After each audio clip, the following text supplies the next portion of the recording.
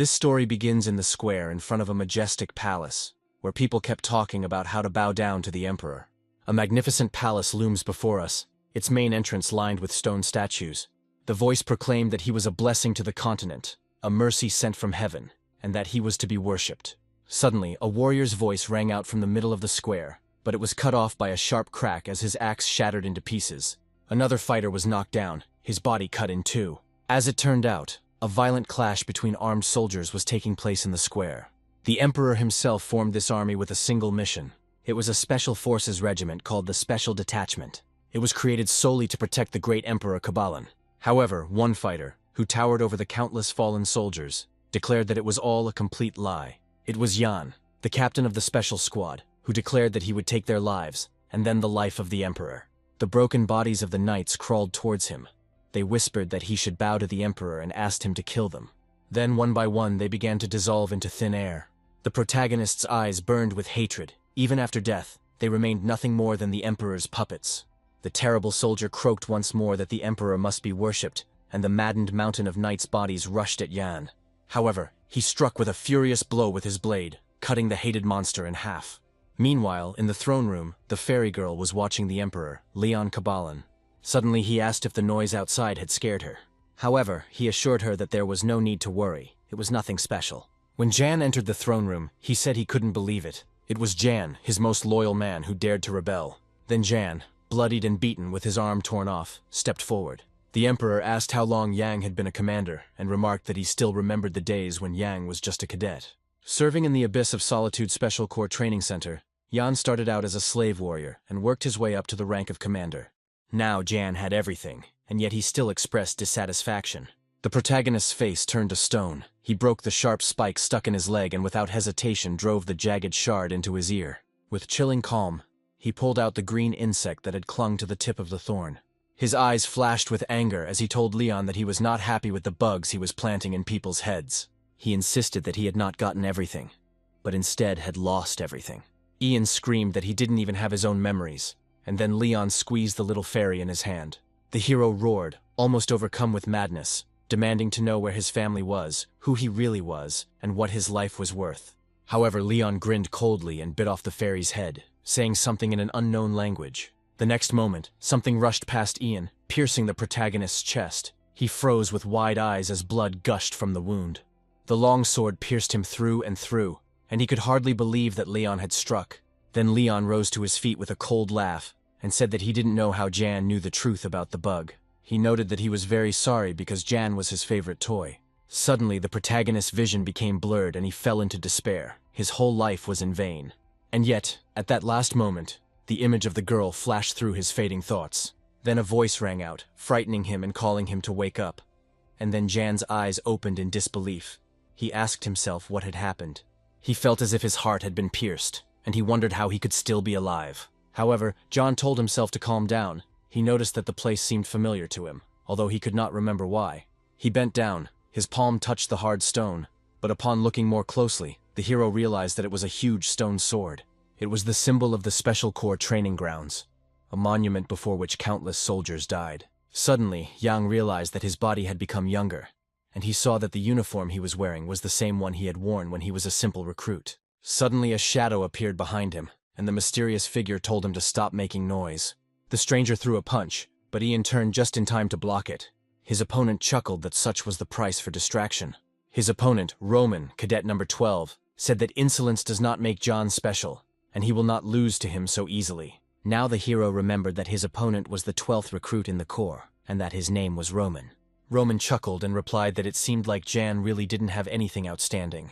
He added that the training was just a pretext, and that in reality, he wanted to beat him up. The thing is, no one cares if a weakling like Ian gets crippled. The protagonist's thoughts became confused as he admitted that nothing made sense. However, he recognized the huge stone sword, his smaller body, and this conversation with Roman. His lips curled into a cold smile as he came to the conclusion that he had indeed returned back to the past. He told himself that he didn't care why time had rewound, because what mattered was that he could start over. He decided that this time he would not repeat his past mistakes, and this time he would definitely cut off the Emperor's head. After a moment's thought, he announced that he had something important to tell him.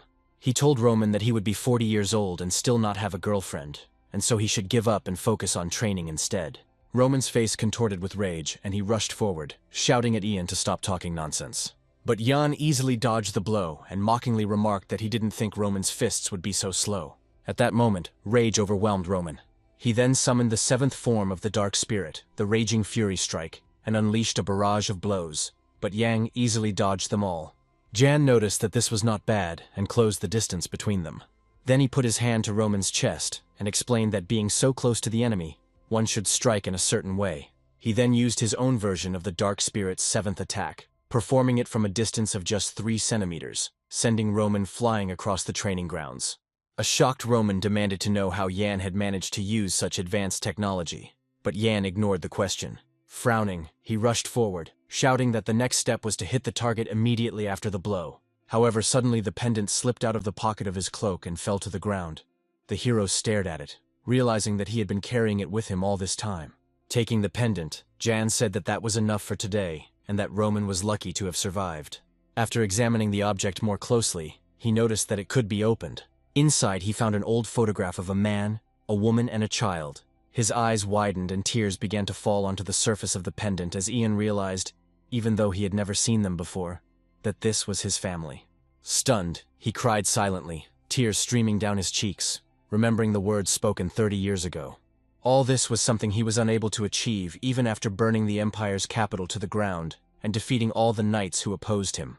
Now the hero realized that none of this brought him what he really wanted. Finally, Ian clutched the pendant tightly in his hands. At that moment, he decided that he had enough of wasting his life on petty revenge. No matter what else happens, he will get out of this place. Therefore, the hero promised himself that he would definitely return to the family and life that he had lost. Later, Jan remembered the Special Forces Regiment that served under the Emperor, but besieged the fortress of Vern and executed the Archduke of the North. This Special Forces unit carried out countless missions that shaped the course of the Empire's history. Then Jan remembered that he had once led them. He was the captain of a special squad, the Emperor's right hand, considered the best knight in the Empire. However, now the former captain walked forward with a frown, because now he was performing tasks that seemed unworthy to him. He couldn't hide his displeasure at being reduced to carrying several barrels labeled as bio-waste.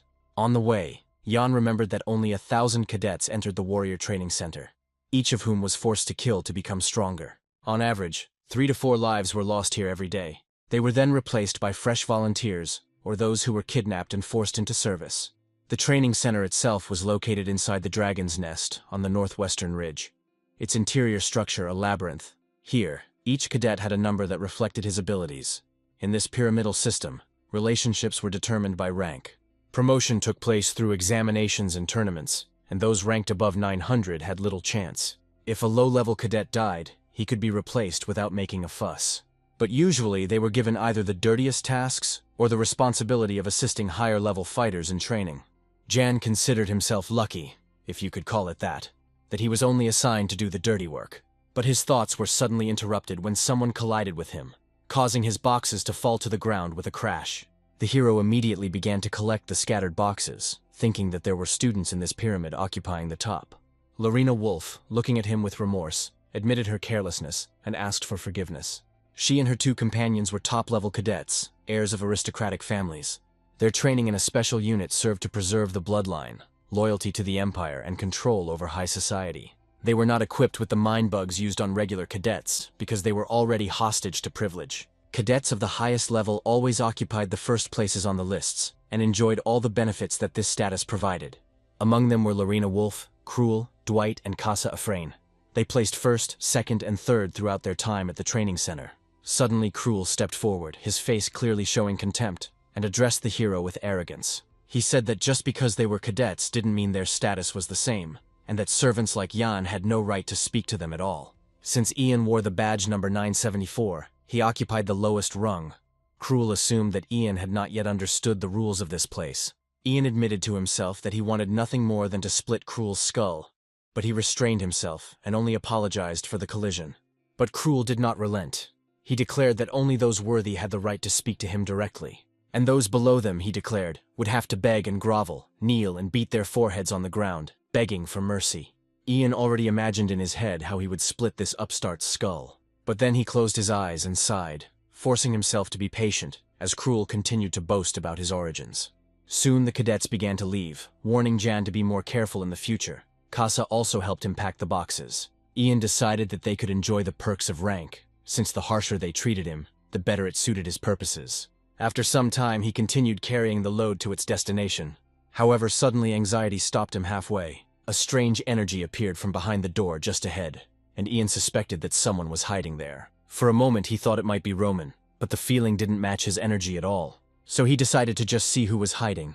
There was a girl who admitted that she was waiting for him. When Ian turned around, it dawned on him. It was Lorena. She crossed her arms over her chest and looked at him carefully, noting his cadet number, 974. Suddenly the hero's thoughts turned to Blue Ironguard, the most dangerous criminal the state knew. He committed his first murder at the age of 11, and by the age of 20, he was leading his own gang, wiping out villages and guilds. His hand became a symbol of horror because it could withstand even the weapons of the oracles. But one day, Lorena claimed to have killed Ironguard, carrying his severed hand as a trophy. From that moment on, she became the commander of the Imperial Palace Knights. Lorena came from the county of Wolf, one of the 4 noble houses that dominated the northern snowy ranges. The Knights of the Duchy praised her as a young master of swordsmanship, who had the potential to become the best swordsman on the continent. Lorena had every chance of becoming the youngest swordmaster. She was the strongest warrior born into the Wolf family. Ian couldn't deny that he agreed with the popular opinion that she was not to be trifled with. Then Lorena finally asked him directly about his purpose. Ian did not answer her. Instead, he asked himself what would happen if their paths crossed. Ian had decided that he would deal with her first, and now he lied, saying that he didn't understand what she meant. Lorena then explained that she had seen him fight with the great stone sword, and thought it was simply a punching bag. But as she watched, she saw him deliver a 3-centimeter punch that no one here could deliver. She couldn't understand why a low-level cadet had such incredible abilities. Ian lowered his head, realizing that he had been exposed, but he chose not to show his embarrassment. He pretended, and asked what a 3-centimeter blow was. Lorena, however, said that she understood everything. Then she suggested that perhaps her eyes had deceived her. She began to walk away, and suddenly extended her palm to Ian in a conciliatory gesture. Ian intended to respond with a handshake, but before their hands met, she suddenly attacked the hero. Tracing the trajectory of the blow, Ian wondered why Lorena had struck. He assumed she wanted to test him. He had no choice but to avoid the blow. And when Lorena changed the trajectory of her punch, her fist connected with his jaw. Because of this, he flew to the side, fell to the ground, and pulling his knees to his chest, screamed, noting that he could have died.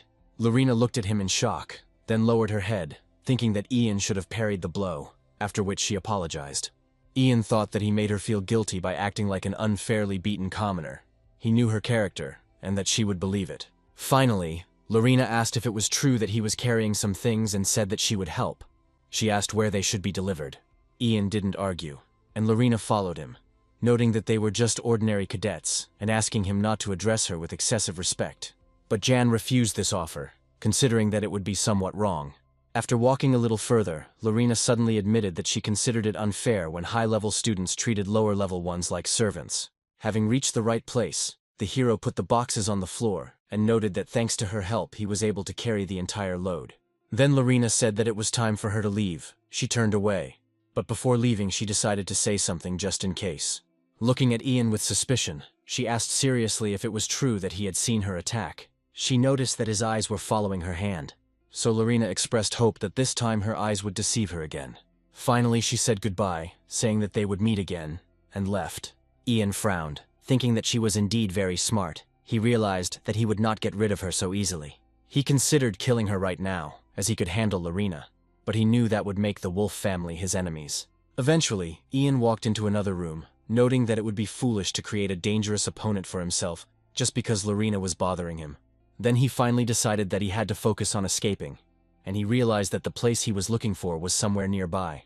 The hero stopped in one of the toilet stalls, remembering how he once was the captain of a special unit. There were deserters among his subordinates, but none of them were able to leave the training center. Although one managed to reach the forest, he was still caught there. He then politely asked the cadet how he had managed to escape, and received an equally polite answer. The fugitive admitted that he used the closed area and the 5th toilet stall, where there was a passage behind the wall. Now the hero himself broke the wall in the 5th booth. Placing his palm on the wall, Ian smiled, telling himself that he had found it. After breaking down the wall in the 5th booth and throwing down bricks, he discovered a passage and finally realized that this was the way out. Jan peered into the hole and realized it was too small. but if he moved the rocks, he could get out. He enthusiastically began to dismantle the masonry, and exclaimed that he would finally be free from the damned squad. After some time, a man walking down the corridor started the roll call. The man announced that Cadet 971 was dead, and called out to 972, waiting for a response. Afterwards, he called 974, but hearing no answer, he asked why he was silent. He immediately guessed what could have happened, and headed towards the barred door where Jan should be sitting. However, when the warden came closer, he calmly said that cadet number 974 was sitting without moving. When the roll call was over, Jan asked himself what he had learned while he was there, and replied that the quieter a man was, the further he could go. He had only one chance to escape. Even if he had managed to squeeze through the hole, a detachment of guards would still have been sent after him, and there would have been many difficulties ahead. If the plan failed, he would be in trouble. Jan thought that then he would only serve as an example to the other cadets. He decided he needed a map to make a detailed plan. The hero thought that with such a weak body, perhaps nothing would work out, but he had no choice. After settling down more comfortably, he thought that the Dark Dragon's Breath technique was a mana manipulation method, known only to the commander of the special squad. Ian knew how to perform it, but his body wasn't ready because it required creating an internal source of mana to reduce the strain.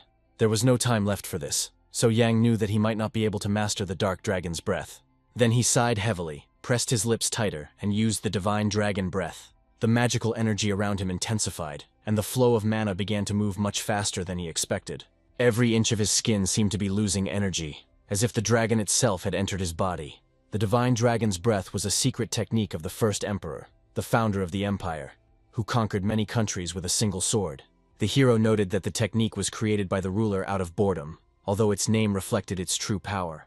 Jan suddenly became distracted, ordering himself to stop as he felt the mana drain from the core. He knew this couldn't be allowed to happen and clenched his jaw, not knowing how to prevent it. Suddenly he screamed, the veins in his body bulged, his breathing became heavy. After a while, the magical light faded, and, lowering his head, Ian wearily admitted that nothing had worked. He realized that it was impossible to create a concentration of energy using the secret technique, especially with such a body. The hero remembered that Leon had once given him a training scroll. Ian didn't know if it was an attempt to test him, but he still accepted the gift. Now he remembered that these notes only contained information on how to inhale mana, but nothing about how to retain it within oneself. He knew where the other scrolls were, but now he decided that the main thing was to get out of here before something started. The next day, one of the cadets admitted that he had heard that everyone who had gathered today would be sent outside. The other cadets asked in surprise if this was true, and someone confirmed that they had heard the same thing. Listening to these conversations, Jan noted with annoyance that they were just dreaming, because he knew that this would not happen. Ian noted that if his memories were correct, the person he was thinking of should arrive today, meaning he should keep a low profile. Roman, walking along the rows of cadets, suddenly turned to Jan, asking where he was, while he hid his face under the hood. At that moment, an instructor came out onto the platform in front of the cadets. Noticing him, they asked if it was true that they would be allowed to go home today. But Damien, pressing his lips together, said nothing, and then ordered the cadets to be silent. All the cadets shuddered, opening their eyes and covering their ears. The protagonist realized that it was a voice control technique. He didn't understand why Damien was testing forbidden techniques on the cadets. One of the cadets began to cough and shake, feeling an unpleasant pressure in his chest, and blood began to flow from his eyes and nose. Damien, ignoring the reaction the shouting caused, stated that the abilities and status of these cadets meant nothing. Jan looked at him with a frown, and admitted to himself that he had not expected to see this madman again. Meanwhile, Damien looked at the cadets with disdain, wondering if they even had a reason to live. While he was shouting at the others, one of his assistants began to drag away the cadets who were feeling ill. He ordered the rest to immediately fall into line, calling them by name, ordering them to disperse, and reminding them that the instructor was watching them. When everyone finally calmed down, Damien declared that he was glad to welcome his dear cadets. He said that everyone gathered there was worthless, useless, nobodies, and admitted that he would gladly kill them all. However, with a feigned kind smile, he added that they should not worry. Damien stated that their blessed emperor did all this for the sake of people like them, giving them one last chance. Damien then shouted out that Leon had given them the opportunity to be chosen for the Dragon Warrior project. They had to conduct a rigorous selection process, and the best cadets had to fulfill a noble mission, to protect the Lord. In reality, special devices were implanted into the students' heads, turning them into spineless puppets, completely subordinate to the emperor. The real goal of the project was to create living dolls that could not even die without an order. Damien admired how wise and caring their emperor was, and he ordered the cadets to thank the ruler for his endless kindness. As the ranks of cadets, heads bowed in submission, began to applaud, Damien noted that at least they clapped better than the higher-ranking cadets. Jan, who also started clapping like the others, thought that he needed to be less noticeable. Suddenly, someone turned to Damien and admitted that they wanted to ask a question. It was Roman. He asked if the Dragon Warrior project was really that important. He wanted to say what would happen if one of them was chosen for such a great purpose, but he stopped mid-sentence. Suddenly, Roman became angry, clenched his jaw, and asked if he would retain the right to hit everyone who joined this squad right in the face. At that very moment, a bright flash of magical energy flared in the air. A beam pierced Roman's body, passed through his chest, and blood gushed from the wound. Meanwhile, Damien held out his hand and asked indifferently if everything was okay with him. Then he squinted and noted with displeasure that there were too many obsessive thoughts in Roman's head. Some of the cadets standing next to the fallen Roman looked at him with compassion, whispering among themselves whether he had really died. Jan, without coming closer, mentally noted that if he stopped the bleeding, he could survive, but it was too dangerous to interfere now. However, Roman, despite the wound, managed to get up. Frowning, he looked furiously at Damien and asked what he had just said. Roman straightened up, rose from the ground and asked if Damien had really called them all insects. He didn't understand why they recruited people like them at all if they were considered worthless. To survive on the streets, he had to do dirty work and endure humiliation. But he continued to live because he had a reason. Roman asked if the Emperor and the Dragon Warriors were really that important. Then he remembered Damien saying that they had to protect their beloved lord.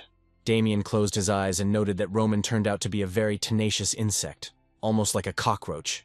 He recalled that some people claimed that cockroaches could live even without a head, and now the man decided to check if this was true. Roman, frozen in place, watched as Damien extended his finger forward, and a cloud of magical energy appeared next to it.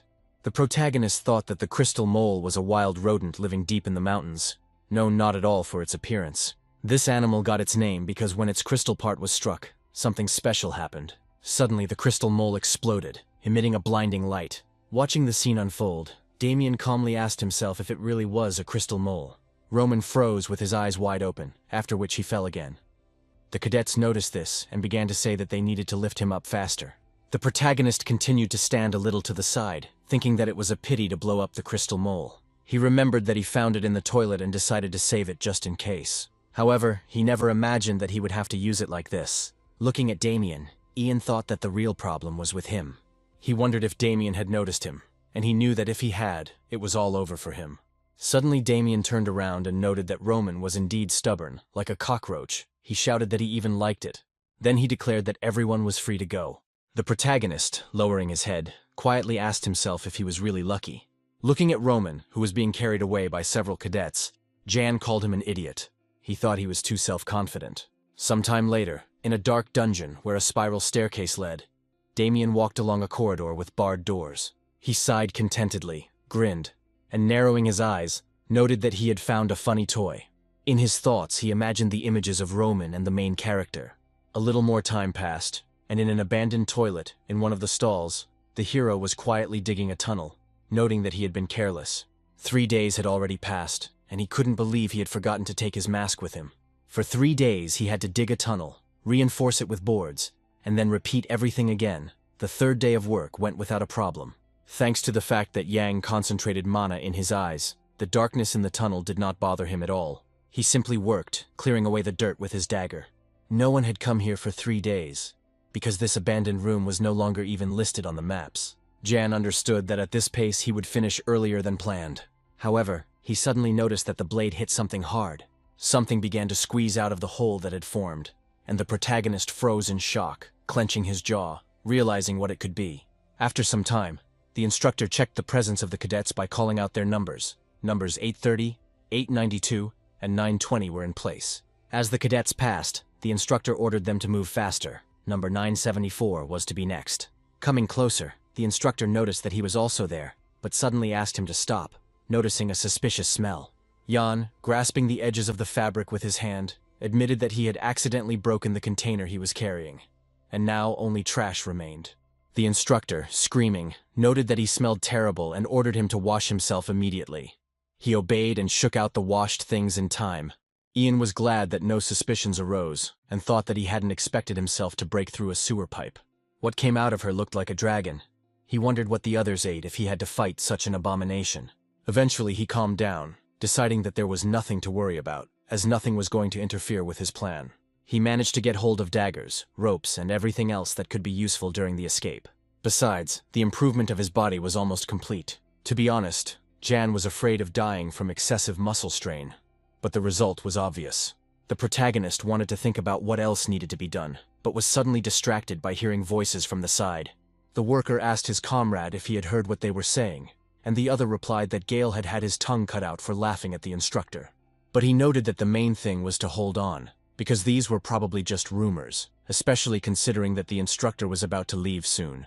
Ian asked himself if Damien was really leaving. Delighted to learn about this, he decided not to miss such a good opportunity. At that moment, one of the workers turned around, noticing that Jan had left. Ian then headed towards the abandoned toilet, intending to cover all traces before returning.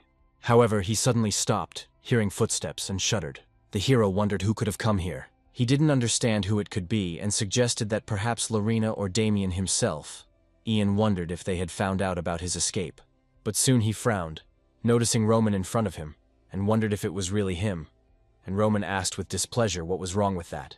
The protagonist warned that now was not the time for a showdown if he had come for him, but Roman shouted that he had come here for work.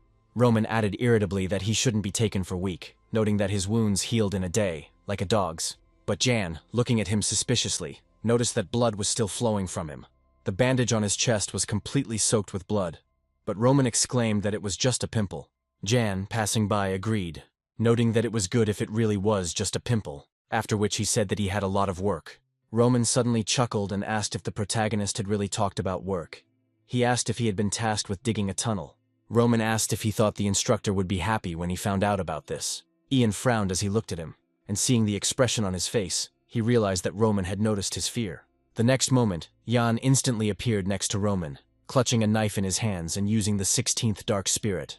Roman didn't understand what was happening and simply froze in place. The protagonist activated hidden falconry and stabbed with a knife, causing blood to spray into the air. However, he was suddenly distracted by his own thoughts, and, closing his eyes, he lowered his head, thinking that, of course, it would not be difficult for him to kill Roman. Roman again attracted his attention and said that he was so scared that he even lost the power of speech. He warned that the death penalty would be imposed for escaping. He suggested that Ian should beg him to keep silent, and perhaps then he would agree to keep his secret. However, Jan calmly asked why he would do this at all. He was sure that Roman would not tell anyone anything anyway. Roman was indignant and said that he was just about to go and tell everyone about it. Then Jan calmly noted that Roman would not do this, since he hated the special forces even more than he did. Jan recalled that even in the face of death he could not contain his rage, adding that he knew that Roman dreamed of returning home. The protagonist asked if he was really going to hand him over, although he doubted it himself, because he understood that Roman actually wanted to escape. Then Roman admitted that the main character was not as simple as he seemed. He thought back to their last fight, his mind racing back to the moment when Yang had dodged his attack and struck back. Then Roman realized that if he really wanted it, he would no longer be alive. He also noted that he could easily recognize the main character among the cadets, because he smelled different. Hearing that Roman had identified him by his smell, Jan froze in bewilderment and asked if he was a stalker. Then he asked how Roman knew that he was digging a tunnel, and Roman replied that it was simple. His tracks gave him away. Roman explained that most of the rooms in the center had granite floors, but he noticed strange marks with lime dust. The shoe size and stride length completely matched the parameters of the main character. Roman added that he checked his work report and noticed that he appeared in this place too often. Then Jan admitted that Roman turned out to be smarter than he thought, noting that at first he would not have been able to determine this. Then the blonde asked to tell him about the plan. He wanted to know where exactly Jan was digging the tunnel and what the chances of success were. Jan asked if Roman was asking about this because he wanted to join, but he couldn't answer right away. He needed to think it over. Jan said that he should stay here, because he had good skills to get a higher ordinal number in 10 years. However, before leaving, Jan looked at him seriously and asked what would happen to those whom Roman was trying to protect. He reminded that if even now Roman was not sure that they were alive, then what would happen to them in 10 years? Jan repeated that there was no time to think and ordered Roman to decide right now. He stated that if he joined him, they would no longer be here the day after tomorrow. Roman hoped that the protagonist had thought through every step.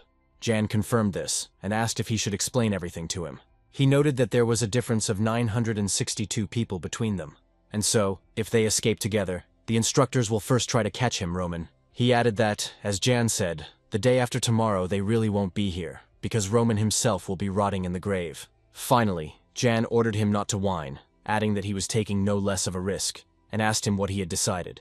Roman closed his eyes and thought for a moment. Then he looked resolutely at Jan, and said that there was still one more thing that needed to be done. Later that night, the cadets were again assembled in the square. Damien closed his eyes, smiling slightly, and noted that the cool night air pleasantly refreshed his breath. He announced that the cadets had been gathered at such a late hour to be told important news. Damien said he usually preferred not to see the cadets at this time of day. But since the news was great, he decided not to delay the announcement. Low-ranking cadet number 525, named Marvin, frowned as he listened intently to these words.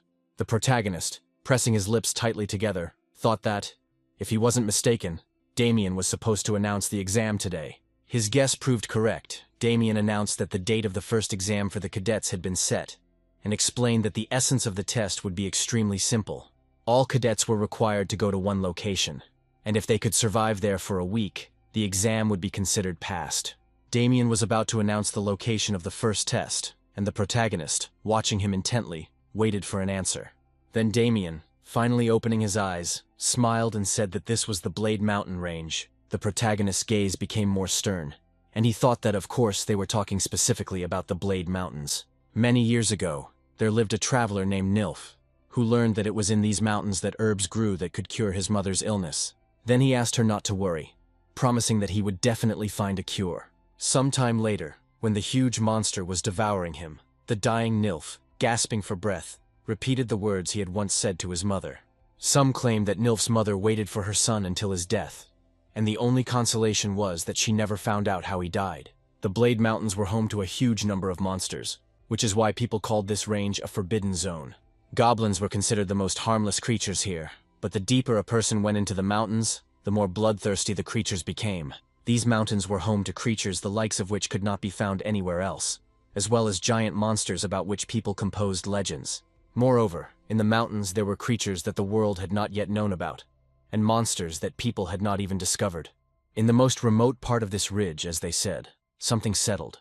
Meanwhile, Damien asked ironically if it was true that the cadets couldn't wait for the test to begin. He wondered how many beetles could survive this week, and admitted that he enjoyed imagining the suffering of the cockroaches. Suddenly, one of the instructors approached him and, apologizing, attracted his attention, explaining that he had important news to report. The instructor announced that a message had been received telling Damien to leave. Damien narrowed his eyes, frowned, and said that he understood everything. Hearing their conversation, the main character smiled. Damien then turned his back on the cadets and announced that the conversation was over, adding that everyone could go free. Ian, removing his hood, noticed that Damien was clearly irritated, as he had ended the conversation too abruptly and without explanation. He understood that it was almost impossible for inexperienced cadets to survive in these mountains, while high-ranking students would be protected by instructors. Suddenly he was distracted by a voice coming from nearby, someone demanding that the others move aside. Jan saw Lorena walking through the crowd of cadets, everyone quickly making way for her, and the older cadets ordering the younger ones not to interfere. The protagonist cursed under his breath, realizing he was too close, and pulled his hood over his head. When she reached him, he turned away, mentally asking her to just pass by. Lorena didn't stop, but when she caught up, she still held her gaze on Yana. With a terrifying look, she calmly asked him to remain calm. The protagonist lowered his head slightly, disappointed that she noticed him. However, since Lorena did not linger, he noted that everything was not as bad as it could have been. Coming closer to Roman, he attracted his attention and asked if he had completed his task, and Roman replied that everything was ready. The protagonist was pleased and told him to admire the great stone sword for now. Roman asked in surprise why he needed to look at it. Jan explained that it was because they wouldn't see him tomorrow. Ian, remembering Damien's irritated look, mentally noted that he knew what assignment he had received before the first exam. The chief instructor had to personally go to the Imperial Palace to notify the ruler of the test. Damien didn't like visiting the Emperor, but he couldn't disobey, and so one of the main problems with their plan automatically disappeared. The hero thought that they would escape tonight. Sometime later, the instructor passed by the bars, noting that 931 had died today, and then called 956, who replied that he was there. Then the instructor shouted that now 974th should respond. When there was no answer, he became wary, looking towards the bars, and asked irritably if Jan was making fun of him again. Finally, a man appeared from the darkness behind him. Grabbing the warden by the head, Jan twisted it sharply, breaking his neck, then briefly ordered everyone to get to work. Looking at the dead guard, John, noticing that the guards were about to change, ordered his comrades to hide the body so that no one would notice anything. Jake and Todd, starting to drag the body, promised to do everything quickly. Then Roman came closer to the protagonist and noticed that he had brought 2 cadets as he had requested, and Jan asked if their skills could be trusted. At that moment, Jake and Todd approached them, asking them not to worry and promising that they would not be a burden, since they themselves were at risk of dying here. The protagonist agreed to this and then ordered them to be silent, as he did not want to wake up those who were light sleepers. Then Jan told them to look ahead and, pointing to the huge gate, explained that this was exactly what these guys were needed for. He admitted that he could not open the gate alone, which is why he needed their help. He clarified that in order to get from the barracks to the abandoned toilet, located in a closed area, it was necessary to open double gates. However, in order for the doors to open, 2 people had to stand on the floor plates with a pressure mechanism. On the other side of the second gate, you had to pull a lever. First, 2 stood on the slabs, opening the gate. Then the other 2 passed through them. Then you need a lever at the second gate to open the gate again. After listening to the explanation, Roman said that he understood everything, and, turning to Jake, asked if he was ready, and the guy nodded. Finally, Roman said it was time to act, and he and Jake simultaneously stood in the right places. The gates began to open slowly, and the boys cried out in joy when they noticed it. Walking into the opened corridor, Ian told Roman and Jake to stay put, and Roman asked how long they would have to stand like that. Without turning around, the protagonist replied that as long as it took, until he gave the signal. Some time passed, and Roman, noticing that the wait had dragged on, cautiously asked why Ian and Todd had not returned yet. Suddenly loud sounds were heard, and the next moment the gates slammed shut. Seeing this, Roman ran up to them and began pounding his fist on the surface, shouting the main character's name and calling him names. He stated that he had known from the very beginning that he would leave them here, and added that he should have guessed this when he offered to go first. Hearing the screams, Jan chuckled and asked if Roman had gone blind. The gate began to open slowly, and Jan's voice was heard from the opening. He noted that he seemed to have told them to wait for a signal, but Roman was unable to follow even this simple instruction. Wiping blood from his cheek, Ian asked angrily who had dumped whom, but Roman ignored the question and asked whose blood it was and where Todd was. Ian replied that they were both fine, and added that Roman had worried for nothing. He explained that they had to wait because of one variable. Ian admitted that he initially thought he could simply lure the bait away, but it didn't work. By that time, they had just reached the next gate, and Roman screamed, noticing the corpse of a huge wolf lying in a pool of blood. Coming closer to the monster, the protagonist admitted that the beast turned out to be much crazier than he expected, and therefore he had to tinker with it. After that, the escape went smoothly. Through a tunnel dug by the protagonist in an abandoned toilet, 4 cadets were able to escape beyond the walls of the training center. On a slope overlooking the forest, they finally reached the surface, emerging from underground like zombies. Jan, who had climbed out first, looked around and admitted that they had apparently succeeded. The protagonist approached the very edge of the slope and noted that there were no signs of pursuit yet, although the guards probably already knew about their escape. Soon, Roman approached him, admitting that he was even a little disappointed. Everything had gone too easily. However, Jan, looking straight ahead, said seriously that this was not the case at all. In fact, all this required a huge amount of effort and time. Then Jan suddenly added that he had not breathed fresh air for a long time. Roman asked if they were going to stay there, and then Jan advised his comrades not to let their guard down, since everything was just beginning. Looking down, he realized that everything really was like this. Then Ian took out the pendant and, opening the lid, looked at the photograph inside. He noted that the journey was beginning in which he was to regain his life. Sometime later, they decided to discuss the plan. The great forest of Atrione consisted of ancient thickets and was located in the northern mountains of the empire. Now they were in the very heart of this forest, and they had to run for 2 days to get out of it. Roman stopped him and suggested that they hide in the sequoia trees. They were tall and had wide trunks, but Jan countered, noting that they were most likely already being pursued, and it was only a matter of time before they were caught. The pursuing squad consisted of about 20 people. As soon as they caught up with them, it was all over. Therefore, there was only one way to increase the chances of a successful escape: to split up, scattering the pursuers. If the fugitives had scattered in different directions, the guards would have had to do the same. Roman understood that he would have to become bait, because they would start hunting first of all the cadet with the highest number. Jan looked at him with irritation, noting that Roman might not have trained so hard then, and asked who was forcing him to do it. He then noted that if they stuck together, they would certainly die, but at least one of them should be able to escape. The protagonist stated that they should all run off in different directions and asked if there were any questions left. Roman asked to wait, admitting that he did not fully understand everything. Pointing to the card, he noticed that each figure had a number written on it, but the one representing himself had the word fool written on it. But Jan didn't answer, but merely noted that if there were no more questions, then it was time for them to move on. Roman tried to stop him, reminding him that he had not answered. However, Ian's attention was distracted by Jake, who called out to him and thanked him, stating that without him, they would never have gotten out. Taking off his hood, Jake promised that he would certainly repay for the help, and perhaps in the future, they would not have to pretend that they were strangers. Jan looked at him carefully, previously thinking of him as an ordinary cadet, but now he suggested that he probably had a good reason for risking his life in this way. Intervening in the conversation, Roman remarked that it was funny and expressed the hope that he would never see them again. He then explained that they would only meet again if they were all caught, and if they never saw each other again, then the escape had been successful. Jan, looking at him thoughtfully, noted that sometimes he spoke like an old man, and wondered if he himself had begun to regress. The protagonist then admitted that he was right, and wished that they would never meet again. After a while, running quickly through the forest, Jan thought that the others were probably running as fast as he was. He decided that it was time for him to start acting. Taking a deep breath, he activated the Divine Dragon's Breath. Using the running acceleration technique, he enhanced his own strength and speed. Having concentrated the required amount of magical energy, Yang used the wings of the windbird, accelerating even more. He instantly soared to the top of a tall tree, stopped, and noted that the main problem was the physical capabilities of this body. The thing is, it was even difficult for him to maintain the dragon's breath. The veins couldn't conduct enough mana, but he was glad he was able to develop his abilities. Jan thought he had no idea how things were going for everyone else. He then admitted that he himself looked pathetic. He was the 5th captain of the Special Forces, a master of assassination, stalking, and surveillance.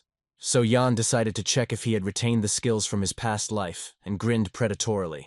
Meanwhile, the instructor asked his comrade if there was any news from the pursuit squad, and his interlocutor replied that they had not yet returned. He was sure that the fugitives needed to be caught as quickly as possible, and noted that if the chief instructor returned from the palace, it would be bad. However, suddenly someone behind them said that it would no longer be possible to do this. The man looked at him in horror, trying to justify himself. However, he was unable to control his emotions and put words together into meaningful sentences. Damien only smiled calmly in response. Then he noted that it was nothing to worry about. After all, this happens to everyone. The instructor quickly apologized, noting that he had said everything faster than he thought. Then Damien stepped aside with him and asked if it was true that he was in charge of the cadet barracks, and if he was tired of trying to catch the fugitives. The man began to deny this, saying, and added that Damien should not worry, because the pursuit squad would definitely catch the fugitives without any problems. Damien closed his eyes, smiled and asked how they could do this. The man was confused and asked again what he meant. Then Damien frowned and stated that the failures had already occurred. At that very moment he pressed sharply on the instructor's shoulder. The man, his eyes wide, fell to the ground with a crash, breaking the bones in his legs. The man screamed in pain, yelling about his leg, and Damien, looking at him calmly, noticed that he didn't even know that the cadets were planning an escape. He didn't even suspect that they had dug a tunnel, and didn't notice how they had stolen the supplies. The man, trying to get up, begged Damien for forgiveness, and asked to give him another chance. However, Damien, pressing his head to the ground with his foot, coldly asked if he was really asking for a second chance. Damien, looking at him threateningly, declared that he could not give him any chance and pressed harder. Blood streamed down the man's face as he desperately begged for mercy. Despite his continued begging, Damien eventually killed him, and blood splattered on the ground. Closing his eyes, he stepped aside, ordering his assistants to call off the pursuit squad. Damien then calmly announced that he was taking command, and his assistants were surprised to hear that he intended to handle the matter personally. He smiled and confirmed this, explaining that he had discovered something exciting, and therefore could not resist. Meanwhile, in the great forest of Atrione, the pursuit continued. Special Pursuit Squad No. 3 raced through the forest, chasing the deserters. Suddenly the leader, sensing something was wrong, became alert, then stopped and raised his hand, ordering his comrades to do the same. Obeying, they asked in bewilderment what was happening. One of the pursuers suggested that they had lost the trail, but Kelly, the squad leader, removing her mask, declared that everything was going smoothly. She also asked them if they thought it was strange that everything was going too smoothly, and what they thought about it. Andre noticed that the fugitive was only cadet number 974, so the chase would not be difficult. Jael said they followed clear tracks leading away from the cliff and then found tracks leading in the same direction. In his opinion, the main character was simply in a hurry to escape. Andre added that perhaps it is because of Kelly's excessive suspiciousness that her partners constantly leave her. Kelly looked at them with irritation, then lowered her head, wondering if it really was her own fault. However, her anxiety did not leave her, and, noticing that the fog was beginning to clear, she decided that she needed to catch up with the fugitive before he disappeared. Andre added that they were talking about cadet number 974, and they would cope quickly, especially compared to the team assigned to number 12. He then asked Jael what his number was at the training center. At that moment, Jan, who was hanging on a tree branch right behind Andre, suddenly grabbed him and lifting him up, hid his body in the leaves. Jael was about to give his number, but was suddenly distracted, noticing that Andre, who was walking next to him, had disappeared. Looking around in confusion, he called out to him, and at that moment, Jan, peeking out from behind the trunk, threw a dagger, hiding Jael's body in the grass. Kelly warned them that it was getting too noisy in there, and asked irritably if his companions thought they were on a picnic. However, she did not see either Jael or Andre behind her, and she said their names in confusion. The girl realized with horror that the members of her squad had disappeared without a trace. She asked herself if this was possible, and how everything had happened so quickly. Now she realized that the strange premonition was not in vain.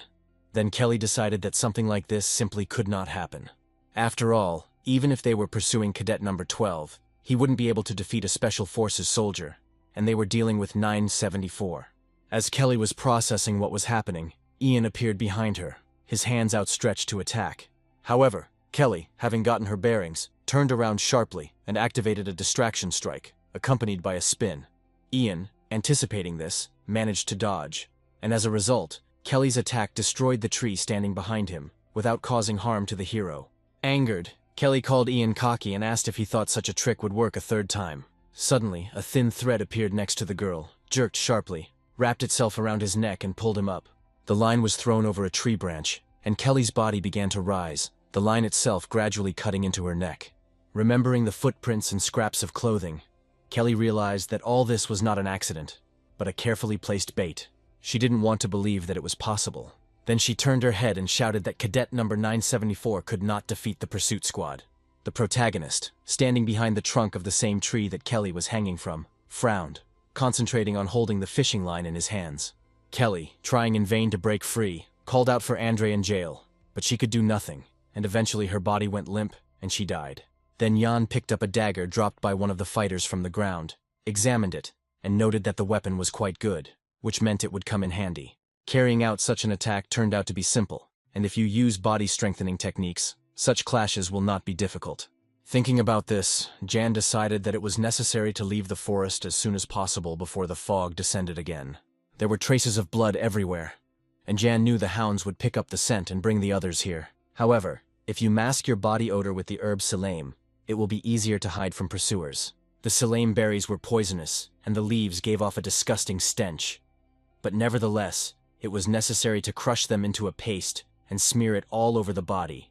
While Jan was doing this, he thought with irritation that the smell was indeed disgusting. However, the efforts were not in vain, because the dogs could not stand the stench of the silime, and therefore could not catch its own scent. Then he decided that he had to hurry, because time was running out. Because he couldn't hide if they set traps in the sky and nets on the ground against him. Suddenly he was distracted by something unusual. Looking into the distance, Jan noticed smoke. He noted that the chase would never have started a fire, meaning the only people who could have been heading that way were Jake or Todd.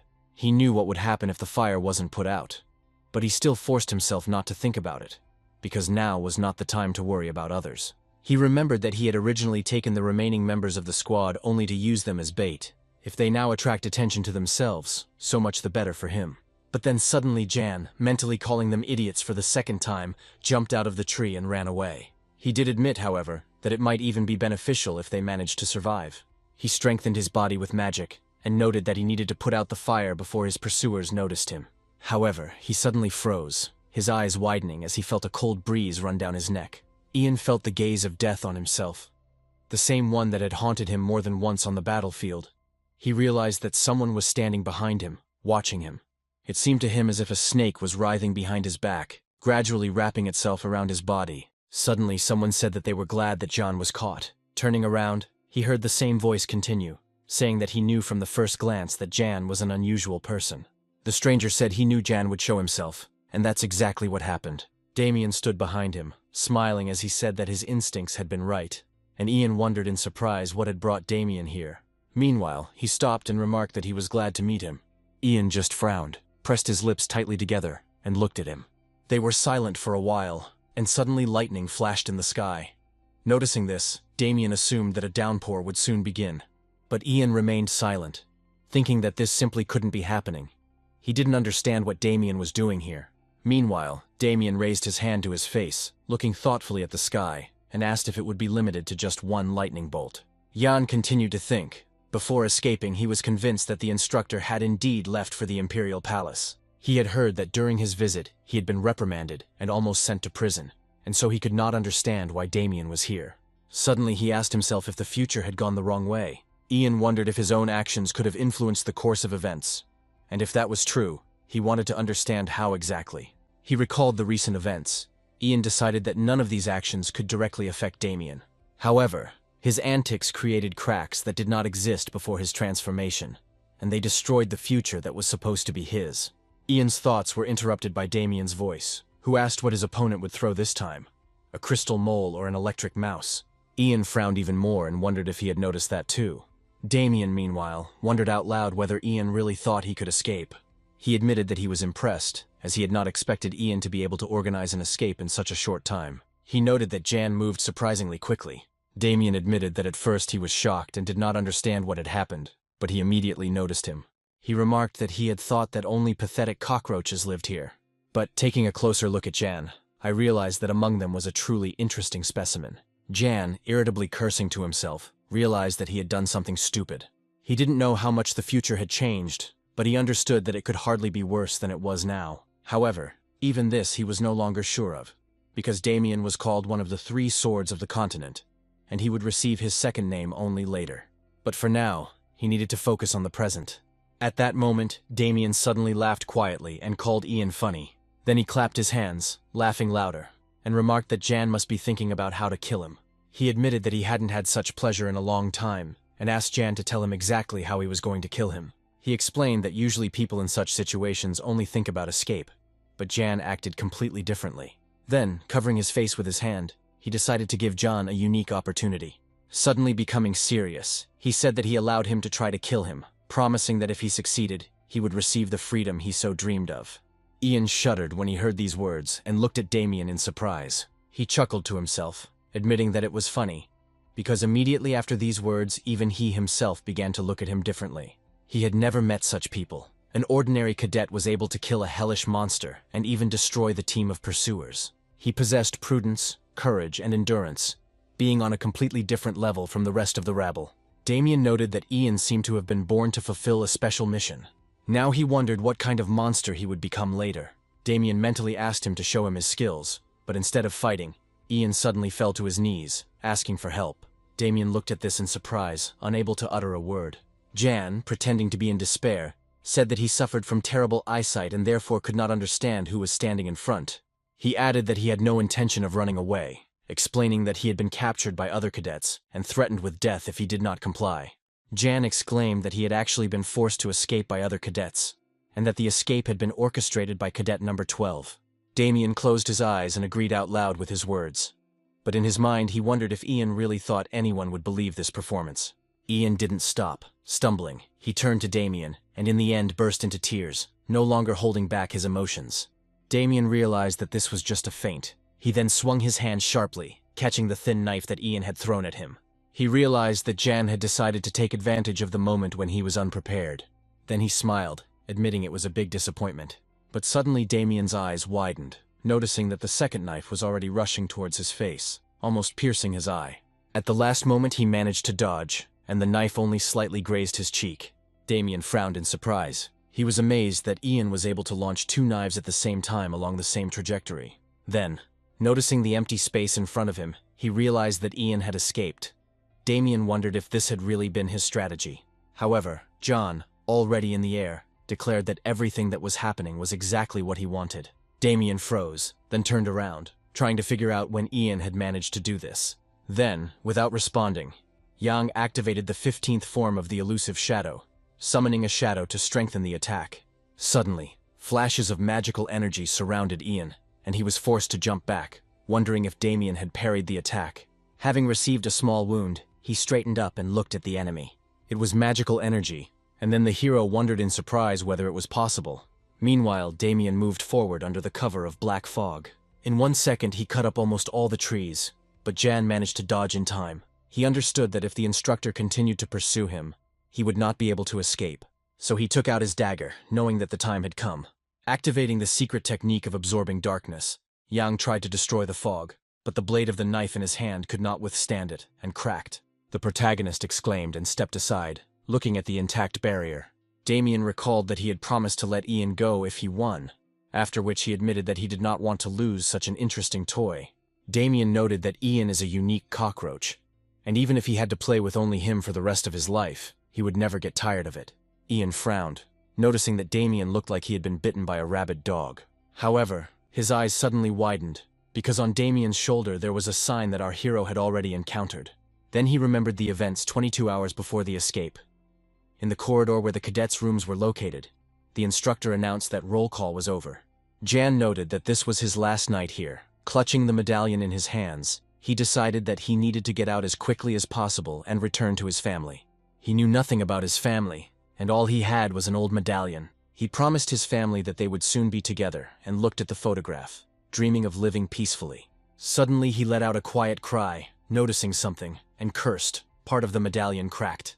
Ian was frustrated, realizing that this was his only clue, but his attention was immediately drawn to the object hidden behind the shard.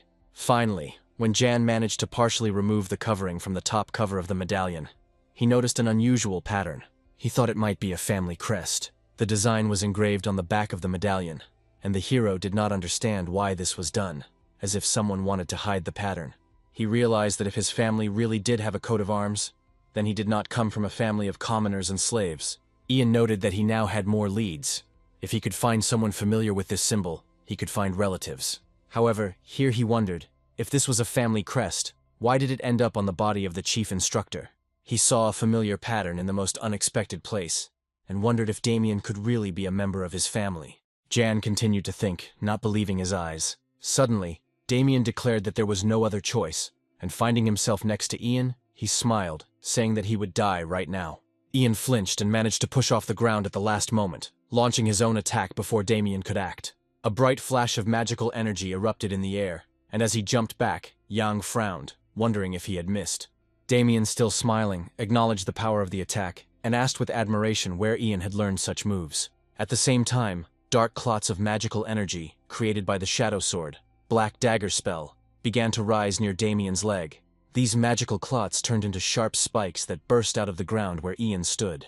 Ian did a backflip to avoid the spikes and was lucky to escape unhurt, with only a slight tear in his clothes. Stepping back to a safe distance, Ian dropped to one knee, hoping he could slip away when Damien became less attentive.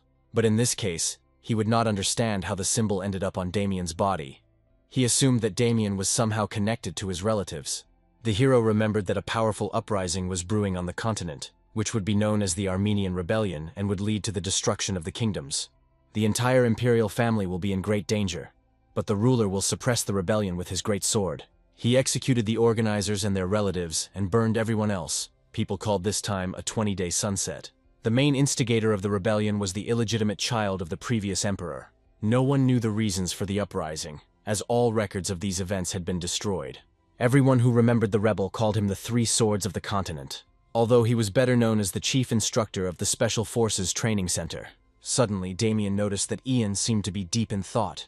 Jan realized that if his family was somehow connected to Damien and the rebellion, it meant that his relatives could die in the upcoming uprising. Then he decided that he had to stop him. The escape plan would have to be postponed. He would have to stay in the center and win the instructor's trust.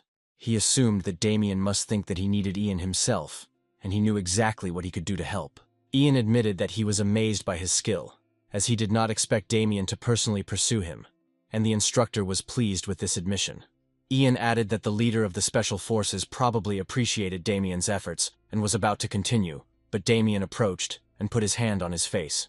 The hero cried out in amazement, and then the man threw him into the air, ran to the side, and threw him into the nearest tree. Damien angrily declared that it was a very funny joke. The force of the throw was so great that the tree broke and Ian was thrown to the side. When he finally stopped, he was coughing violently. Damien walked up to him, grabbed him by the collar, and lifting him into the air, admitted that he liked Ian, but he clearly couldn't watch his language. As Damien picked him up, he asked Ian if this was how he wanted to end his life, and Ian noted that even his cheeky tongue could be useful sometimes. Jan explained that, for example, he knew the captain's weak spot, which could kill him.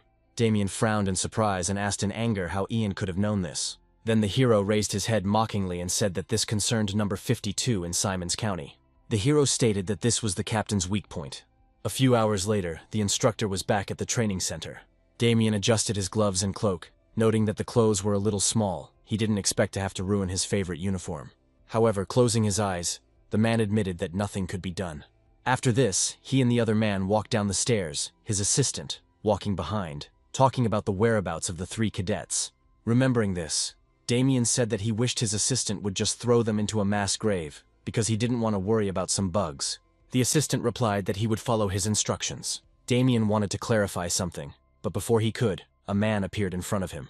He noted that Damien pretends to be the busiest, although in reality, he has too much free time. Damien recognized the man. It was Rodrigo Mayer, captain of the 1st rank of the Special Forces. Rodrigo asked if he was just lazy and ordered him to explain what was happening. Damien, obediently closing his eyes and lowering his head, asked what Rodrigo had come for. He asked how the training was going. Damien replied that they were working hard, which surprised Rodrigo, as he had heard otherwise from other people. Damien added that he had heard that their cadets were superior in skill to the squad members. However, Rodrigo irritably stated that this was a lie.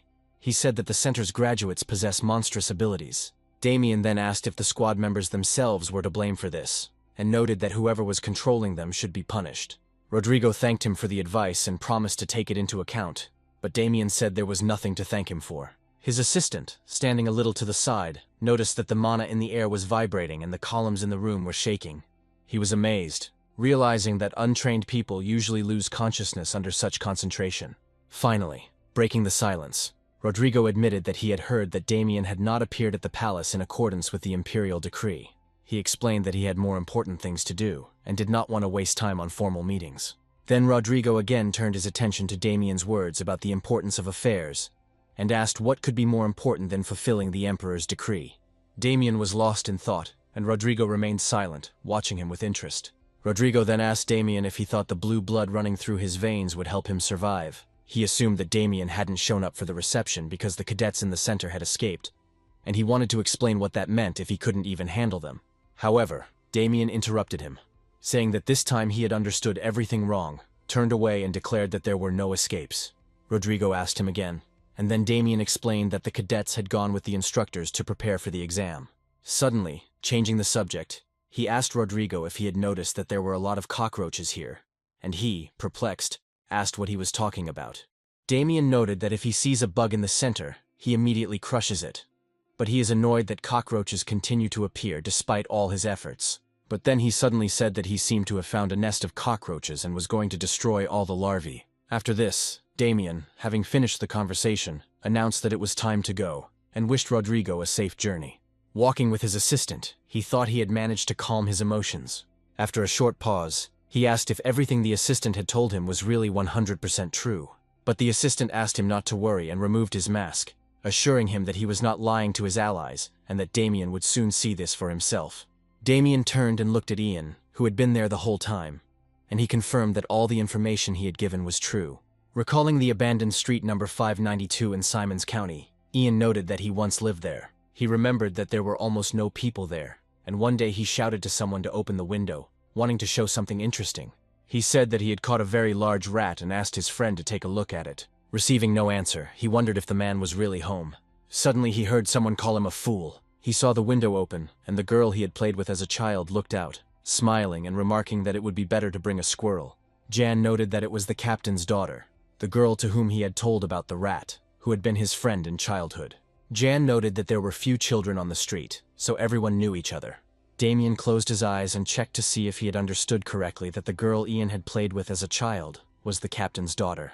Ian confirmed this, which greatly surprised Damien, realizing that he would hardly believe it, since the story seemed too incredible. There was hostility between the captain of the special detachment and the chief instructor. Damien has been searching the county for Rodrigo's weak spot, but so far his search has been unsuccessful. Remembering the look in Damien's eyes when he said he knew something about the captain, Ian noted that the reaction confirmed his words and decided to use this. Damien admitted that it was strange, even if Ian knew where the captain's daughter lived. He didn't understand why he considered it a weak point. Then Ian reported that he had heard it personally, and Damien, surprised, clarified the details. The hero remembered talking to a girl who said that she would soon leave this place. The girl sadly rested her head on her hands and explained that bad people wanted to harm her father, so they were looking for her to blackmail her. Her father suggested that she leave, and a few days later she disappeared, accompanied by men in black. It was only when Jan got here that he realized that they were soldiers from a special unit, and her father was the captain of the unit. After hearing this, Damien paused for a moment, thinking, and then smiled. He noted how amazingly everything was working out. Jan turned out to be a friend of the captain's daughter, learned about the relationship between Damien and Rodrigo, about the search for a weak spot, and at the same time knew exactly where it was. He wondered if such incredible coincidences could exist. Suddenly, a pen flew towards Ian, and he was able to dodge the object, enhanced by Damien's magic, which hit the wall. Damien noted that rather than dismissing it all as a happy coincidence, it was more reasonable to think that Ian was the captain's spy. He chuckled, considering that a more logical explanation.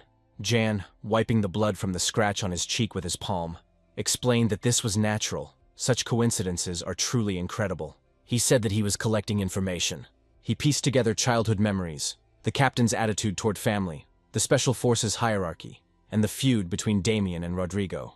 He put this information together like a puzzle to use for his own survival. Ian noted that if he were the captain's spy, as Damien suggested, he would not have risked his life to escape. Instead, he would save the information in case the escape plan failed. The thing is, John decided to mix truth with lies in order to arouse both hope and disappointment in the chief instructor.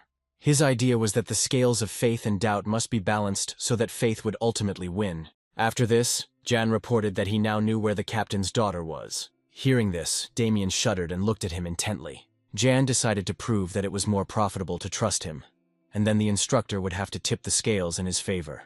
Clenching his jaw, Damien stood up, walked to the window and looked out into the street, realizing what this could lead to. Ian simply watched intently, wondering if the scales were tipping. Then Damien smiled and asked if the goddess of luck really was Jan's patron. The protagonist was delighted that everything had worked out and confirmed Damien's guess, noting that he himself was acting as a talisman bringing good luck. Damien then ordered the conversation to end and promised to turn a blind eye to what had happened. He told Ian to return and remain silent. The hero noted to himself that the test had been passed. He understood that Damien did not believe every word, but he decided to act properly, without rushing. Ian asked Damien for forgiveness and hoped that he would have a good rest. Damien agreed. As he left, the man picked up his papers, noticing that he only had number 974. He was struck by the instructor's blindness, and assumed that either the grading system had malfunctioned or something else had happened. He was suddenly distracted by something in the documents about Jan, and after looking closer, he smiled, admitting that it was interesting. A week later, the first exam for the cadets of the special detachment began in the Klinka Mountains. The Emperor forbade entry into the mountain range because various monsters inhabited it, making the area extremely dangerous. One of the cadets swung his weapon, commanding the swamp goblin to die, and struck it down, cutting off its head. The monster fell to the ground, and the cadets, frozen but continuing to hold their weapons at the ready, looked at the dead enemy.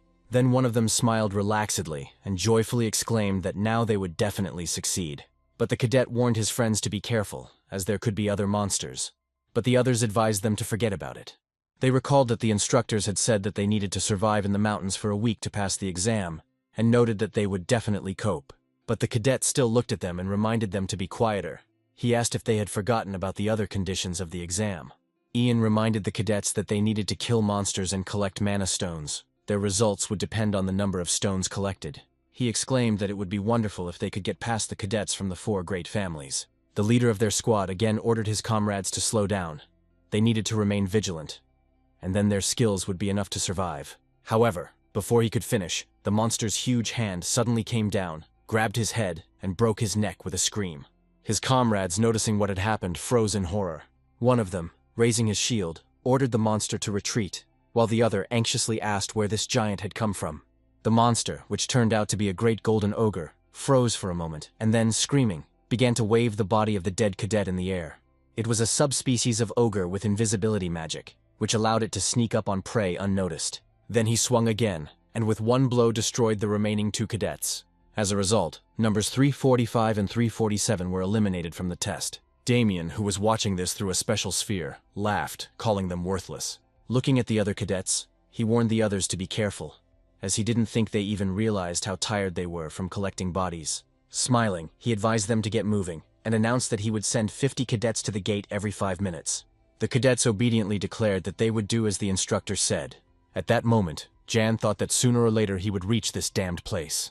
Looking at Damien, he noticed that he was in a good mood. He had probably already ordered his bloodhounds to search for the indicated place. He understood that the hounds would be able to detect some traces, but they would not find anything valuable. To get closer to the head instructor, he needed to show excellent results on the exam, so Jan knew he would have to work on his body. Since he had only half-mastered the divine dragon breath, his progress had a limit, and being on the ridge was his chance. He smiled, knowing that there were 2 treasures in the mountains that no one knew about yet, and if he could get these treasures, he would become stronger and faster. Suddenly he was distracted by someone's surprised voice. Ian noticed that Damien seemed puzzled. Suddenly he and his assistants fell to their knees, and someone ordered the others to show respect and greet the ruler of the Kabbalan Empire. Leon stepped forward, and when Ian noticed him, he froze, his eyes widening in surprise. If his memory served him correctly, 500 cadets died during the exam, but nothing special happened then.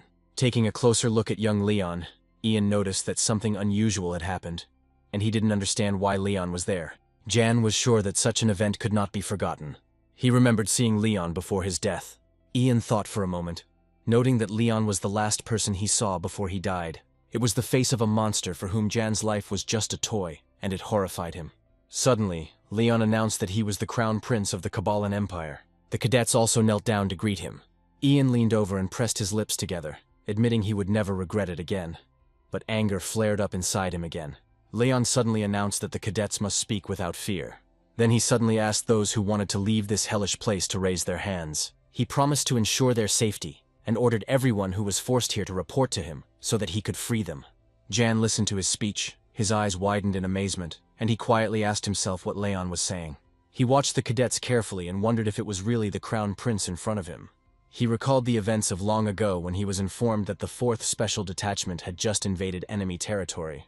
Jan, kneeling behind Leon, reported that the outcome was a success, as the information that the Mana Stone mine had been burned down was confirmed. Leon approved of this, noting the good work, and Jan, closing his eyes, warned that reinforcements would be sent for a safe retreat. He explained that the attack force was too small, and that they would not all be able to return safely on their own. However, Leon ordered that nothing be done, deciding that these warriors would sacrifice their lives to destroy even more enemies. Jan shuddered, looking at him with bewilderment and wanting to object, because he was sure that it was impossible to abandon the warriors fighting for the future of the Empire. However, Leon said that the world is a chessboard, where slaves, citizens of the Empire, knights and aristocrats exist only for the Emperor. Hundreds of thousands of people die for the sake of a single ruler. This is how an ideal world is structured. He thought with a smile that there was nothing more honorable than to die for the Emperor. Returning to reality, Ian mentally called Leon a vile bastard, because he knew what the prince really was.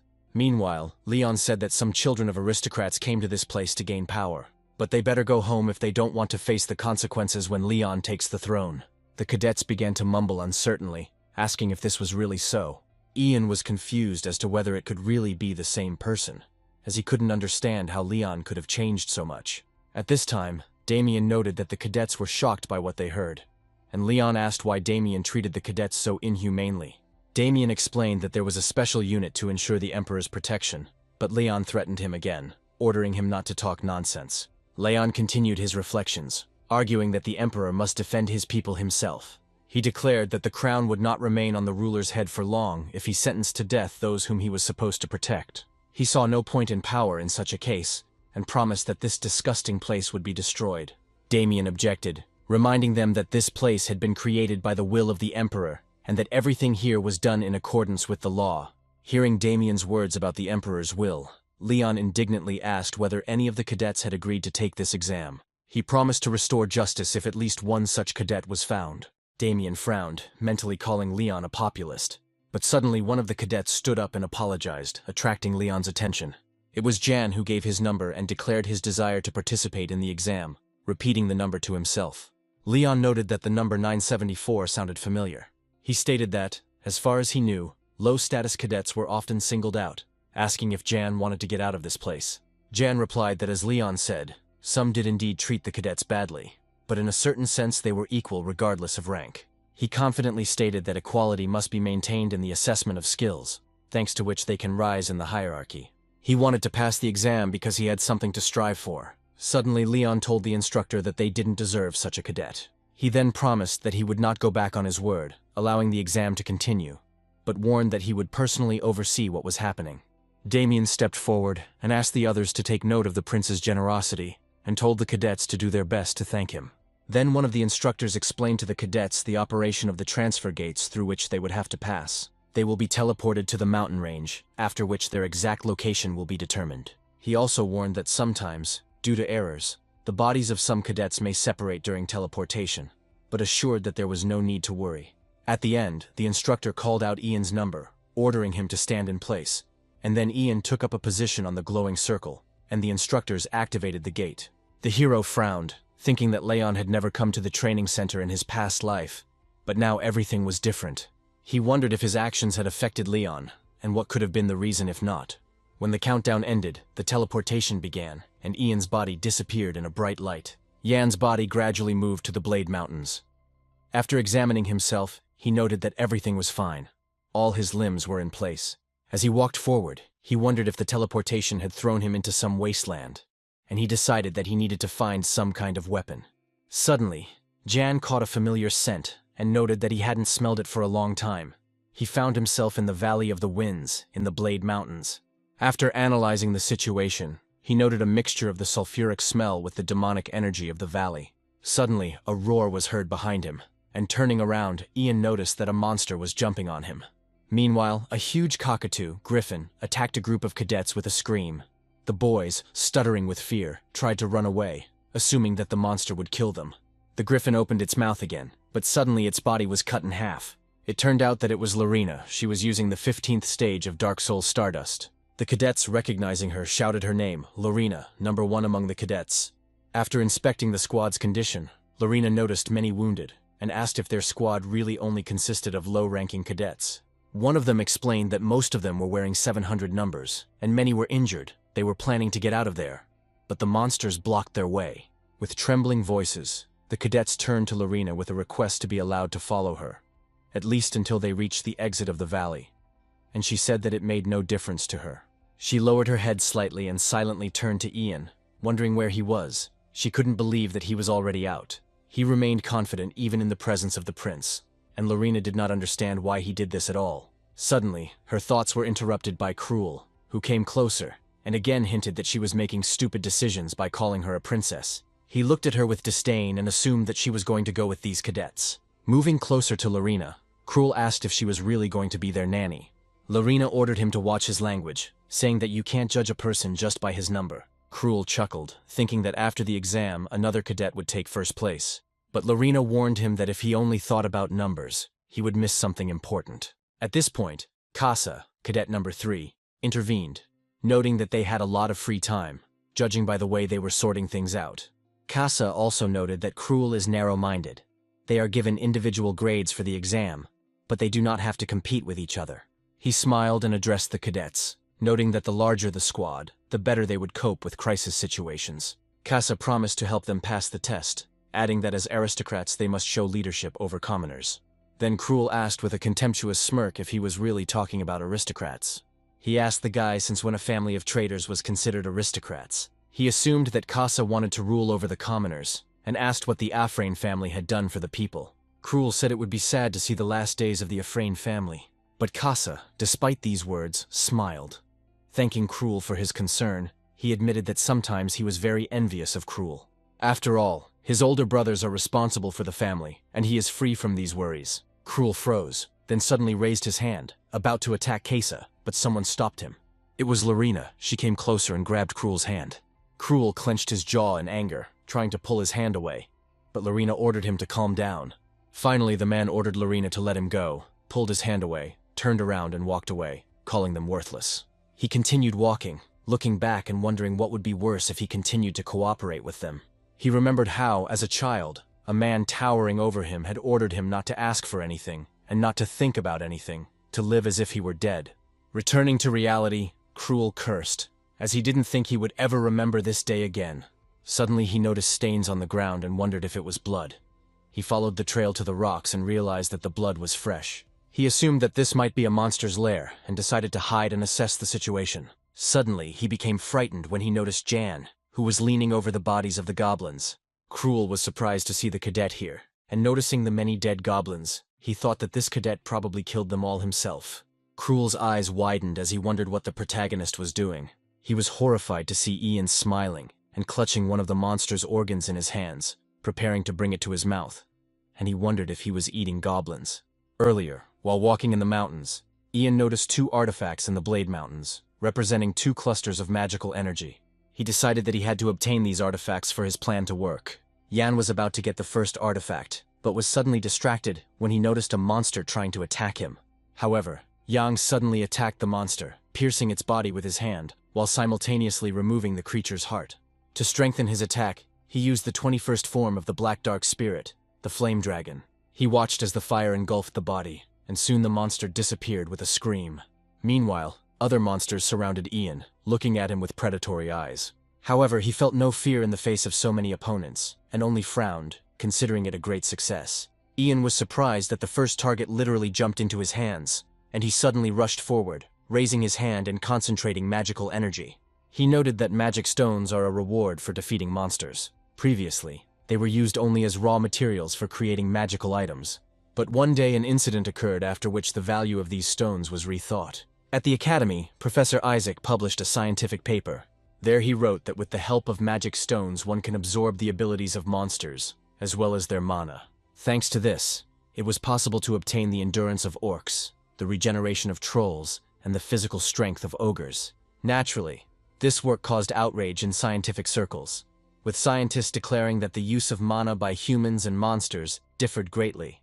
Dean Neuron turned to Professor Isaac and asked if he could prove it. Sometime later, looking at his altered body, he asked in surprise if it had really worked. The scientific work was confirmed, and when Professor Isaac's statement was confirmed, people who use mana were alarmed. It was now easier to find a monster in a pharmacy than in a dungeon.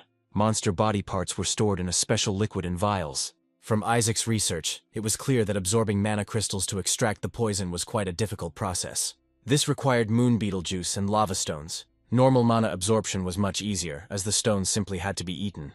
Remembering all this, the protagonist bit off a piece of the monster's magic stone, chewed it, and noted that he didn't think he would have to do it again. It tasted bad now, but he knew he had to swallow the stone that was connected to the monster's heart, as two parts of one whole. He noted that in order to absorb mana from the stone, the monster's poison would first have to be neutralized. Suddenly, Ian jerked, covering his mouth with his hand. As he felt like he was about to vomit, he knew he should be ready to die. Feeling the poison eating away at him from within, Yang noted that he could neutralize it with the divine dragon breathing technique. After using the magic, he felt relieved and noted that it wasn't that bad. But there was no need to rush. Suddenly, Cruel jumped out from his hiding place and attacked him, strengthening his attack with magical energy. Cruel chuckled, admitting that he didn't expect to meet a cadet with such a low level. But Ian wouldn't be able to defeat him, and he would take the mana for himself. However, he was surprised to notice that there was no one under his feet, and looking around, asked where John had disappeared to. The protagonist stood quietly a little to the side and explained that in the Blade Mountains, there are things more dangerous than monsters, referring to the likes of Cruel. He continued, saying that he had heard of barbarians devouring monsters, but admitted that this looked even more vile than he expected. Cruel called the protagonist worthless, claiming that he would beat him to death, but promised to spare him if he gave him all the magic stones he had collected. The main character, looking at him with surprise, noted that he had already eaten the stones. But Cruel ordered him not to lie. He ordered him to give up the crystals if Ian wanted to stay alive. The main character, unexpectedly agreeing with his words, grinned. He noted that there really was no one here, and no one would recognize him. Cruel misread his mood and agreed, noting that he respected his choice and ordered him not to even utter a peep. But suddenly Jan was very close and swinging his sword delivered a powerful blow. Long before this, in Dwight's mansion, Cruel, as a child, believed that he should become the next owner of the mansion. Already at the age of 12, he understood that most of the world was inhabited by scum and that he himself was the heir. But there were two bastards standing over him who were afraid that he would become the head of their clan. He recalled that under the guise of caring about his education, he was sent to a special training center and thrown into a stinking dump. He was angry and swore that he would never forgive it. But Cruel was confident that he was the true heir of the Dwight line and would rise above the rest of the rabble. At that moment, Jan hit Cruel, not expecting such a blow. He coughed, and a stream of blood flew out of his mouth. Later, in the Snake Gorges, the only passage under the cliffs, Cruel asked Jan if he dared to do it. He insulted his interlocutor, asking how he dared to treat him like that. He carried a sack containing the bodies of the slain goblins, and admitted that he didn't know what Ian intended to do. However, Cruel knew for sure that he would not succeed. He walked with a rope around his neck, but despite his position, he continued to claim that he was the true heir of the Dwight family. The hero, leading him by the rope, ordered him to be silent and move faster, tugging at the collar. Cruel asked them to wait, but Jan pulled the rope again, warning them that they had a long way to go, and again ordering them to move. Cruel followed him and asked why he had to do this. Jan explained that it was Cruel's fault, noting that the punishment was even too light. Cruel didn't understand what this meant, and asked what the protagonist was going to do with all the goblin bodies, but Ian simply ordered him to shut up. Cruel suddenly chuckled and asked if Jan knew that according to the laws of the Empire, he would be punished for mistreating a nobleman. However, before he could finish, Jan threw a rock at him, which hit him in the face. Cruel collapsed to the ground, his knees pulled to his chest and his face covered with his hands, crying out in pain as the rock hit him square in the nose. The protagonist, ignoring his suffering, ordered him to get up, asking if it hurt nobles to be slapped. Suddenly, Cruel remembered how he had tried to catch him off guard by attacking suddenly, and how after that blow he was going to attack again, promising to kill Ian. However, the protagonist easily repelled his attack with a slap, and repeated that this was not the way to do things. Cruel rushed to attack again, but Jan managed to parry all the blows, slapping him again. The nobleman did not expect such a humiliating reaction. In the end, they continued on their way, and the hero noted that even if a person makes a mistake, after a proper apology, he can avoid being hit in the face. Cruel lowered his head and thought that he couldn't lose to Ian, even though he couldn't concentrate his mana flow during the fight. He intended to kill him. Then Jan suddenly turned around and assumed that Cruel hadn't understood what he had said. He was flashed red, and asked if he really needed to repeat what he had said.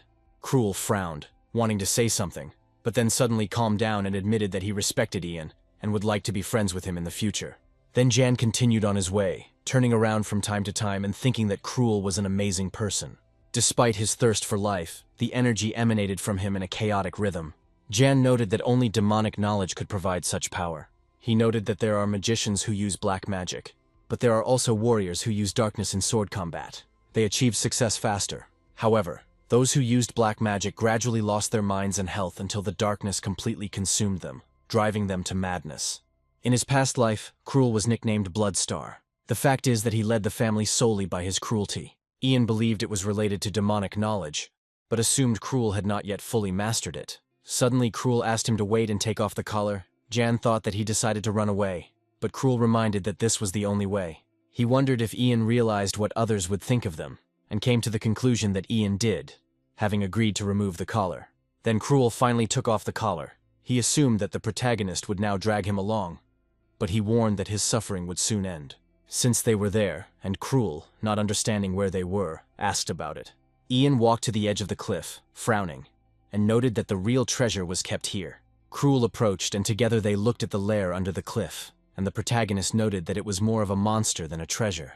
Cruel admitted he couldn't believe Ian had made him drag all those monsters here just to throw them away. He dropped the bag of goblins and asked if his work was now finished. Jan said that as a token of gratitude for the work done, he would give advice. Then he smiled and ordered him to run away and not look back. This must be done immediately.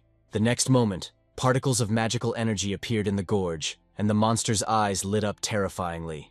Due to the discarded goblin bodies, magic was activated, and the spilled blood began to connect into lines, forming a magic circle.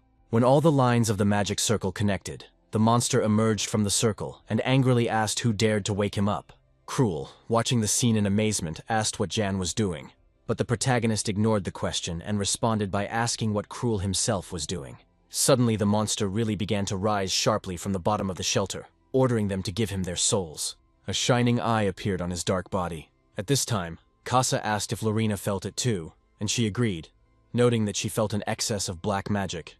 Looking into the distance, they noticed a pillar of magical energy rising into the sky, and Lorena reported that it was coming from the Snake Gorge. She wondered what had happened there, and Casa admitted that he had never seen anything like it, and therefore wasn't sure what they should do.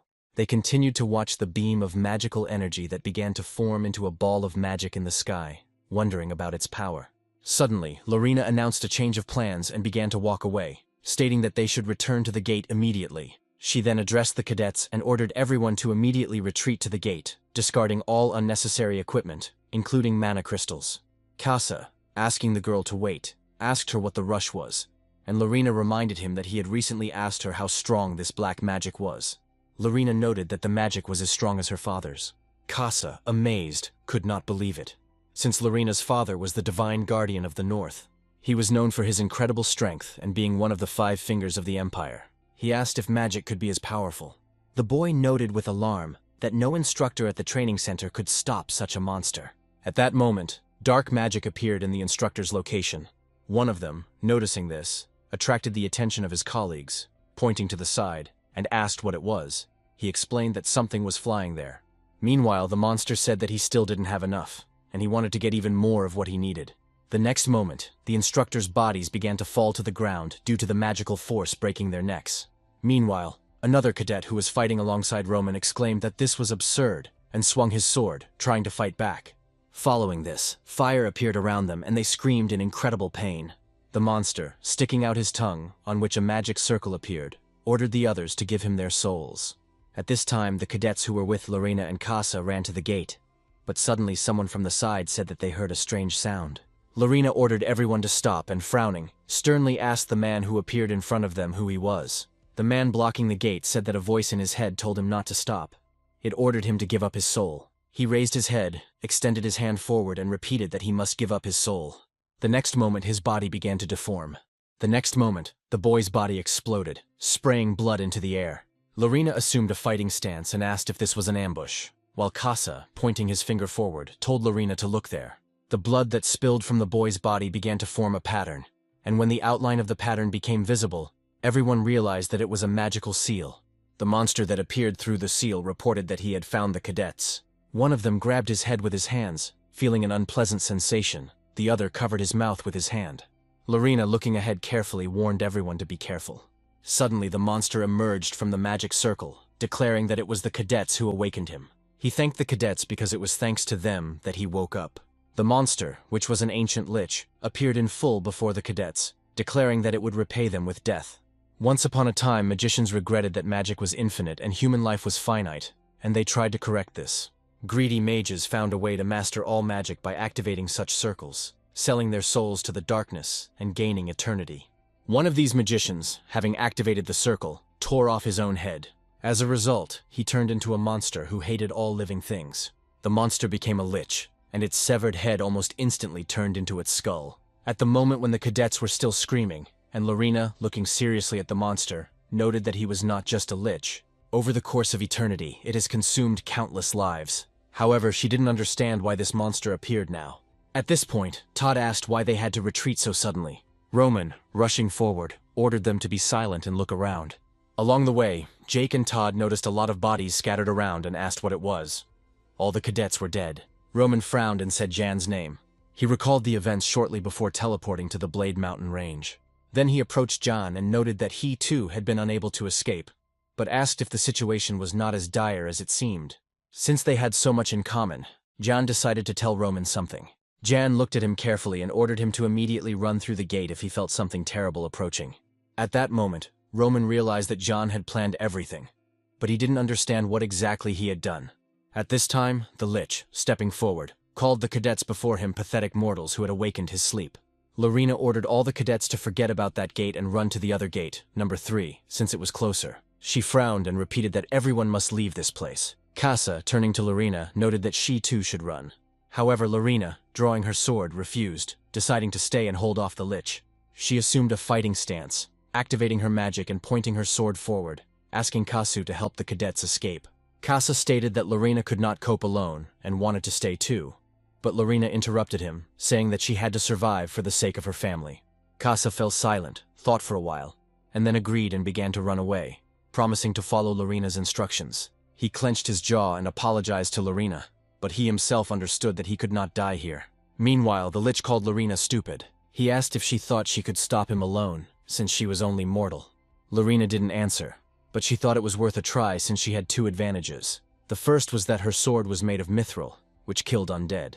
She wanted to think about the second advantage, but she was distracted by the Lich. He began to read the spell. The skulls that had been hanging in the air behind the monster multiplied, forming a circle.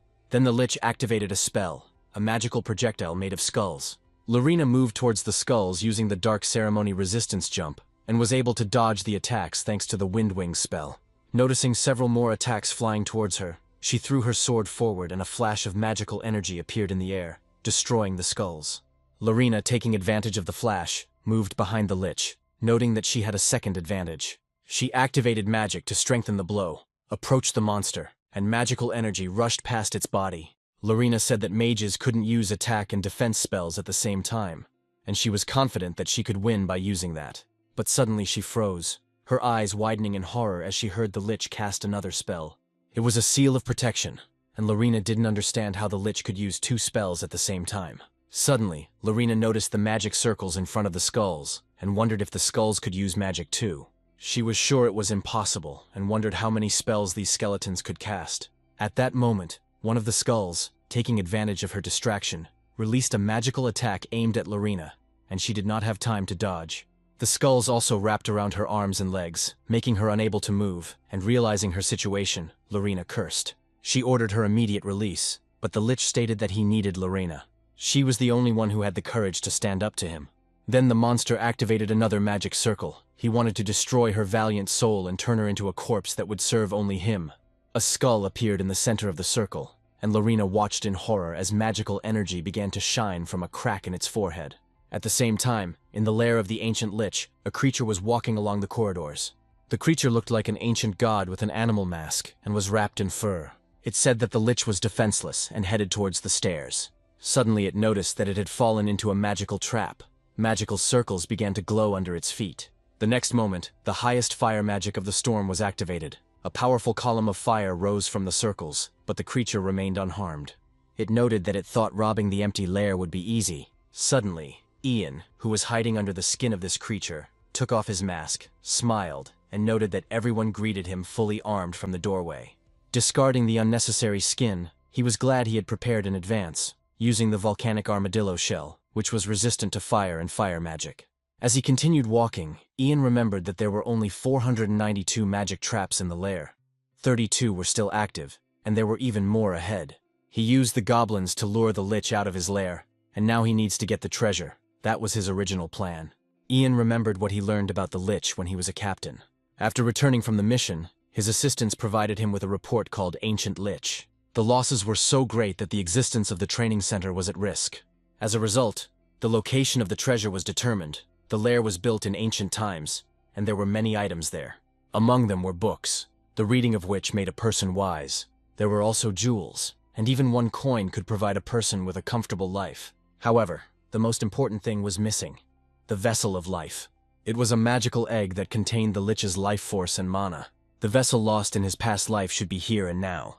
The remaining half of the Imperial Scroll states that one can accept the vessel's contents, but cannot fully absorb its potential. However, it was not said that by obtaining the Vessel of Life, the Mana Stones would give much more power. In this case, Yang will be able to master the Divine Dragon's Breath.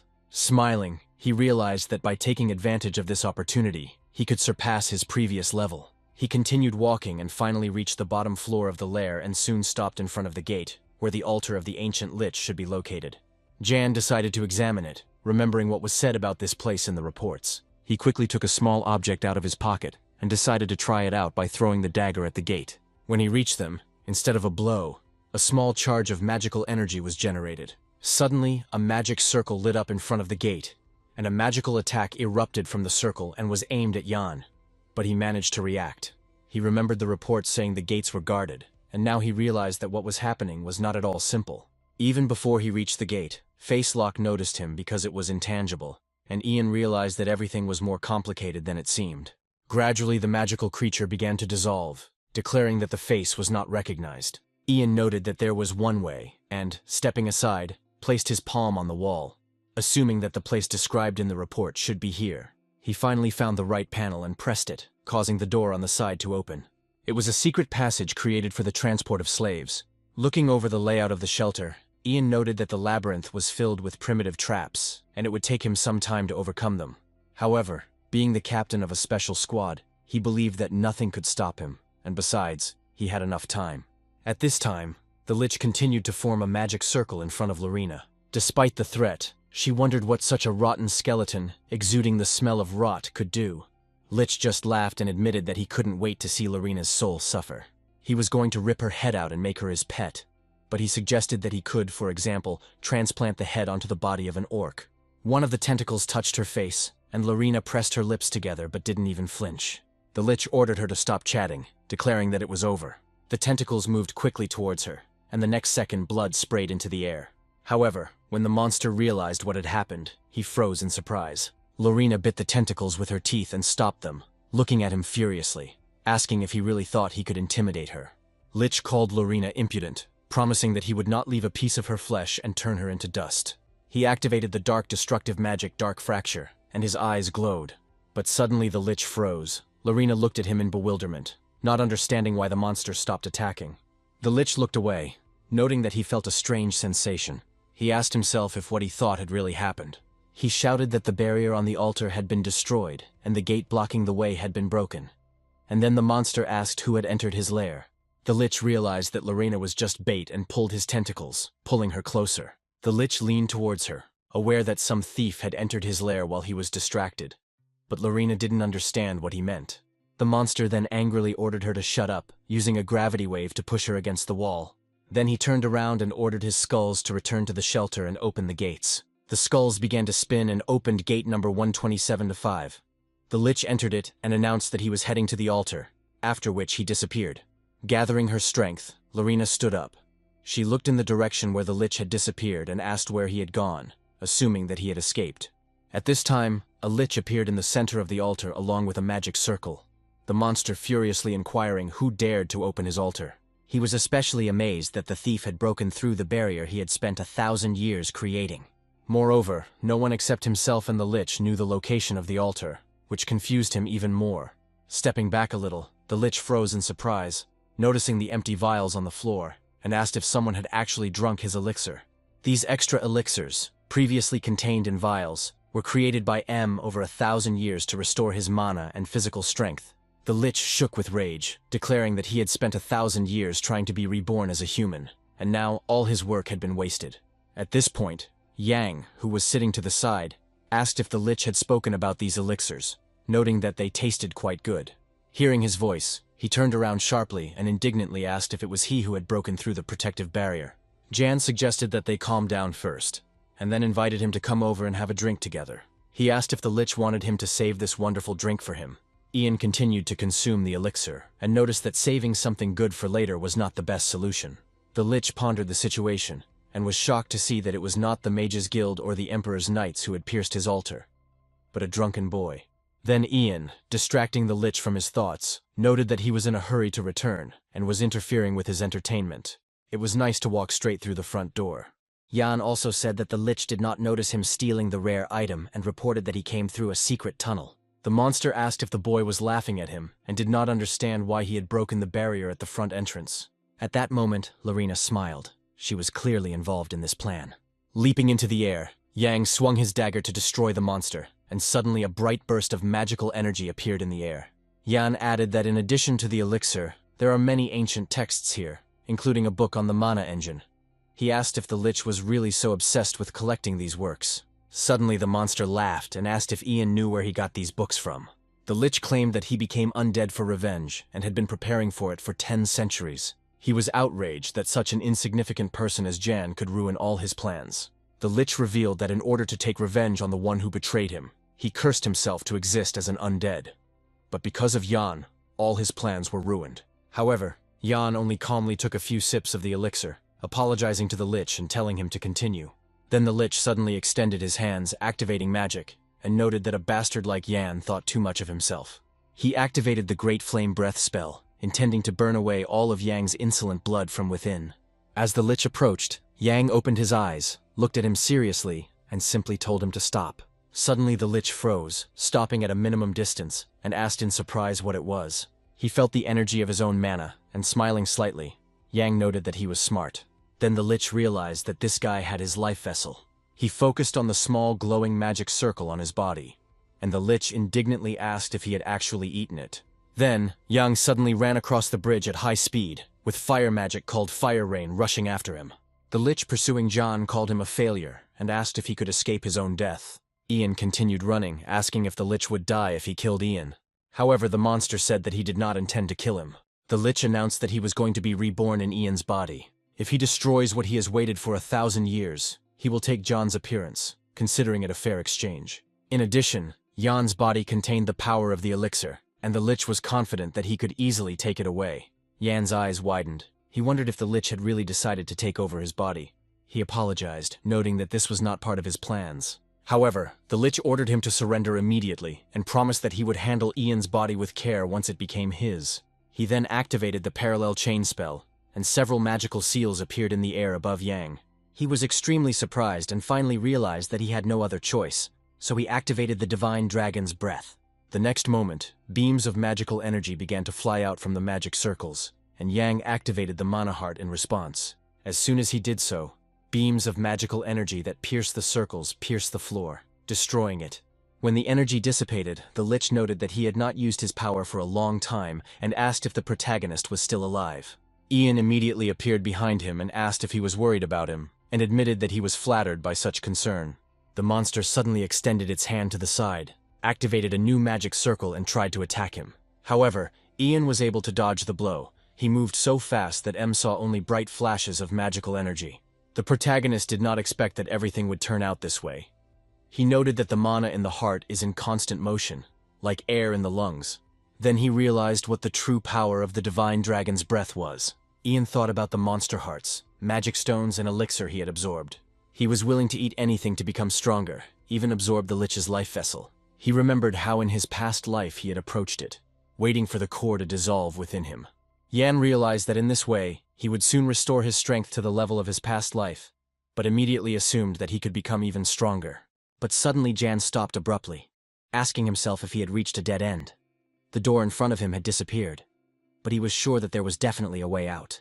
The Lich, approaching, laughed and noted that Jan was a rat choking on poison. He activated all the traps, causing the doors to disappear. Ian noted that under any circumstances he would have to kill the Lich. However, he refused this, realizing that he had no weapons or other tools left and was unable to resist him. Then the Lich, folding his palms, shouted that he would cut off all of Jan's limbs and activated the summoning ritual. A magical monster appeared from the magic circle, and the Lich ordered it to deliver Ian's body to him. Suddenly, a bright flash of magical energy appeared in the air, and Ian noticed that he was surrounded by stone fragments of the monster. Leon, stopping in front of him, asked if everything was all right with him. Then the prince praised him, asking that he now provide the Lich to him. He heard about the emergency during the exam and came here, but he never imagined that such a monster had settled here. He noted that because of Lich, hundreds of cadets died, and not only cadets, but also people under Leon's control suffered. He was irritated that so many talented people died before they could even prove themselves, and noted that he would never forgive the Lich. Suddenly, Jan closed his eyes and bowed, greeting Leon. He asked with surprise if Leon was that volunteer cadet and why he was here. Ian explained that he was the only one who rushed after the Lich. Leon noted that Ian did an excellent job and advised him to leave quickly. Ian chuckled, thinking that the prince had arrived just in time, and silently turned to Roman, praising him for his timely actions. Before the first exam, Jan asked Roman to transmit the coordinates to the instructor when he reached the gate, making sure Leon could hear them too. Then the Lich finally spoke, recognizing the flesh and energy, and guessing what it meant. He inquired how Leon was connected to Bahamut. Leon repeated the name with surprise and asked why he was using the name of the founder of the empire in vain. The monster was shocked by the words he heard, and, after the founder was mentioned again, realized that Leon bore the blood of Bahamut. Then Leon frowned in confusion, and the Lich laughed, exclaiming that they had all been extremely naive. He remembered Bahamut remarking that the Divine Dragon's Breath was an outstanding work. He felt that Momen had done a great job, but now he had to die. Looking back, Momon noted that it was a special day that reminded him of old events. He remembered standing in the center of the magic circles, forming a spell. At that time, he was a mage and was interested in the stable circulation and conservation of the dungeon's energy, and the expansion of the boundaries and absorption of mana. He wondered how much power he could gain by combining all of this. So Momon began experimenting on the body of his close friend Bahamut. He conducted experiments and they were successful. He was able to fill Bahamut's body with new mana, and thus the mana heart was born. When Momon ended the spell, Bahamut showed his muscles, but the mage ordered him not to show them, but to simply get dressed. Momon noted that he saw a significant change in the numerical readings, and inquired if Bahamut had felt any new sensations. He noted that it felt good, and noted that by using this power, he would be able to create new combat techniques. Together they created a weapon based on the mana heart, and Bahamut named it the Divine Dragon's Breath. Momon added that this was not all the heart could do, intending to explain what would happen if he studied it further. But before he could finish, Bahamut apologized to him. Momon asked in confusion what he was talking about. Suddenly, Bahamut came up from behind and slammed his palm into Momon's body with such force that his hand passed right through him. Without removing his hand, Bahamut informed Momon that his role was complete, and the mage desperately asked how he could do such a thing. Standing before Momon, who had landed on the ground, he admitted that without him, neither the mana heart nor the Divine Dragon's Breath could have been created. However, he added that it was time to stop, as Momon knew too much. Bahamut then turned his back and began to walk away, declaring that everything they had created should belong to him alone. At that moment, Momon remembered how much time had passed since his best friend's betrayal. His body, left on the floor, rotted until only a skeleton remained. But thanks to the remnants of magical power, he was able to hold on to his soul. He repeated the same spell, and managed to imprint the effect of these sensations on his rotting body. Momon decided to take revenge, and promised himself that the one who took everything from him would get what he deserved, and the one who betrayed his trust would be punished. At that moment he thought he had been preparing for this for 1,000 years. However, he then frowned as he noticed Leon, his sword drawn, balancing on a fragment of a column. Momon destroyed the pillar and activated the parallel chain-cursed storm spell, promising to turn Leon into dust. However, Leon responded with a secret dragon-breathing technique, destroying the magic circles before they were even activated. After that, he activated the Yellow Dragon River, focusing on getting closer to Momon. The Lich, shouting Bahamut's name, noted that even after death, he continued to torment him. Leon became even more angry and ordered the Lich not to dare speak the name of Bahamut in vain. They both activated magic at the same time, but every time Momon created new magic circles, Leon destroyed them with his streams of magical energy, taking the form of a dragon. The Lich noticed that Leon was blocking the activation of the magic circle and knew what he needed to do. He called his slaves to tie Leon's legs. Several magic circles appeared on Leon's back, and skulls began to emerge from them. The prince then asked if the Lich really thought he could stop him with magic alone. He thrust his sword into the floor, declaring that it would be better to meet here together, and with the help of the Yellow Dragon, he destroyed Momon's spells. Momon was outraged that Leon dared to do this using the fourth form of dark magic, the weapon enhancement spell. In response, Leon used the noble imperial sword, and as they approached each other, their magical energies clashed. The protagonist, watching from the side, noted that it was incredible. He admitted that he couldn't believe that Leon was capable of fighting on equal terms with the Lich. He couldn't determine which of them was actually the monster. Noticing that Leon was using a materialized sword, he guessed that such power could only belong to a dragon. Perhaps it was an effect of the breath. Jan considered this an excellent opportunity to assess the prince's abilities. He watched his actions closely, thinking that he might have to fight him in the future. Smiling, Jan noted to himself that, of course, this would not happen anytime soon, since finding a family was more important right now. He suggested that they should run away, but suddenly Rodrigo asked where he was going, putting his hand on Jan's shoulder, because the fun was just beginning. The protagonist frowned, noting that he had completely forgotten about General Rodrigo. He squeezed his shoulder harder, admitting that it was strange. First the cadets ran away. Now the Lich appeared. Moreover, Cadet 974, Ian, found himself in the center of events again. Then Jan turned to Rodrigo, calling him Captain, but suddenly he frowned and declared that he should be addressed as Mr. Captain. Jan didn't argue and simply agreed, but Rodrigo continued, noting with dissatisfaction that modern education left much to be desired. Then Ian remembered the moment when Damien and Rodrigo met after the escape. Although the chief instructor tried to hide the fact of the escape, it still became known. Of the escaped cadets, only 4 left the camp, and their ranks ranged from 10 to 900. 3 were captured in the woods shortly after their escape. and while searching for the last cadet, members of the 3rd Pursuit Group were found dead. Then Rodrigo remembered that the cadet who escaped had the number 974, and now he realized that he was the main character. Ian frowned and looked at him seriously. And then Rodrigo added that he had heard that even Damien had been forced to look for him. He then asked how he managed to survive at such a low rank, and now he was able to survive a battle with an ancient lich.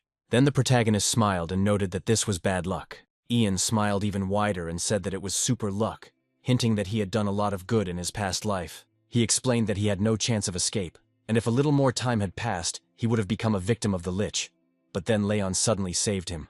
Rodrigo still asked incredulously if it was really just luck, and wondered if Jean believed he would accept his words as truth. The protagonist said that he was indeed lucky, and asked if Rodrigo was going to punish him just for his luck. He smiled, and Rodrigo again called him shameless, because he did not understand how he could behave so brazenly. He only had the number 974, and Rodrigo guessed that the protagonist might be the bastard of some important nobleman. He was suddenly distracted by Jan's question, asking if he could help Leon. Rodrigo noted that this was stupid, because if the protagonist joined the fight, he would only hinder Leon. Jan initially wanted to object, but eventually resigned himself and decided that there was no room for anyone else. He frowned and thought that the lich had lost its life vessel, but was still not dead. He wondered if the vessel had been completely absorbed.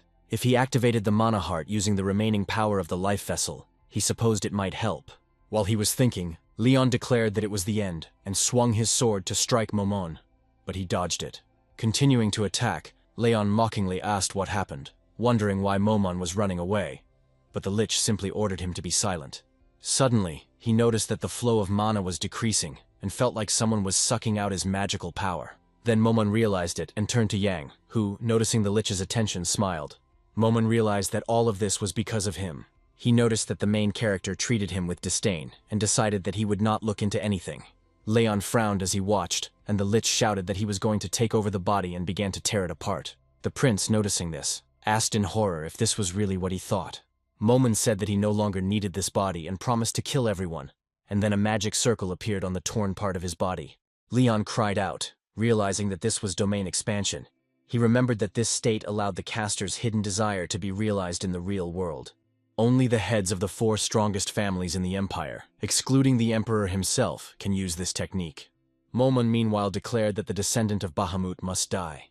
Leon realized with horror that the lich intended to kill everyone, including himself. Ian frowned, noting that he couldn't allow this to happen.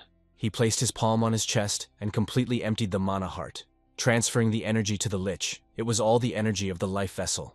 Then Leon, noticing the gap in the defense, decided to put an end to it and used the yellow dragon's 5 senses, activating magical energy. But when he struck, his sword broke and the lich took no damage. He shouted that all attempts were in vain, since the technique of expanding the domain was active. But Leon wasn't about to give up. Clutching the rest of the sword in his palm, he commanded the dragon's sword to come closer. Leon used the yellow dragon's 5 senses again and struck, and this time he managed to cut the lich's body in half. Momon said that it wasn't over yet, but Leon declared that he was finished. The lich was irritated that everything happened before his eyes, and he realized that it was all in vain. He had been secretly plotting for 1,000 years, holding a grudge for 1,000 years, and now because of one boy, all was lost. Momon turned to Bahamut, noting that if all this was for his sake, then his life was not in vain. The lich didn't understand why they did this, but before he could finish his question, his body completely disintegrated. Leon simply closed his eyes and there was silence for a while. Then he announced that it was all over. He noted that the lich had used domain expansion, and realized that if the move had been executed perfectly, they would no longer exist. The prince admitted with disappointment that he was still weak. Rodrigo noted that Leon was tired. He did not believe that he himself decided to fight the lich, since as a prince he should have acted differently. However, Leon stopped him, warning that it was turning into a grumble. Then he noticed Ian and asked if he was hurt. Jan reported that the prince had saved his life and thanked him, and then Leon ordered Jan to be escorted to the medical unit. As they walked back, Jan noted that his plan on Blade Ridge had thus been realized, and the results had exceeded expectations. He created the mana heart using the vessel of life and learned what Leon was capable of. Smiling, Jan thanked Momon for making all of this happen with his help. They left without noticing that there was a scrap of clothing left on the floor, under which Momon's eye was still glowing.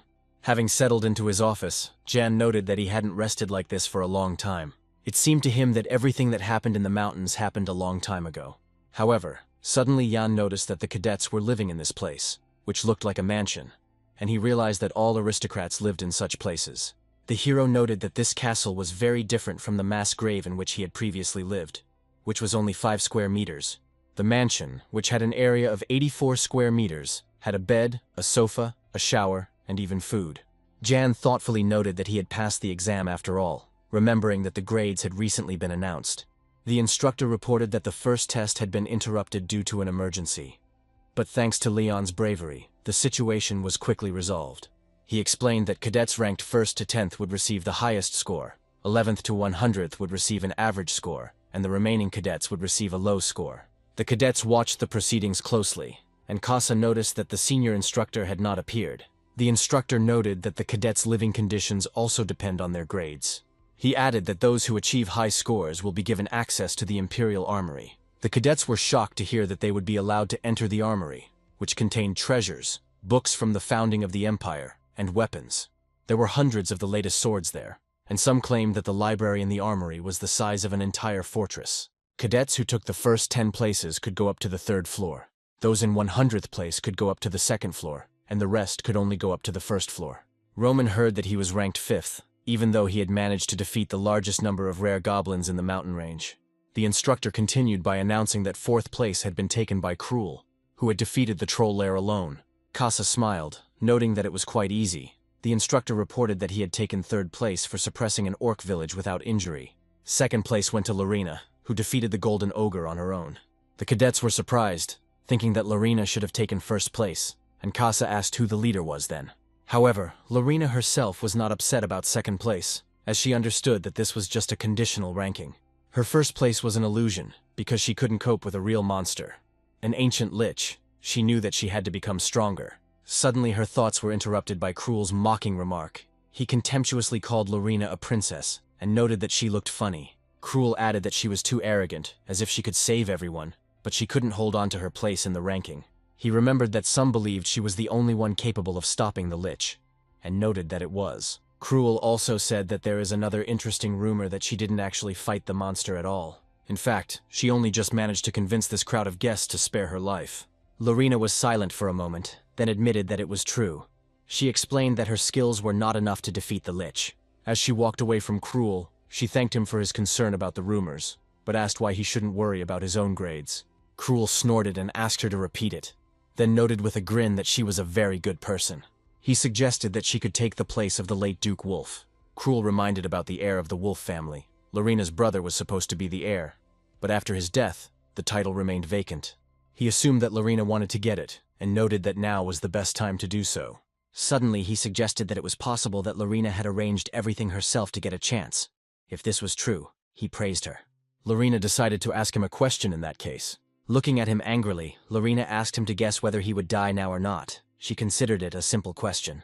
Cruel waved his hand and agreed, allowing her to see for herself, since he was sure that she was no different from him. He concentrated magical energy near his hand, noting that he couldn't stand her acting as if she was alone here. He challenged her to attack, promising to defeat her and remove her mask. But before he could attack, someone grabbed his ear. Cruel asked in a rage who dared to do this. He screamed, begging the man to let go of his ear, feeling like it was about to come off. The instructor then asked permission to announce the name of the student who had won 1st place, and announced that it was Yang, number 974. But Jan, who was holding Cruel's ear, did not react. And then Cruel called him a savage, and asked if he really had won 1st place. The other cadets were also shocked that such a low-ranking cadet took 1st place. The cadets began to discuss among themselves whether number 974 had really managed to rise so high. Someone remembered having heard about him before. Lorena asked if he had really become a leader. Cruel wondered how someone like the protagonist could achieve such a thing, and wanted to say what would happen if he wasn't released immediately. However, Jan looked at him threateningly and asked what would happen. Having calmed down, Cruel simply looked down, noting that nothing would happen, and admitted that he was in great pain. Suddenly, Lorena noted that they had not seen each other for a long time. The hero addressed Miss Lorena with respect, but she asked him not to call her that. She then asked how he and Cruel met. Ian explained that they crossed paths during an exam. Lorena understood that he was an unusual person. She could not believe that the main character was able to scare Cruel. Moreover, she felt a power in him that was ready to explode at any moment. She wanted to ask Jan several questions, but she could only say one. She recalled that Cruel had been abusing him for a long time. A little later, Jan received his own quarters for 1st place. But sitting around doing nothing turned out to be more difficult than he expected. He took a book from the Imperial Arsenal and thought for a while, distracted from reading. Then, looking up, he told the man standing behind the door to come in. Opening the door, the guest asked how the protagonist knew that he was standing outside. He assumed that he had made too much noise. It was Damien who, upon entering the room, asked if it was true that the protagonist had not forgotten about the unresolved issues between them. Once Damien had settled into his room and tasted the wine, Ian asked him if he liked it. He noted that if he had known about Damien's visit in advance, he would have prepared. And then Damien added that the drink was tolerable. The hero asked if it was true that the instructor's aura could not be removed even if he was out of sight. But Damien said that it was a lie. Ian then asked how the prince had made him do it, and Damien suggested that Ian was another one of Leon's crushes. He asked the hero what else he could do in such a situation.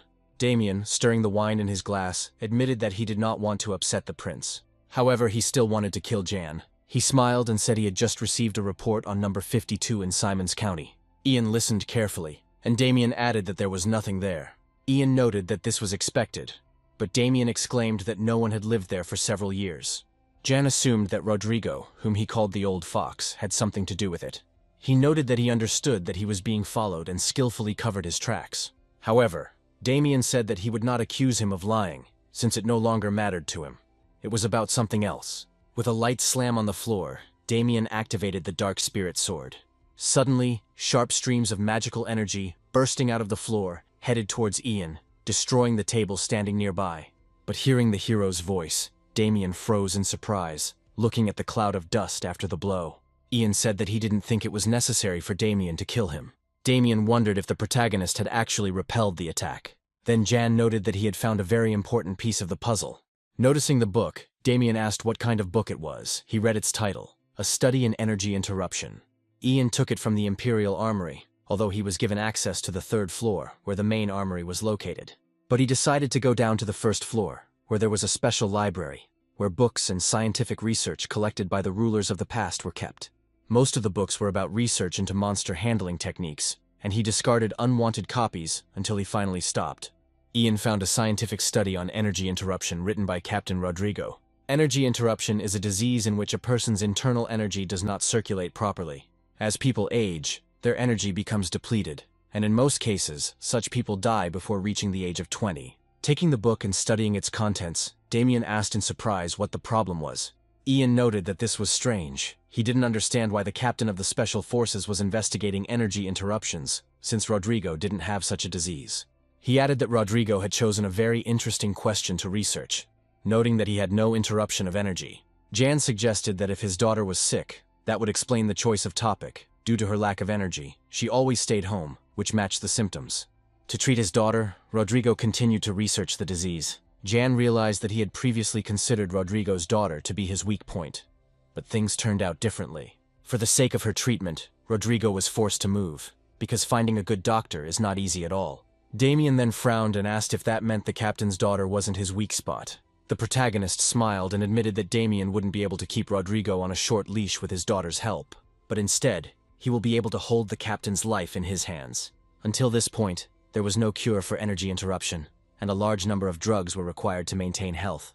Rodrigo himself could not have earned so much money, and noted that it clearly could not have been done without embezzlement from the budget. The ideal place for this was, of course, a special unit. He understood that if there was evidence of theft of funds, then Rodrigo could be destroyed.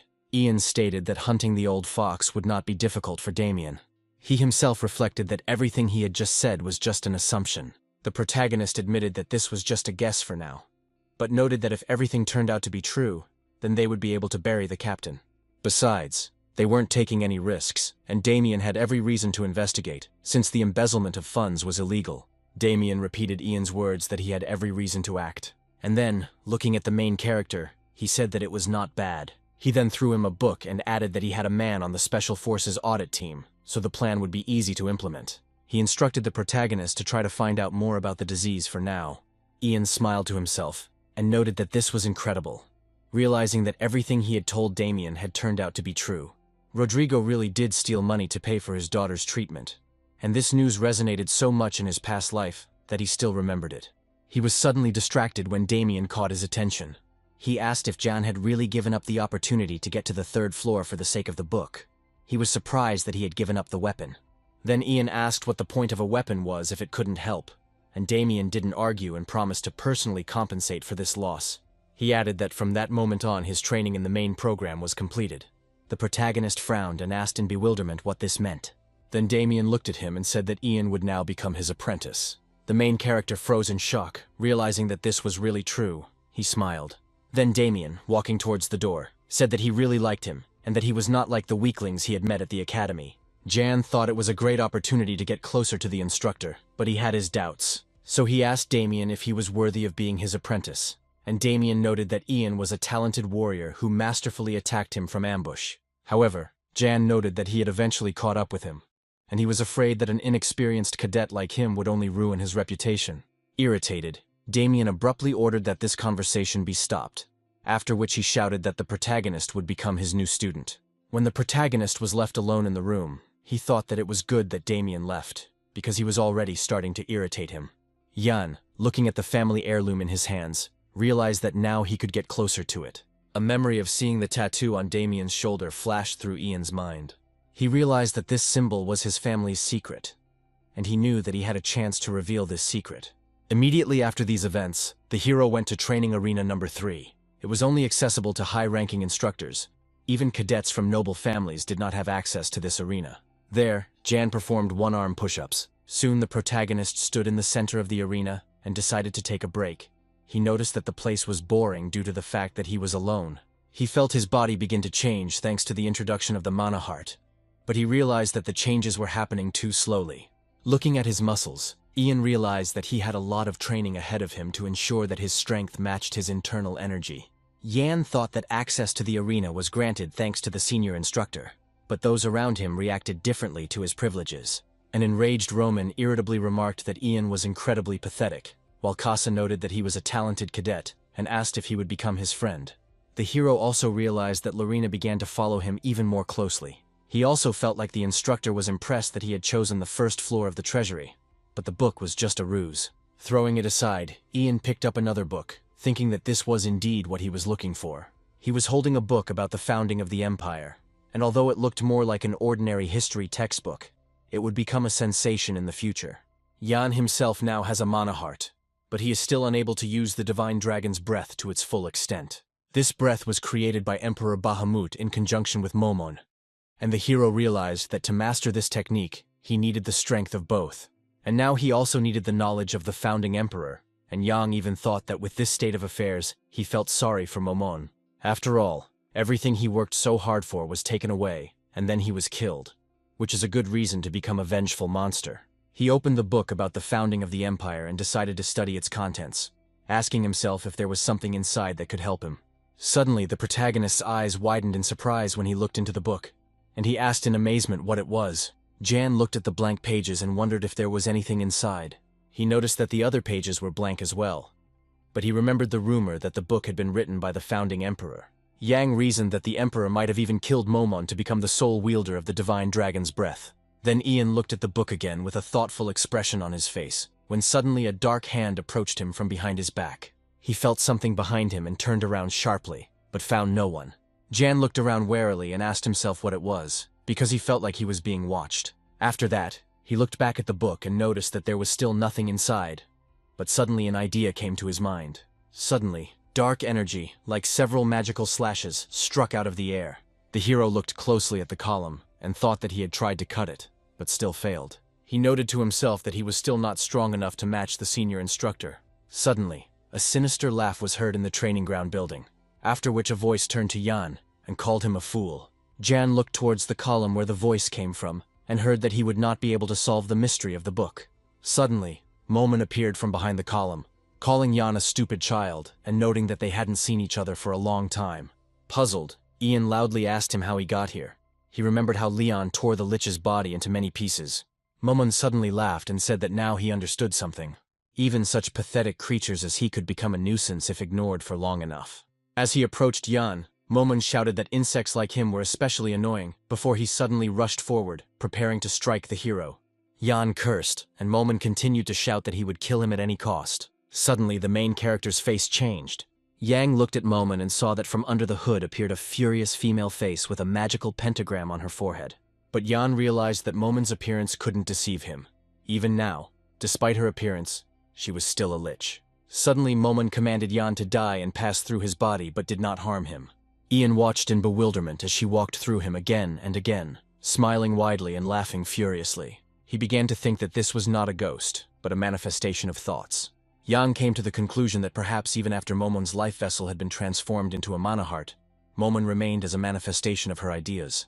He decided that Momon wasn't really dangerous, since she couldn't harm him at that moment, but her behavior was starting to irritate him. After that, Yang asked Momon to listen to him and asked why she was still wandering in this world. Then he asked about her appearance.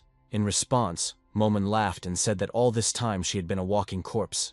But now she had returned to the appearance of the days when she was a living sorceress.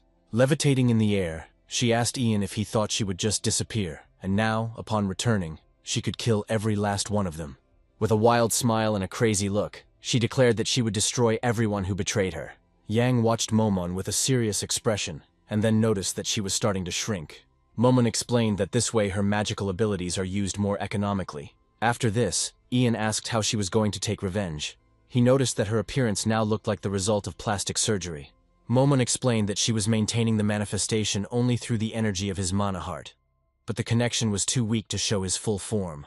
Momon then asked why her energy levels were so low after all the elixir she drank. Yang reasoned to himself that at the moment it did not threaten him directly, but he felt a weak flow of mana that was being transmitted to Momon. However, the fact that this path was open explained that Momon could become a hindrance in the future. His opponent is one of the most powerful mages, and if in the future she becomes a parasite on his mana, he will not be able to prevent it. At that moment, Momon tried to strike with a sly smile, but Yang turned around, and Momon pretended that she hadn't planned anything like that. Then Ian, holding the book in his hands, noted that nothing could be done about it. He said that she should see this world before she disappeared. Momon asked Yan not to be sarcastic and noticed that he was having trouble adapting to mana, asking how he decided to get rid of it.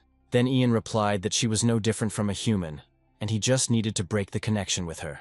The hero explained to her that she was merely a parasite on his mana heart, and if he cut off the flow of mana, she would not be able to maintain her manifestation. He then ordered her to disappear, and noted that her time had long since ended. But Momon, with a frightened expression, began to deny it, and shouted that she must stay alive, adding that she must never disappear.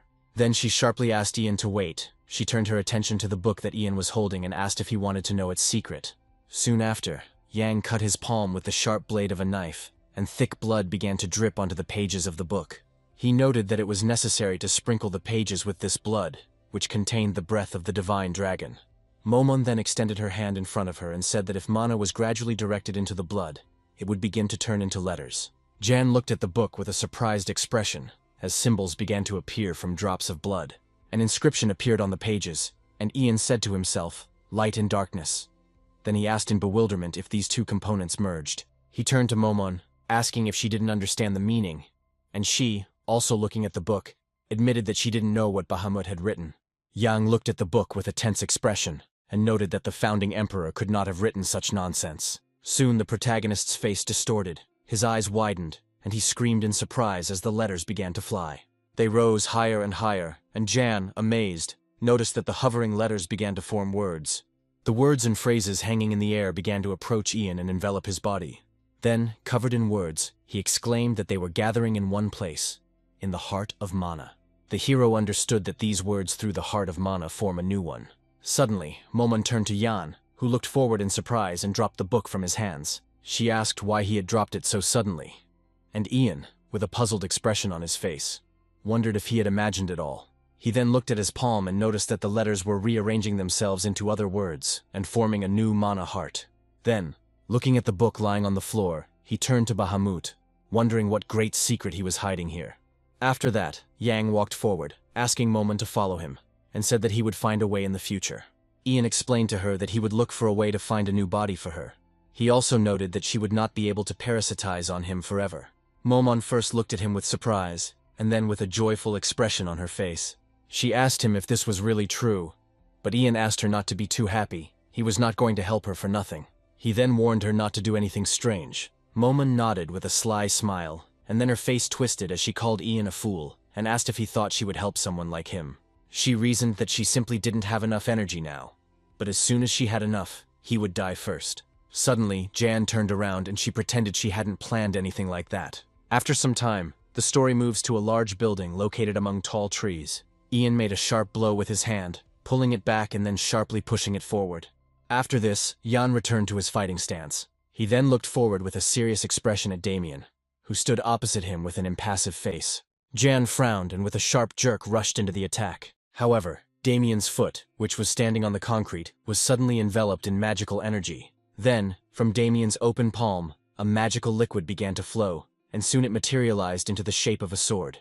Damien, with his eyes closed and holding the sword in his hands, placed it in front of him and began to swing it. Ian watched this in bewilderment, after which Damien, with a sharp movement of his hand, pointed the sword at Ian. He managed to put his forearm in front of himself, blocking the blow. Damien's sharp chopping blow destroyed the massive arches behind Ian, and the powerful energy completely tore apart the space around him. The huge tree behind Ian was also cut down by Damien's powerful attack, leaving only stumps. Damien then turned to Ian. He noted that he fought with the desire to kill him, despite the fact that Ian was weak, and he did not even know if he would survive. Jan, holding onto the remaining stump with his legs, said that he would not kill him in sparring, since he had not yet explained how to block such attacks. Then Damien told him to use all his self-defense skills and work with his hands, and advised him to jump higher using centrifugal force. Jan realized that the paragraph from the book about the founding of the Empire had been useful, and if it hadn't been for it, not even the stumps of the trees would have remained. Suddenly, Momon appeared next to Yang and noted that he clearly knew how to handle the dark dragon's breath. Momon, levitating in the air, asked Jan who this strange man was. She noticed that he didn't look weak, unlike him. However, Yang ordered her to stop wasting his mana and disappear. He informed her that the man was the head instructor of the training center. Suddenly, Momon's face distorted, her eyes widened. She assumed that he was a descendant of Bahamut, and she screamed in rage that she would not leave just like that. Then, with a smile on his face, Damien noted that it was nice to be able to relax like this while spending time with his student. He had just seen the first form of the Dark Breath sword, called Cowardice Killer. Damien said that none of the cadets had yet seen the second form, because it was impossible to survive the first form. Damien then turned to Ian and said that he was very interested to see how long he could last. Suddenly, a confident smile appeared on the protagonist's face. Jan noted that he did not know how many forms of this sword existed, but if lessons were held every day, there would be 365 forms. He also said that he wouldn't worry about how many forms Damien can show. Jan, holding his hand out in front of his face, said that now he only had to worry about the consequences of these lessons.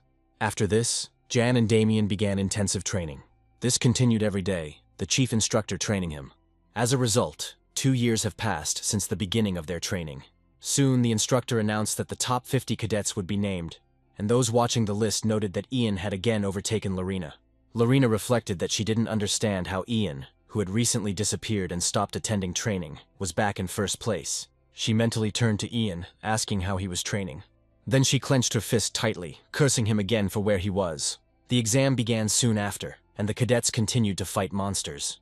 Lorena mercilessly chopped down her enemies, hoping to find herself in first place again. But no matter how hard she tried, she always ended up in second place and couldn't overtake Jan. One day, her enemy was a deformed cat with an incredibly long neck and many limbs. It was Longcat, an A-rank monster. The cat screamed loudly, preparing to attack, and Lorena, with an unperturbed expression, grabbed her sword as the monster rushed past her. A moment later, the cat was torn into many small pieces due to the huge number of cuts inflicted by Lorena. Lorena frowned and turned back to Ian, ordering him to wait, stating that she would regain her victory during the next meeting. 2 years later, the final test of the third arena took place in the training building. The purpose of the test was to spar with assistant instructors, and the results determined who would be included in the special squad. The cadets, watching this, asked when it would all end, noting that it was an incredibly boring event. Lorena realized that this grand event was just a formality. It was obvious that most of the top-class cadets were already easily superior to the assistant instructors in combat, although a year ago, no one could beat them. Lorena realized that if she didn't participate, she wouldn't be able to get into the special squad, so the cadets had to participate. After this, Lorena began to think about Ian and realized that he would also come to this test. She decided to personally test his abilities and asked. Suddenly, her thoughts were interrupted by a loud scream. Lorena turned around and saw the instructor, who announced that the test was over. The instructor, holding the sword in his hands, said that the student had received his grade and asked him to return to his place. At that moment, a powerful blow landed right on the instructor's head. Cruel began to laugh madly, ordering the instructor standing in front of him to fight seriously. With a sly smile, he turned to him, asking if he thought that if he said stop in real life, the fight would stop. He stated that in real life, a fight ends only with the death of the opponent. Afterwards, Cruel asked if the instructor thought that the assistant instructor's uniform allowed him to treat an aristocrat so rudely. The frightened instructor asked him to stop, but Cruel did not listen to him and began to cut the instructor's flesh with his sharp claws. Lorena, watching what was happening, thought that for Cruel, this was just a game, and this disgusted her. Roman, who was standing behind her, called Cruel crazy, noting that he was acting like an animal. Casa chuckled and agreed with Roman's remark. Roman said that when the head instructor stopped coming to training, Cruel began to act as if the whole world belonged to him. Casa added that he also felt sorry for the assistant because he was hit by Cruel. Then he turned to Roman with a request to help the assistant. Lorena did not react to the conversation between Casa and Roman, believing that they were very similar to each other. Then she thought that at first she had not expected Cruel to be so crazy, although he had a bad temper. However, he recently killed an assistant instructor, and this finally convinced her that he had gone crazy 2 years ago. Then Lorena thought that the training would soon end, and no one wanted to cross paths with the White family. Soon the blade of the instructor's sword broke and he fell to the ground, dropping the weapon. Cruel leaped towards the instructor in a rage, his claws ready to rip flesh, shouting that he couldn't even defend himself without a weapon. Then Lorena realized it was time to put an end to this. She closed her eyes and used a freezing spell. Suddenly Cruel looked forward with wide eyes and confusion. Sharp ice spikes appeared right in front of him, causing him to back away abruptly. The defeated instructor looked at the spikes in confusion, not understanding what they were. At this point, Lorena said that she didn't want to cause a scandal, but she couldn't calmly watch his actions. Then Cruel, looking at her seriously, asked if she was trying to joke with the Dwight family. Lorena warned Cruel not to dare attack her, and stated that he should not take any action against her. Cruel looked at her and began to laugh terribly. He stated that he wanted to kill her before she graduated, and that he finally got lucky and found the right moment. Mad with rage, Cruel told Lorena that this would be her last test in life. Soon the battle began. The energies of two powerful opponents collided, causing bright flashes of light. Lorena held the family sword in her hands, and Cruel extended his claws forward. Then Lorena told the enemy that if he needed a sword, let him say so. With a mad grin, Cruel replied that he could handle such a worthless opponent in hand-to-hand combat. This was followed by numerous punches from both fighters. Roman and Casa watched the fight from the stands. Roman noted that it was already clear who would win, while Casa suggested that the opponents were still evenly matched. However, Roman noticed that Lorena was slightly ahead of Cruel, and after the 30th blow it would be difficult for him to catch up with her. Casa said he was glad about this, but then noted that Cruel periodically emitted strange energy. She explained that members of the Dwight family never use the Special Forces' secret dark technique. If Cruel decides to use it, then unlike Lorena, he will actually fight for real. Roman looked at Casu in surprise and asked what he could know, being in 5th place. Casa chuckled and said he was just focused on more important things, and Roman asked what exactly he was focused on. He knew that Casa had created a private squad of 80 people, but it looked more like an idol fan club than a military squad. Casa responded by stating that Roman was also busy with this, and then asked him if that was true. He also created a detachment of slaves and cadets from other cities, and that this detachment consists of 56 people, divided into 7 groups of 8 people. Casa reasoned that they could be carrying out some task right now, and suggested that, for example, it could be organizing an escape. A sudden loud scream made Roman and Casa stop their verbal altercation. It turned out to be Cruel's voice. Cruel knelt down, the blade of his sword pressed to his neck, and turned to Lorena, who asked if he wanted to fight again. Lorena told him that if he relied only on his own strength, he should expect defeat. She advised him to learn humility so as not to disgrace himself again, and asked if he understood this. Cruel looked at the blade pressed to his neck, and suddenly a dark figure appeared in his mind, asking if he was going to endure this again. The shadow called him unhappy, and began to convince him that he always loses, that everything that belongs to him is taken away from him, and that he will always be at the bottom. The shadow claimed that if he had fought and killed, this would not have happened. She reminded him of the mansion, the place of the heir, and the love of his father. The shadow declared that all this could be his if he fought and killed. Cruel repeated these words, and then his look changed. In an instant, his pupils turned completely red. With a crazy smile, he said that all this could be his. Then Cruel looked at Lorena and asked if she was so confident. He explained that if he died or lost, he would lose everything. The girl looked at him with incomprehension. It seemed to her that Cruel was truly going crazy. He then brought his neck closer to the blade, shouting that he would rather die than lose. Lorena backed away in horror and abruptly pulled the sword from Cruel's neck, loudly calling him crazy and demanding that he stop. At this point, the dark figure tried to attack Lorena again, stating that it had expected this. Cruel screamed that Lorena was not ready, and then threw her several meters away with a powerful blow of his sharp claws. Enraged, Cruel charged, his claws sharp and commanding Lorena to die. But suddenly a dark magical substance appeared in the arena. Cruel looked at the place where the light was coming from, his eyes wide and confused. Suddenly, a huge magical wolf appeared from there, glowing with bright red energy, and stared at Cruel. Suddenly the boy heard a familiar voice saying that the black wolf had returned. Roman and Casa's faces distorted with surprise. A human figure appeared next to the black wolf. It turned out it was Ian, who was holding the wounded Lorena. His comrades watched with wide eyes as Jan grew taller, and his hair longer in 2 years. Cruel, with a joyful expression on his face, declared that today he was extremely lucky, and that he would be able to deal with Ian just as he had with Lorena. Then Ian placed Lorena on the ground next to the black wolf and suggested that she rest a little. Cruel looked at the hero and asked if he had a mongrel. Then he asked if Jan had been taming a wolf for the circus for the 2nd year already. But Jan, with a calm expression on his face, noted that Cruel had hardly changed in 2 years. Suddenly, Momon appeared in front of Yang and said that she was being drained by this guy's energy, and Yang replied that he understood. Then Momon asked if he saw it too. Ian looked at her and noted that it looked like she had made significant progress, and it was time to fix that. Otherwise, Cruel will very quickly reach the level of a demon. Then Cruel, with a mad expression on his face, rushed to the attack, asking what he was talking about with the owner of the body. But a sudden loud voice interrupted the battle that had almost begun, ordering everyone to remain silent. It was Damien. He said that he had been gone for 2 years, and during that time the students had become arrogant. Damien, with a calm expression on his face, announced that he wanted to make a final announcement, and then ordered everyone to take their seats. He ordered the cadets to move faster, then asked if they didn't want to die here on their last day. After some time, he addressed the audience solemnly, noting that they had worked hard, and out of 1,000 cadets, only 200 remained. The final score will consist of 50% strength and agility and 50% mana. He then explained that since they were no longer cadets, instead of a number, each would be given a special mark, the rank of Imperial Knight. The cadets were pondering the rank of an Imperial Knight, as an Imperial Knight is not a horseman, but a mage who uses mana. Soon Damien said it was time to finish the speech, and the scores would be announced starting from first place, with Ian taking the lead. Soon the events moved to the dormitory for the best cadets of the Special Forces unit. Ian walked down the corridor, noting that he hadn't slept in a regular bed for 2 years.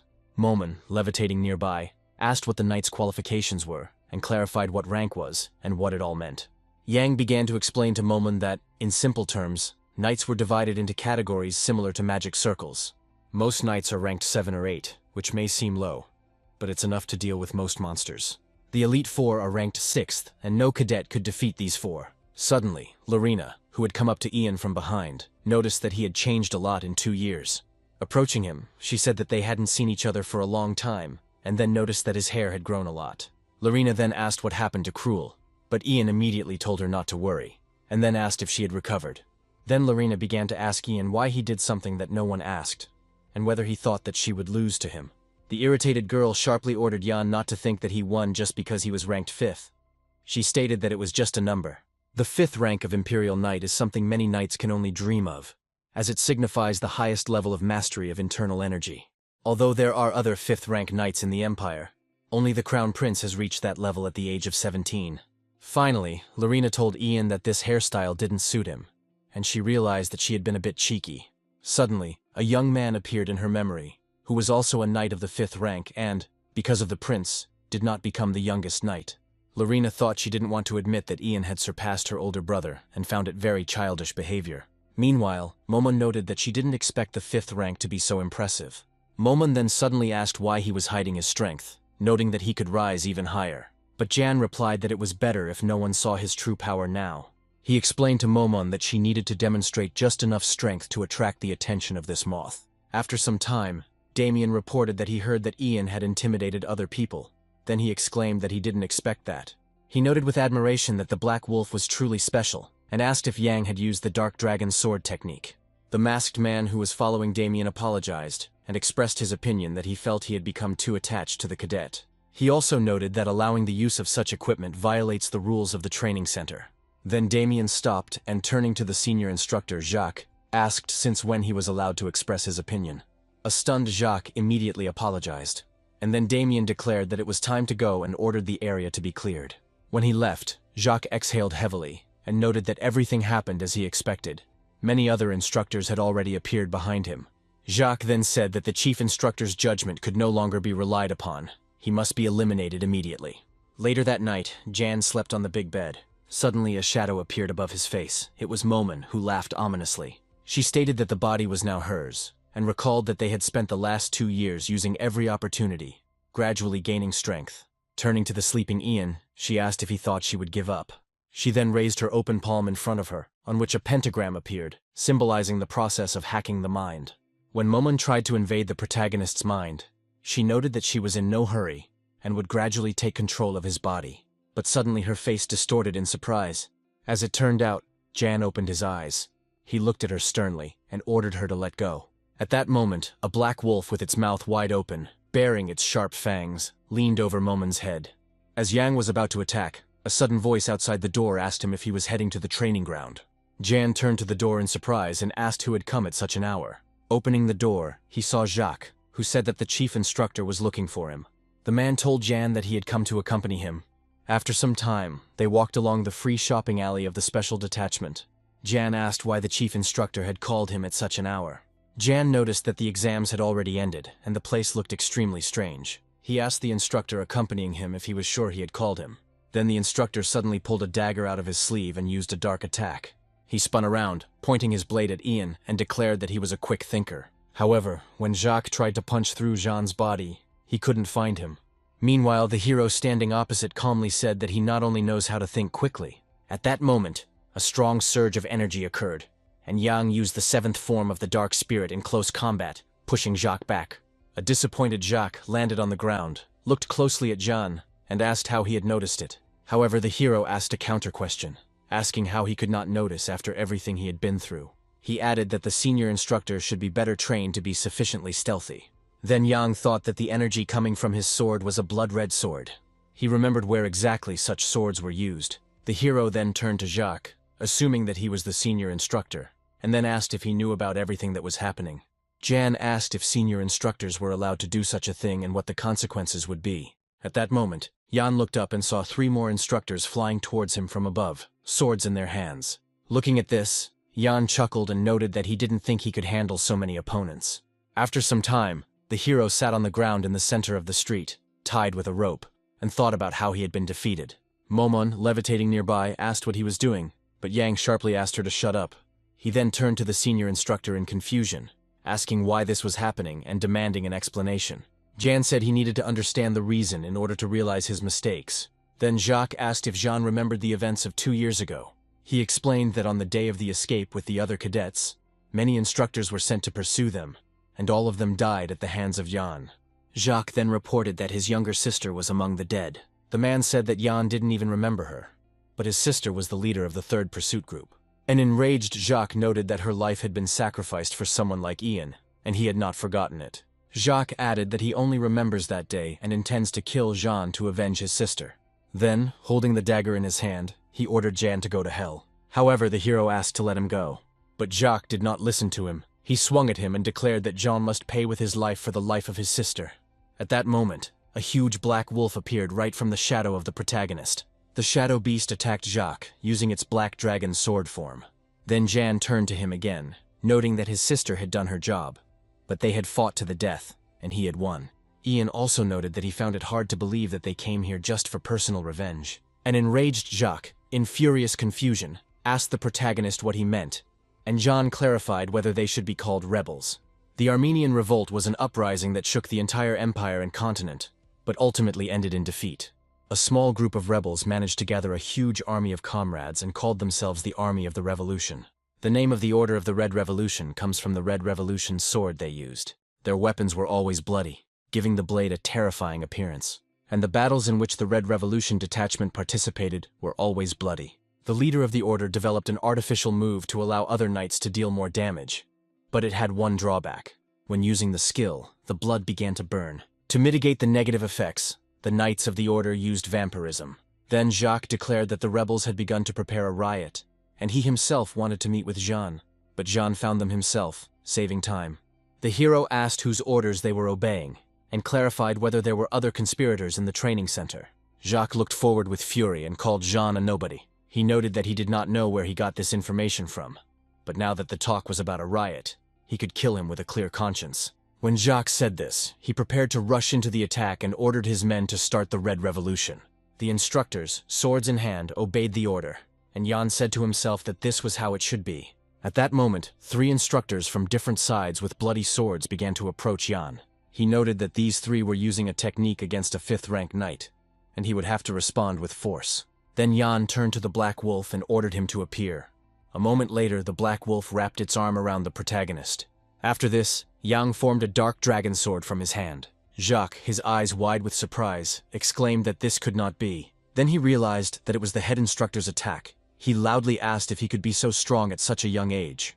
Then, with a gloomy expression on his face, Jan raised the dark dragon sword and made one powerful swing.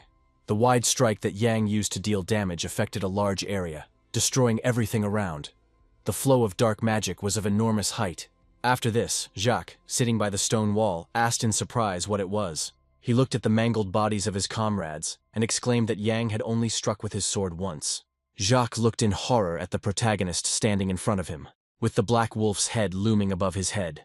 He screamed that he was a monster and asked who he really was, suggesting that Yang might be a spy for the Empire. He asked how Jan knew who they were and suggested that perhaps the head instructor had given them away. Then the hero stepped on Jacques' injured leg and pressed it hard, causing Jacques to cry out in pain, and Jean said that he was asking questions here. Then Jan put his hand under his jacket and asked Jacques not to worry, promising that if he answered correctly, he would not touch him. After this, he showed Jacques the object and asked if he had seen the image on the medallion before. Jacques' face contorted in surprise, his eyes widening when he saw the symbol in the protagonist's hand. Ian suddenly grabbed the man by the clothes and lifted him to face level, declaring that he had finally found him. He suggested that it could be a family crest or a guild crest. He asked how the head instructor was connected to this symbol. Then Jacques looked at Jean in surprise and asked why he was asking him about this. At that moment, blisters began to appear on his face. Jan asked angrily what happened to his face. Jacques tried to explain what this symbol was, but he didn't have time. After a few moments, his entire face and body were covered in huge blisters. Soon his body exploded, spraying blood onto the building they were standing near. Looking at Jacques' severed head, Jean asked himself if he had committed suicide. Momon, who was behind him, answered in the negative and explained that Jacques had been subjected to a magical taboo that he himself was unaware of.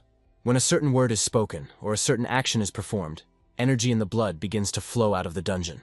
This causes the body to explode, but Momon doesn't know who these people are, even though they are strictly monitoring security. Ian realized that although the hint was weak, he still got it. This symbol is associated with the head instructor, the rebellion and his parents, which is why he has a bad feeling about it. Turning to Momon, Yang said that he would have to tell the head instructor about what happened. Jan replied that most likely the instructor himself had sent these fighters, but he did not believe that he had given a direct order to kill them.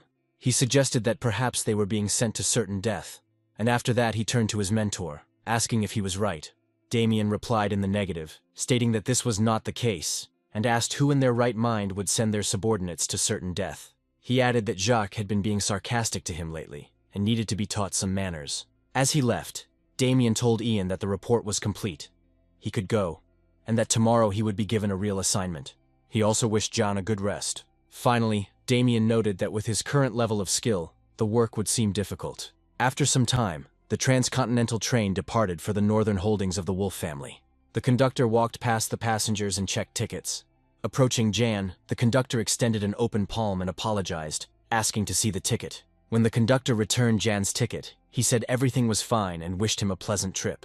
The hero looked around and noted that he was heading north to complete a mission. After completing the exams, all surviving cadets officially became Knights of the Special Squad and were immediately sent on their first missions. The fighters were distributed in 4 directions: east, west, north, and south of the Empire, each route having its own tasks.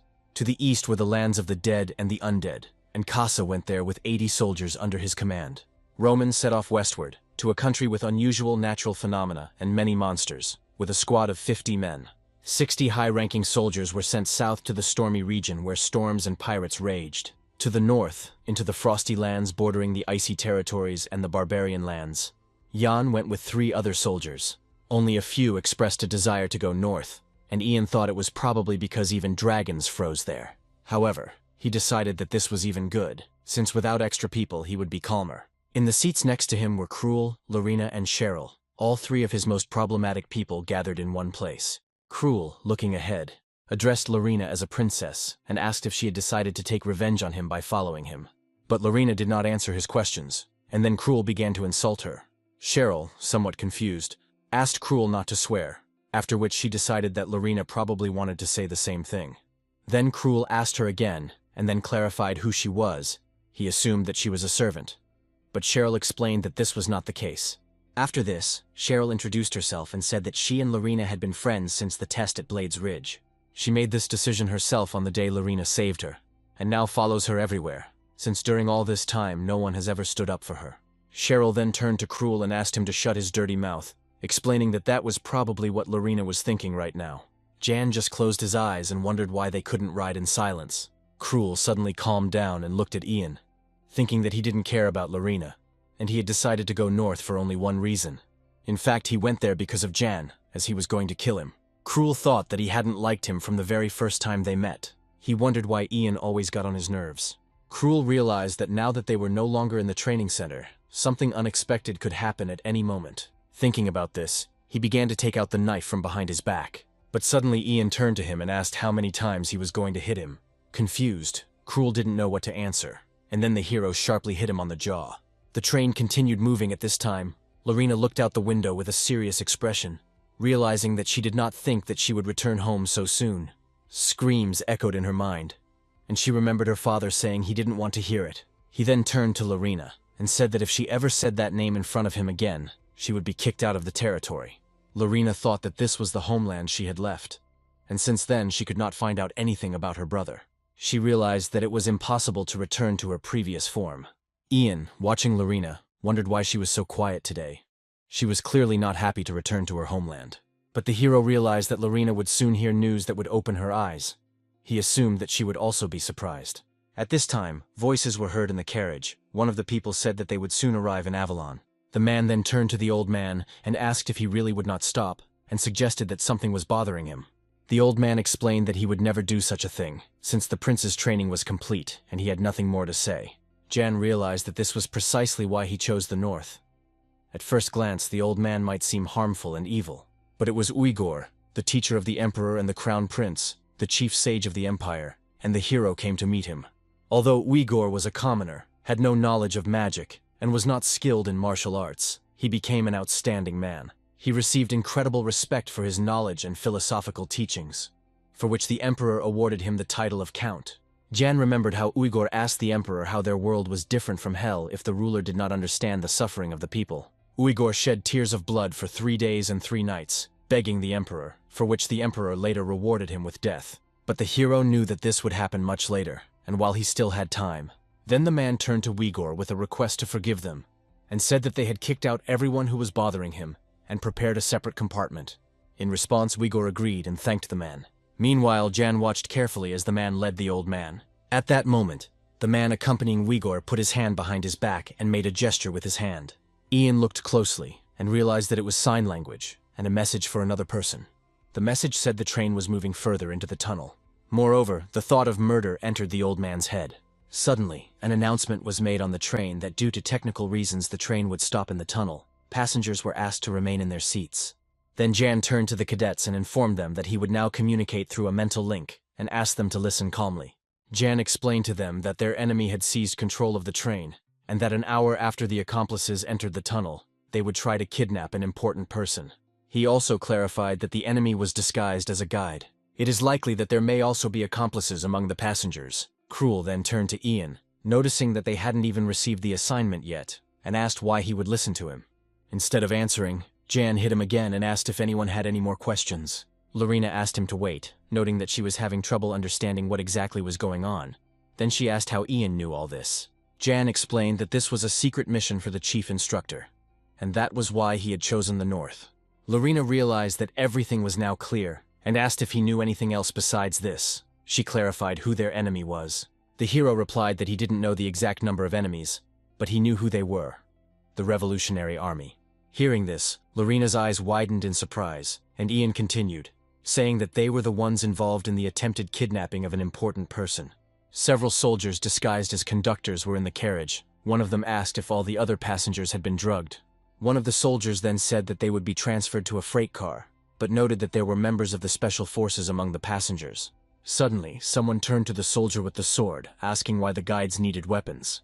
The soldier turned around to see Lorena standing in front of him, ready to attack. He asked who she was, after which Lorena struck with her sword, cutting the soldier's sword in half. The other soldiers looked at this in amazement, and the one whom Lorena attacked shouted that she had wounded him with ice. The soldiers looked at Lorena's sword and suddenly realized that she was from the Wolf Clan.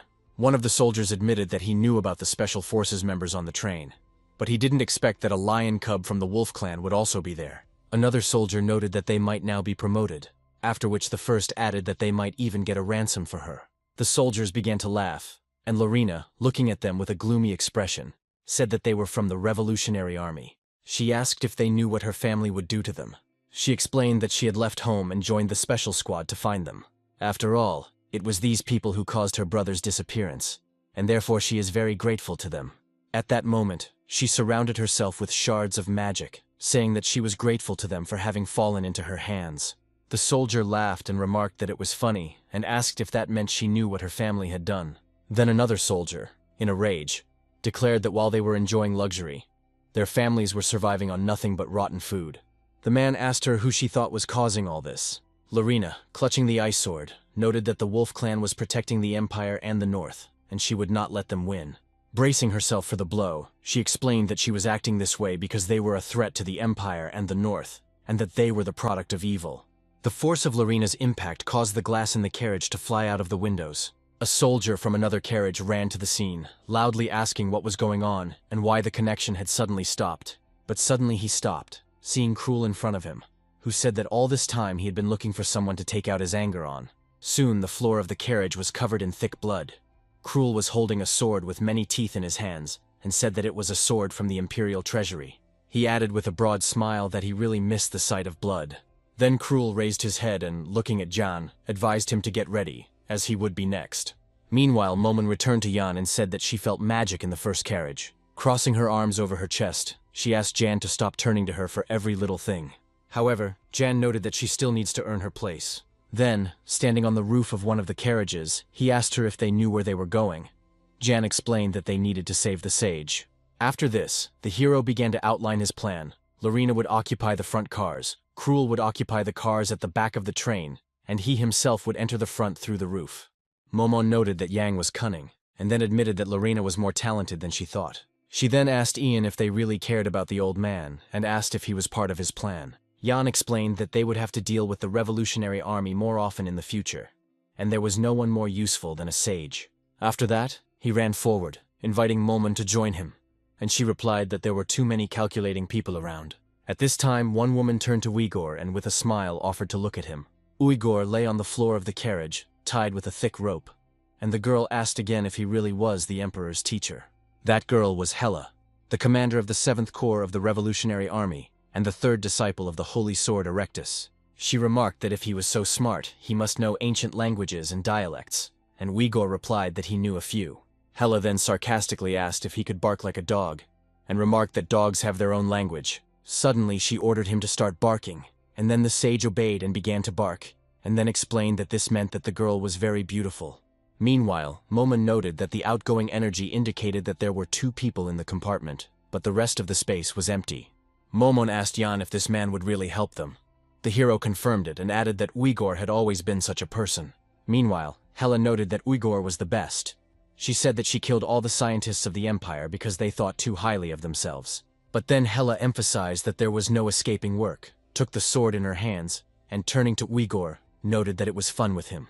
The old man just looked at her in surprise. Then Hela, clutching her sword and tensing her rapidly growing arm muscles, shouted that it was time to catch these rats. Then she delivered a powerful blow with her hand. Her impact caused a powerful flash of bright energy that pierced the ceiling of the carriage. Then Hela laughed loudly, noting that it was indeed cold, and added that perhaps there were so many rats because the train was old. Suddenly, a sound like a rat squeaked behind her. She turned around, holding the sword in front of her, and saw Ian standing in front of her. Ian asked Uyghur if he was okay, and added that he had come to save him. In response, Uyghur asked if he had been able to penetrate inside while the enemy was distracted, and then praised Ian. Then Hela turned to Jan and asked what animal language he could use. She suggested that perhaps he knew the language of pigs. Suddenly, Momon informed Jan that she had found out what her rank was, and that it was no lower than 5th rank, and that her sword possessed special energy. Ian looked ahead carefully and realized that it was the Sword of Whiteness, the same color of the Sword of Erectus, who became famous thanks to his students.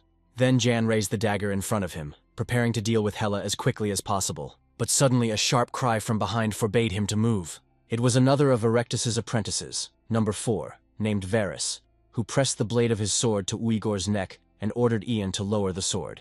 Then the hero turned to Momon and asked if there were only 2 of them. The girl confirmed that there were definitely 2. Yan asked with irritation if this meant she had confused the enemy with the sage. Then the hero thrust his sword into the floor. Jan raised his hands and asked if they wanted to hear the pigs squeal. But Hela cried out that it was too late, and now, instead of a pig's squeak, she wanted to hear the crack of his head. Meanwhile, Lorena, clutching her sword, used the skill Wolf Vision, looking with fury at her opponents. Soon the soldiers were reduced to huge pieces. Lorena looked forward, holding the sword in her hands, and large magical wings appeared behind her back. This was the ability beginning of winter. Suddenly blood started flowing from Lorena's nose and she covered her face with a glove. Then she realized that she had overdone it, and that it was causing the frost, and her body was not ready for it. She realized that she wouldn't be able to use the snowfall skill for long. At that moment, a male voice addressed her from behind, noting that she was making too much noise. It was a muscular guy who approached her and remarked that she was too rude and loud for Wolf's covert operation. Lorena realized that he was neutralizing the frost with dark energy, and if he came out of the carriage where Cruel was, then he was here now. The man then asked Lorena if she really was a member of the Wolf family. The girl looked at him tensely, asking how he knew this, and tried to hit him with her sword. Meanwhile, at the back of the train, Cruel called Jan a loser. He wondered with irritation how he was supposed to defeat this monster. He is on a completely different level than all his past opponents. Meanwhile, the man fighting Lorena grabbed her sword with just 3 fingers. She realized that he was stronger than the head instructor. Suddenly, the man apologized for his actions, and noted that if they had not met there, he would have acted differently. His eyes glowed with magical energy, and he said that she wouldn't have to die if that were the case. Meanwhile, John asked if they wanted to hear pigs squeal. Hela was already approaching him. She noted with a smile that it was too late, and now instead of a pig squeak, she wanted to hear the crack of his head. She pointed the gun at Ian, but he only smiled. At this time, Cheryl, sitting in one of the luggage compartments, noted that she also knows how to fight, but she was simply asked to hide. Now she wondered if Lady Lorena was all right. Meanwhile, Lorena herself lay in a pool of her own blood, and Cheryl believed that she had to protect her, but failed. The man, putting his hand on his chest, began to move towards the exit of the carriage. He opened his eyes, noting that he felt sorry for the girl.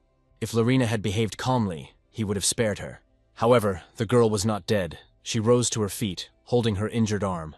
The man then asked her if she was so stupid that she didn't realize she couldn't beat him. In response, Lorena sighed heavily, admitting that it was true, because she was not like the other members of the Wolf family. She is poor with a sword, is driven by emotions, and cannot even use her eyesight properly. But even so, she would at least be able to die as a member of the Wolf family. Lorena said that she could not win, but she would fight until her last breath. The man responded by saying that any battle is not for life, but for death. And he extended his hand to the side, saying that she had made a big mistake. He clenched his fist, introducing himself as the black tiger named Amer. The man then used the mountain tiger attack, intending to show what he was capable of. By that time, the carriage in which the main character was located was completely destroyed.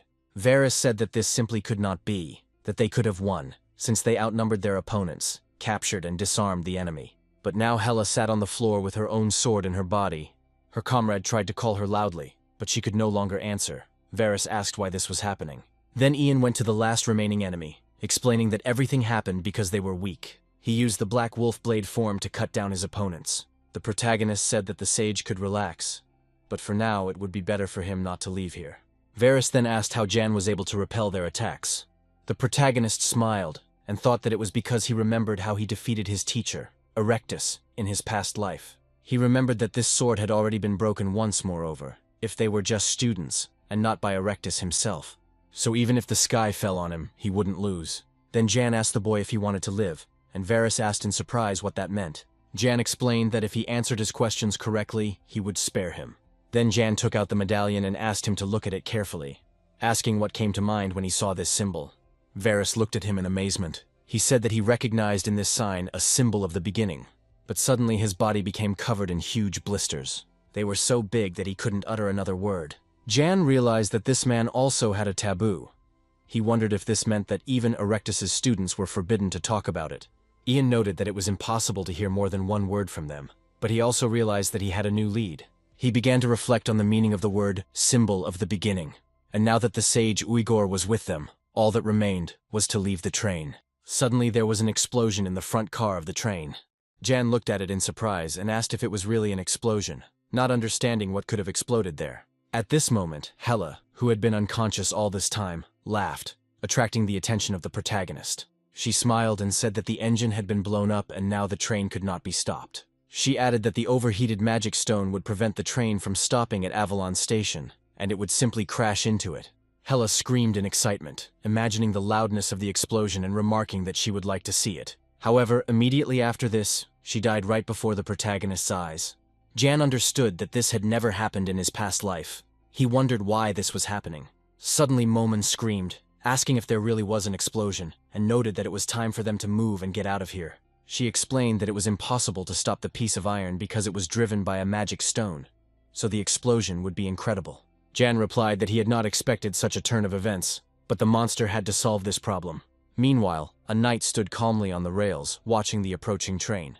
It was a 7th-rank royal knight named Kyle. The train continued to accelerate, and the driver's cab was on fire, but Kyle continued to stand calmly. The man quietly said that the Emperor had ordered him to save the sage, and he knew he could not ignore the out-of-control train.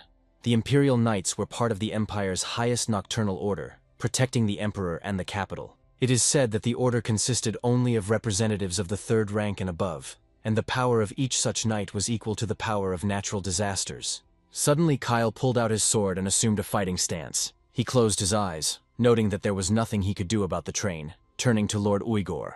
Suddenly Kyle opened his glowing eyes and apologized to the Lord. After that, he used the Imperial Sword's final strike technique. As soon as the train reached the required distance, a colossal force fell upon it. The main character, sitting in one of the nearby carriages, watched what was happening with surprise. He suddenly screamed, noting that this was too much. After the disaster was stopped, Kyle said that these rebels were very cruel. He then looked at the destroyed train and remarked that he could not believe that they had committed such a monstrous act. Sage Uyghur asked Kyle in surprise what he was talking about. He reminded him that it was his doing. Kyle awkwardly agreed, then said he was glad the sage was safe and asked if he was hurt. Vigor said he was unhurt and that it was a miracle he survived, as the train was nearly destroyed. At that moment, Lorena appeared right behind Uyghur.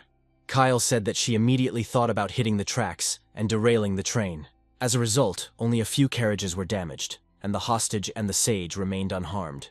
Kyle added that this was expected from the top graduate of the academy, but Lorena denied that she was the one who derailed the train. But suddenly Cruel put his hand on her shoulder, noting that it was nothing. For a member of a special unit, this was basic situational awareness. Then Kyle noted with surprise that this meant that there were other nuggets here besides Lady Lorena. Suddenly Cheryl looked at Cruel, about to object. Lorena then turned to Kyle and revealed that among those who attacked the sage was the Black Tiger Amer. Black Tiger Amer is a special class assassin who received his nickname due to his unique black energy, which resembles a tiger. Kyle wondered in surprise if this man had been hired by the rebels, since he had reached rank 3 10 years ago, and should be higher now. Lorena then noted that she fought him, but the fight was unequal, and then he disappeared, sensing Kyle's approach when the train derailed. He said goodbye to Lorena, saying that they would meet again. Kyle said thoughtfully that Black Tiger must have joined the rebels. He added that he was still impressed that Lorena was able to withstand his attack, and Lorena tried to object to Kyle, but eventually remained silent. Meanwhile, the sage Uyghur turned his gaze to Jan, who was standing to the side. Meanwhile, Momon anxiously asked Jan if he was hurt, and the protagonist swore quietly, noting that he was in great pain. Ian looked up and thought, realizing that everything was going badly, because events were happening that had not happened in his past life. He thought about Black Tiger's attack, Kyle's attack, the train explosion, and he realized that none of this had happened before. He wondered if this was related to the Black Tiger appearing in the north.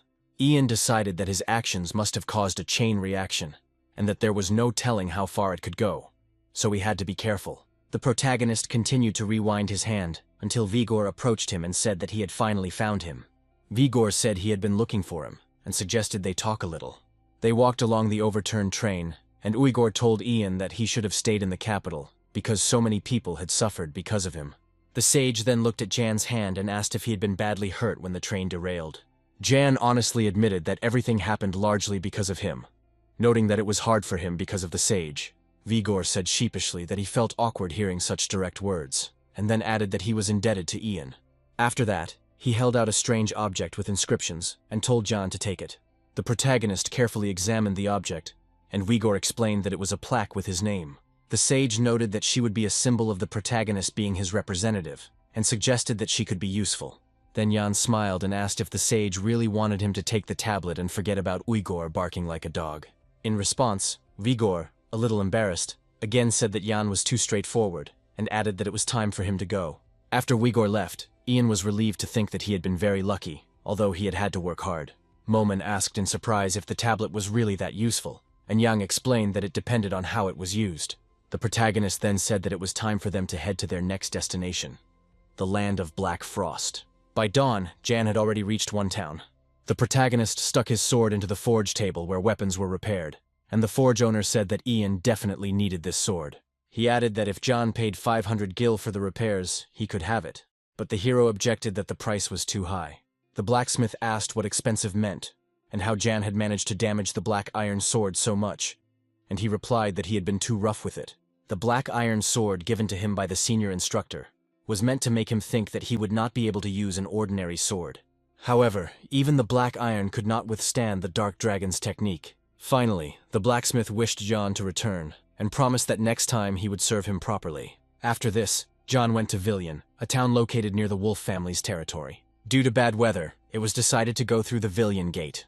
The inspector, looking at his watch, said that taking into account the mana recharge time in the magic circle, the gates would be closed until noon the next day. Villian was a small city, so it didn't take long to recharge mana. The locals were rushing about their business, and the team that arrived with Jan also decided to take a rest. Jan noted that this was the first time since his reincarnation that he had found himself in a place with so many commoners, as he had woken up in the training center. Momon, who was accompanying Jan, said that she found something strange. She explained that she found the royal knight strange, meaning Kyle. She asked if Yang could feel the yellow dragon energy coming from him. Yang, surprised, asked her what the yellow dragon was, and Momon, calling Yang a fool, asked if he didn't realize how much power he himself possessed. She explained that the mana heart can store 6 powers, and the yellow dragon rules over the golden power. Yang then wondered if this power was enough even without the mana heart, and noted that it was just one of many elements. Momon then explained that dragon energy could only be summoned through the breath of a divine dragon and a person with a heart. She even bit the protagonist's head, asking if there was something in his skull. Yang began to speculate that Momon sensed the dragon energy from the instructor and the prince, as they were both descendants of Bahamut. He wondered how the royal knight was connected to them and decided he needed to find out more about it. Suddenly, someone called Ian by his old number, 974, and then by his name, which made him turn around. Lorena and Cheryl stood behind him, Cheryl smiling happily and saying that they were very lucky, and asking if Ian was coming home. He replied that he was coming from the forge, where he had ordered weapons repairs since he needed to prepare for the mission in advance. Cheryl noted that they were also preparing for the mission, and the hero asked why their preparations were more like a shopping trip. Cheryl gave an awkward laugh in response.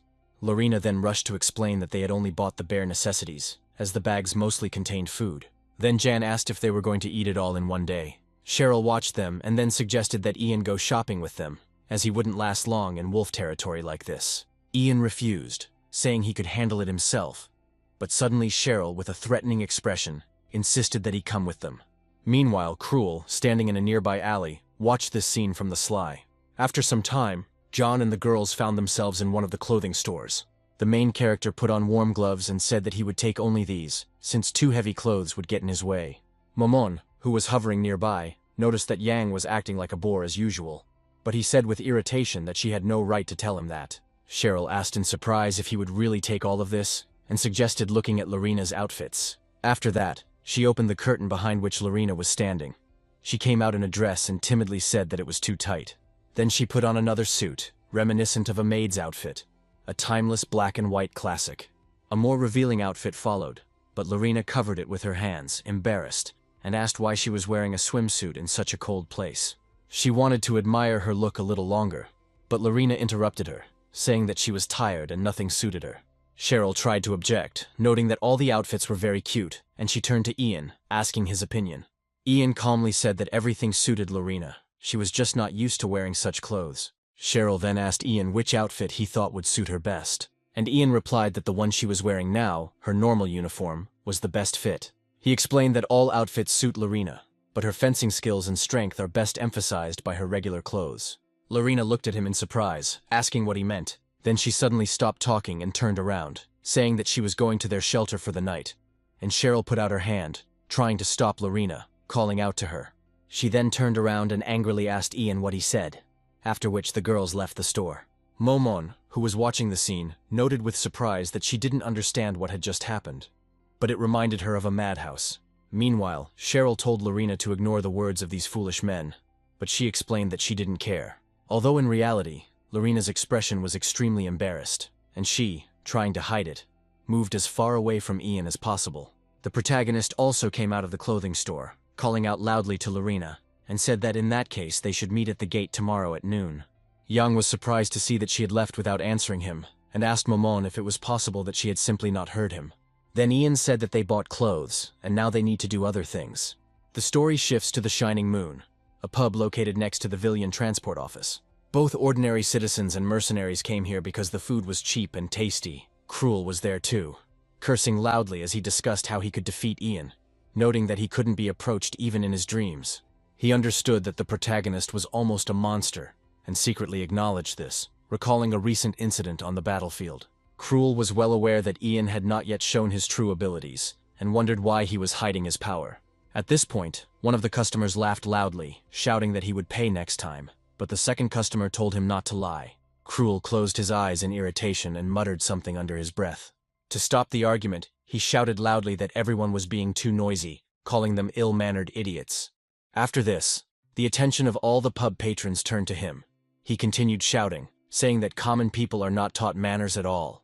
Cruel warned that if they continued to make noise, he would show them the difference between the townspeople and the aristocrats. After his speech, someone from the crowd came up behind him and asked what exactly he wanted to show, implying a difference in status. Cruel turned to him with a grin, asking how he dared to say such a thing, and only then noticed Ian. Cruel stuttered in horror. He tried to justify himself, saying that those fools did not know the basic rules of conduct and were very noisy. But Jan calmly suggested that perhaps it would be better if Cruel did not interfere. He explained that Cruel himself suffered from this, because he was here precisely because of the difference in position. He noted that if his position were not up to him, he could become much stronger. Cruel asked in surprise how he could become stronger, not understanding what Ian meant, and suddenly a huge hand landed on his shoulder. It was Billy, the leader of the mercenaries from Horn of Gromka, who said that he had heard their conversation and asked if Cruel wanted to become stronger, offering to reveal the secret. He said the man was getting stronger by lifting weights 3 times a day, and if Cruel joined them, he would be provided with protein supplements. However, Cruel angrily told Billy to do whatever he wanted. Then he suddenly punched him right in the jaw, telling him to eat it himself. Billy fell to the floor from the impact, and Cruel, getting up from his chair, grinned, saying that it looked like he didn't have muscles, but just inflatable balloons. Billy's subordinates approached him and asked how he dared to humiliate their leader. Then Cruel noted with irony that it looked like a mountain of muscles, and added that they smelled strongly of sweat.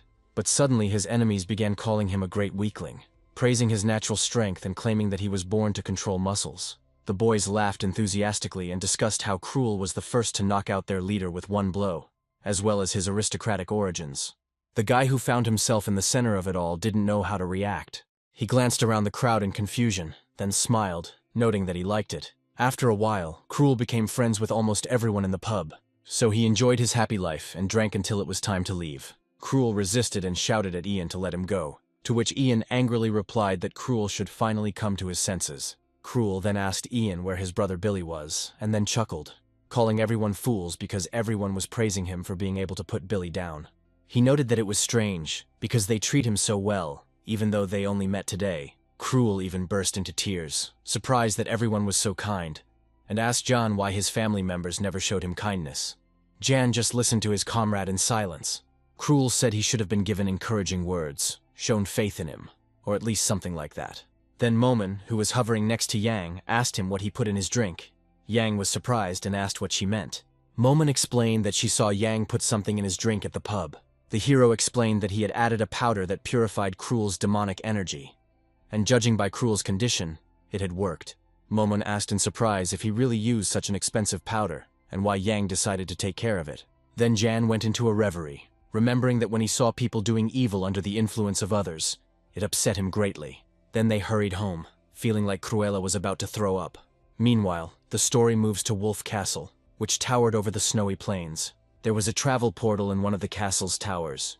Next to the portal stood the knights of the Wolf family, their hands folded on their swords, awaiting the guests. After a while, the portal glowed brighter and Ian emerged from it, followed by his comrades, Lorena, Cheryl, and Cruel. Cheryl looked around with interest, saying that she now understood what it looked like, and Lorena silently looked ahead. Cruel, not used to such intense cold weather, gritted his teeth, noting that it was very cold here. At this time, John silently watched the knights. He understood that the mission they had come for was to defeat the barbarians together with the Wolf Knights. There were constant skirmishes over fertile lands, which were extremely scarce in such harsh places, and the knights did not have enough warriors. But Jan understood that the main problem would be whether the proud northern knights would accept outside help. Suddenly Lorena stopped her comrades, saying that she needed to tell them something. Lorena continued, noting that they might see something unexpected ahead, so they should be prepared. One of the knights standing among them asked if this was really reinforcements sent by a special detachment. The man greeted them and introduced himself as the Wolf family's butler, asking them to behave respectfully. He said that they should return from where they came, calling the boys uninvited guests. It was the butler of the Wolf family named Hans Meringo. He said that he had asked for help from the north, but had not expected guests to arrive, and asked if they understood this. Hans Meringo was a former commander of the Wolf Knights, and after retiring, he remained to work as a butler at the estate. Despite his physical condition, to lead the knights, he had to be at least a third-rank knight. After this, Lorena stepped forward, noting that they had not seen each other for a long time. She said that she had come to fulfill the mission entrusted to her as the representative of the squad, asking him to show respect. Hans pursed his lips, noting that Lorena had left without permission, and now returned after several years. His voice seemed stern at first, but then the butler burst into tears, admitting that it was too much, and they were very worried and bored. Ian, Cruel, and Cheryl looked at this in surprise. The hero noted that he really did not expect this. Meanwhile, Hans continued to scold Lorena, noticing the scratch on her cheek, and being indignant at how the captain could allow this to happen. Seeing the knights raise their flags in greeting, Lorena shouted at them to stop. However, she admitted that she had been too rude to Hans, and then the butler calmed down. Lorena smiled, noting that Hans's hair had gone gray since they last saw each other, and asked how he was feeling. Hans was surprised to see that Lorena was taking care of him, after which he began to cry again, and Lorena yelled at him to calm down. She noted that it was cold outside and suggested that everyone go inside first. Hans turned back to Lorena and informed her that the head of the Wolf clan would soon return from hunting and they could dine together. However, Lorena remained silent in response. She asked Hans not to mention her father. The girl stated that they would complete the mission before his return. Hans tried to explain something to her, trying to convince Lorena that she had misunderstood him. However, she didn't want to listen to anything. Soon Cruel, sitting at the table, indignantly asked if they were really going to wait for Lorena. There was food already in front of them, and Cruel asked if the order was really to wait without touching the food. He was indignant, saying that they were being trained like mongrels, and asked why Lorena was not in a hurry. Then Cheryl quietly told him to shut up, otherwise he would be treated worse than a mongrel. Then one of the maids asked him to have some manners, noting that he was behaving worse than a mongrel. Cruel became even more angry, asking if she knew that he was the son of Count Dwight. The maid replied that she knew, because she served at the Wolf estate. Then Cheryl again asked him to calm down, reminding him that the main character had not yet arrived. Meanwhile, Jan walked through the corridors of Wolf Castle and soon found himself in the armory. Yang began to remember that in his past life, the Emperor traveled across the continent in search of the sword, the only dragon of the beginning. The Dragon Slayer divided the one and split his body into two swords. Legend has it that after Bahamut slew the dragon, one sword went to the Emperor, but the other could not be found. The Emperor paid a lot of money to a special detachment and spread the search across the continent. However, he still could not find the sword and was about to give up. But in the end, the sword was found. Ian turned his gaze to one of the swords in the armory, noting that it was the very sword that even the founder of the empire had been unable to find. It was the dragon sword Astalon. It was the elder brother of Emperor Nilan's sword, which he had been struck by in his past life. Yang smiled, realizing that this was indeed the very sword that even the emperor could not destroy. He reached out to the sword, feeling a pleasant warmth in his chest. No one suspected that one of the 2 swords left by the Dragon Slayer was in the northern armory. It was so crazy that no one even guessed, but it was still one of the 2 blades left by the Dragon Slayer, the dragon sword Astalon. Jan was absolutely sure of it. When Ian touched the hilt, he suddenly heard a strange voice calling his name. He looked at the sword in surprise, realizing that it was the voice of the weapon itself. Ian grabbed the hilt and the sword began to glow. He gritted his teeth, feeling a strong flow of energy. However, suddenly the sword's voice confidently declared that Yang had no right. The flow of energy was so strong that the glove on his hand was burned, Jan shouted, asking if the weapon was rejecting him. Then he turned away from the sword, calling it useless junk. He thought he definitely heard a voice when he took the sword. At that moment, Momon appeared behind him, remarking that it was very interesting. Yang turned to her and asked if she knew anything about it. Momon said that she didn't think a sword could have such an ego. She walked towards the sword, noticing that it seemed like the weapon chose its owner. She explained that sometimes a weapon has its own divinity, and in such a case the sword itself chooses its owner. Then Momon smiled and added that, in short, it was Yana's fault. The girl laughed and declared that the guy was out of this great swords league. Then Jan declared that he would now draw the sword. He tucked in his sleeves and added that today the sword would die. Yang used dark energy on his hand, and then tried to grab the sword's hilt again to pull it out. At that moment the sword screamed again, indignant that Jan had no right to take it. Ian felt a powerful flow of energy, and calling the sword by name, he tried to convince it with words that he was a suitable master. He declared himself completely suitable, begging the sword not to reject him and simply accept him. Meanwhile, the story moves back to Wolf's castle. The knights, having received the command, lined up in tight rows to carry out the task. Han suggested that Lorena think again, but Lorena confidently turned to the other knights, urging them to listen to her. She explained that today they had to stop the barbarians. But today, they couldn't make any mistakes, because today she would be with them. Hans nervously tried to explain that it was indeed dangerous, but no one listened to him. Hans asked if she could wait for the head of the family to return, but Lorena replied that she had already told him that she did not want to hear about it. She asked if he considered her a fool, unable to fulfill her duty, in which case he no longer wanted to see him. Lorena clarified that they only needed to capture 10 barbarian banners, noting that it was even easier than fighting the ancient lich.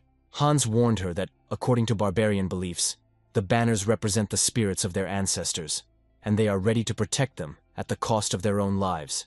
However, he realized that Lorena had not heard at all what he was trying to convey. He then turned to Cruel and Cheryl, telling them to protect Lorena with all their might, and Cheryl happily stated that they could do it. Cheryl also thanked Hans for the clothes, saying that without them they would have frozen. Lorena also wore her uniform, as this was her first mission as a member of the Special Forces, and she wanted to show that the uniform was durable and comfortable. At that moment, the girl heard Jan's voice, who apologized for being late. He said one problem took longer than he expected. All his clothes were torn, which did not go unnoticed by Lorena. Cruel immediately laughed and asked where he got so battered, but the next moment he received a punch in the nose and fell silent.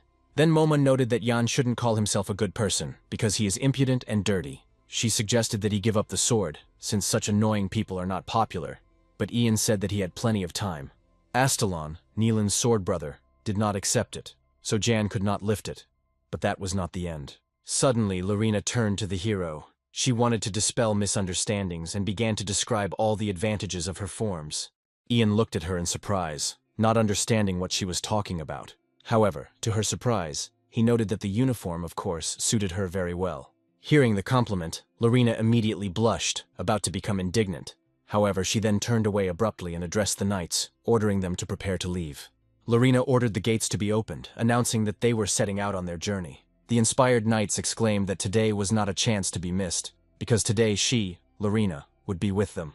Cruel noted with a smile that these were ordinary people who were making such a fuss because of some barbarians. Jan was wondering what else could be expected from the capital's aristocrats. They are not afraid of the barbarians at all because the Wolf clan protects the empire. But now the barbarians united the tribes and, under the leadership of strong leaders, created a powerful kingdom.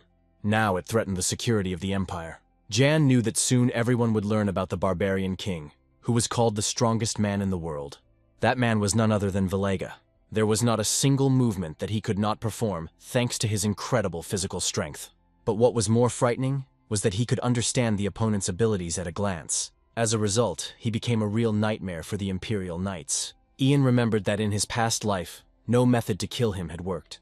At this point, they had little information about where he was, and although John didn't know where Valiga was now, he hoped that they wouldn't have any unfortunate encounters with him. Soon the detachment moved out of the Wolf Clan castle in the direction where their opponents were located. They walked for quite a long time, and Cruel asked irritably how much longer they would have to walk. He clearly did not like wandering aimlessly through the snow. However, Jan sternly told Cruel to stop whining, explaining that riding horses in this weather would be even more difficult. Lorena, walking ahead, turned to her companions, asking what the place looked like to them as outsiders. She noted that winter here lasts 200 days a year. But there are still people who live here permanently, and they are stronger and braver than everyone else. Lorena then turned back to her team, asking if they found the place beautiful in their own way. The boys wanted to answer, but they were interrupted by the knights accompanying them, loudly declaring that Lorena was their reason to live, and they considered her the best. As they approached their destination, one of the knights reported that the troops were ready. Another, holding a flag, asked Lorena if she had seen it, and she noticed a red signal light on the horizon. The knight explained that it was a signal from scouts who had spotted barbarians, and Lorena noted that it meant they would encounter barbarians there. Suddenly, Cruel said with joy on his face that something interesting was finally beginning. But the knight warned him that he was too self-confident. It was the squad leader, Sabo, who lifted the helmet and said that Cruel was about to see a very cruel scene. Cruel mockingly asked what he meant. He asked if he knew what they would have to deal with. The cadet added that compared to monsters like goblins, griffins, and ancient leeches, the barbarians were mere children. In response, Sabo smiled thoughtfully, saying that he now understood what they were talking about, and added that in that case, they should go. Sabo understood that they were members of a special squad who had fought monsters and put their lives at risk more than once, so they were confident that they could deal with any enemy. But what they saw was very different from their imagination. Their imagination was on a completely different level. The small village, which was embarrassing even to call a military base, was surrounded by a wooden fence. A real massacre was taking place there now. It was not a battle, but a simple meat grinder. The cries of children and mothers could be heard everywhere. One of the women begged for her child's life. Cheryl asked what it was with a shocked face. She said that knights should protect the weak, and asked if they had not sworn to dedicate their sword to their master. She noted that their silhouettes resembled demons, and it was still unknown which of them was the barbarian. Cruel cursed and told her not to look, covering her eyes with his hand, so she would no longer see the horror unfolding before them. He added that there was nothing to see there. Yan watched Cruel, who remained unmoved even at the sight of blood, which meant that he had learned to control demonic energy. Jan occasionally glanced at the boys, thinking they were all shocked. But that was always how interethnic wars were. There were no wars where armies simply stood on their territories. The massacre continued until one side was completely wiped out, killing everyone, children and adults alike. Lorena, the daughter of the Lord of the Wolf Territory, could not help but know this. But seeing and hearing are two very different things. Now she would have to endure this in the future, and the question arose whether she would be able to withstand it. Suddenly, Jan's thoughts were interrupted by a loud scream that came from nearby. He turned around and saw a mother with a child in her arms, fallen in the snow, the child desperately calling for his mother.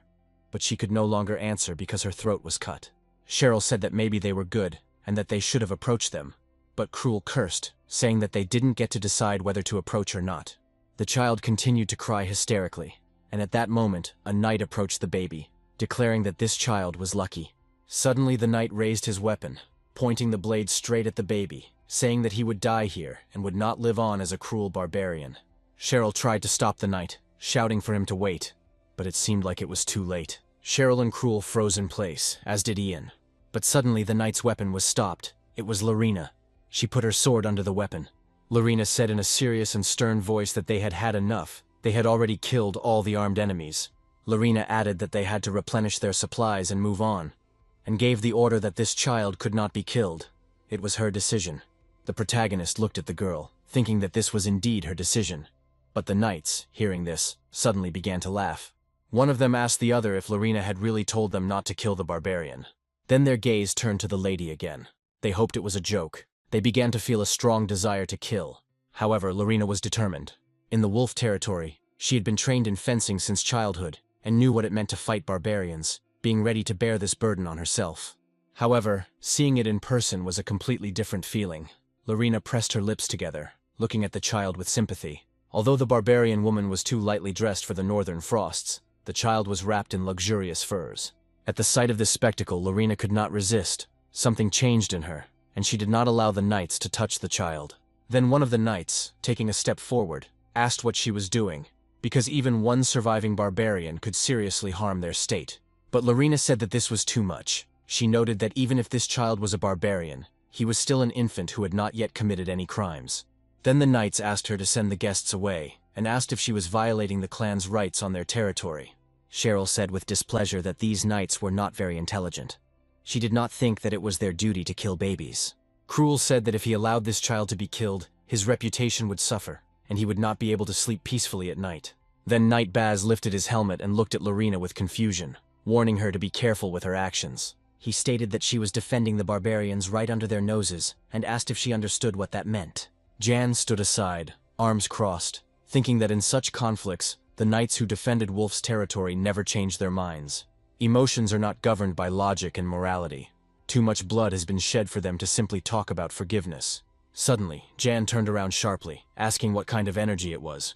A loud cry rang out in the air, attracting everyone's attention, and the knights and Lorena stopped arguing for a moment. Suddenly, a huge figure appeared in the sky and rapidly approached the squad of knights. When the knights raised their heads, it was already too late. Everyone simultaneously shouted that the leader had appeared. The next moment, the leader fell to the ground, striking the knights with his huge hand, causing cracks to appear on the surface. The blow was so strong that it resembled an explosion. The knights immediately felt the power of the blow. Lorena felt that it was an incredible energy. But after a while, the situation began to gradually calm down. The knight cursed, admitting that he couldn't imagine the barbarian leader attacking them, and he wondered where their scouts could be. Suddenly, his thoughts were interrupted by a huge hand falling right on his head. The leader, clutching the knight's helmet, lifted it up, squeezing it in his hands. The chieftain asked the knight if it was really they who killed his tribesmen and family. It was one of the 20 barbarian chieftains, Habru. Habru was beside himself with rage. He began to squeeze the knight's helmet in his hand, declaring that he would kill them all just as they destroyed his fellow tribesmen. At that moment, Lorena shouted loudly for him to stop. Habru suddenly stopped, noticing her presence. Her speed was really fast, and she easily directed the sword straight at the enemy's weak point, the head. But something went wrong. The girl realized with horror that the sword that had struck the barbarian's head had simply fallen apart. In the blink of an eye, Habru began to quickly attack, trying to catch up with Lorena. The girl retreated every now and then, but suddenly the enemy's huge hand hung over her head. However, the knights immediately thrust their spears forward, trying to hold back the giant barbarian. The knights shouted at Lorena to retreat. Then Baz turned around and asked the lady for forgiveness for his actions. The spears aimed at the chieftain's body literally shattered against him, and Baz realized that there was nothing more they could do. So Baz apologized to Lorena for raising his voice. Finally, he told her to protect herself. Lorena looked at him in bewilderment, not yet realizing the full reality of what was happening around her. The knight standing before her literally flew apart after the barbarian leader struck him with his hand, cutting his body in half. After Habru dealt with the knights, he immediately headed towards Lorena. The girl froze for a moment, not knowing what to do. But suddenly someone shouted, calling for the Black Wolf. Suddenly the barbarian noticed that blood began to flow from his hand. He did not understand how this could happen with his strong body. Then Jan came closer, saying that it was bad, because it was just a scratch. The protagonist announced that he would soon cut him in half, while one of his hands had already taken the form of a dark sword. Barbarian leaders usually had special markings on their bodies, called mystical tattoos. These tattoos, created by barbarians, served as a replacement for the energy core. They allowed them to use mana instead of the so-called dungeon. Tattoos drew mana directly from the skin and muscles, significantly enhancing physical strength. They also enhanced the invulnerability of their bodies. Combined with their innate fighting skills, this made their attacks truly devastating. When Yang attacked the chieftain, he noted that the enemy's body was much stronger than he expected. At this point, Lorena and Cruel joined him to hold back the enemy's onslaught. Their swords clashed with the barbarian's blade, and as the steel rang, Cruel mockingly remarked that he had warned Lorena not to interfere. But Habru merely dismissed their attempts with disdain. He pushed away his opponents, declaring that they were all incompetent and pathetic. Cruel, amazed by the barbarian's resilience, noted that their blows did not leave the slightest mark on his body, doubting whether he was even human. Soon Cheryl approached Lorena and announced that she had moved the baby to a safe place. Then Cruel complained angrily to Lorena, declaring that if she had not intervened, he would have struck down the chieftain with one blow. Lorena, on the other hand, countered that Cruel should be the one covering for her. Cruel then reminded her that she had lost to him in their last training session. But Lorena countered by saying that a real fight was different. Then Jan intervened in their argument, calling on both of them to calm down and pointing out that their quarrel was useless when they had such an opponent in front of them.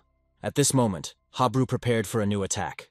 Jan hastened to warn the others, ordering them to retreat, but they barely managed to defend themselves from the furious blow. The chieftain, growling, promised to kill everyone. He rushed into the attack again, and Cruel and Lorena rushed to meet him. Cruel again warned Lorena not to get in his way. Watching what was happening, Jan silently noted that their strategy would not work. Both Lorena and Cruel were indeed strong, but their individual fighting styles created a cacophony and made it difficult to coordinate their movements. At that moment, Cheryl ran forward, declaring that she intended to help. Ian shouted that her intervention would be useless, but Cheryl did not listen. She assured Lorena that she would support her, and urged her to attack without hesitation. Ian soon noticed that the dynamic of the battle had changed with Cheryl's arrival. Habru, previously self-confident, now began to lose his balance. Ian noted that Cheryl's attacks were not particularly showy.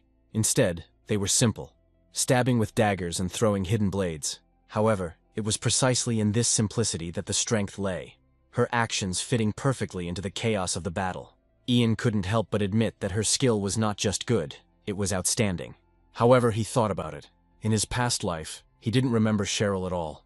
He didn't understand why such a talented warrior had gone unnoticed back then. Meanwhile, Cheryl encouraged Lorena and Cruel, urging them to spare no effort and smiling, calling Cruel a bully. Despite their arguments, all three surrounded the leader and launched a united attack. Kabru tried to block the blow with his hand, but it was injured. Then Jan jumped forward, deciding to contribute to the battle as well. He used the 15th form of the Dark Spirit, activating the victory or defeat technique. Seeing that Habru's armor began to fall apart, the hero decided that this would be enough. He then activated the reverse rotation of his Dark Spirit form, and his hand turned back into a wolf's.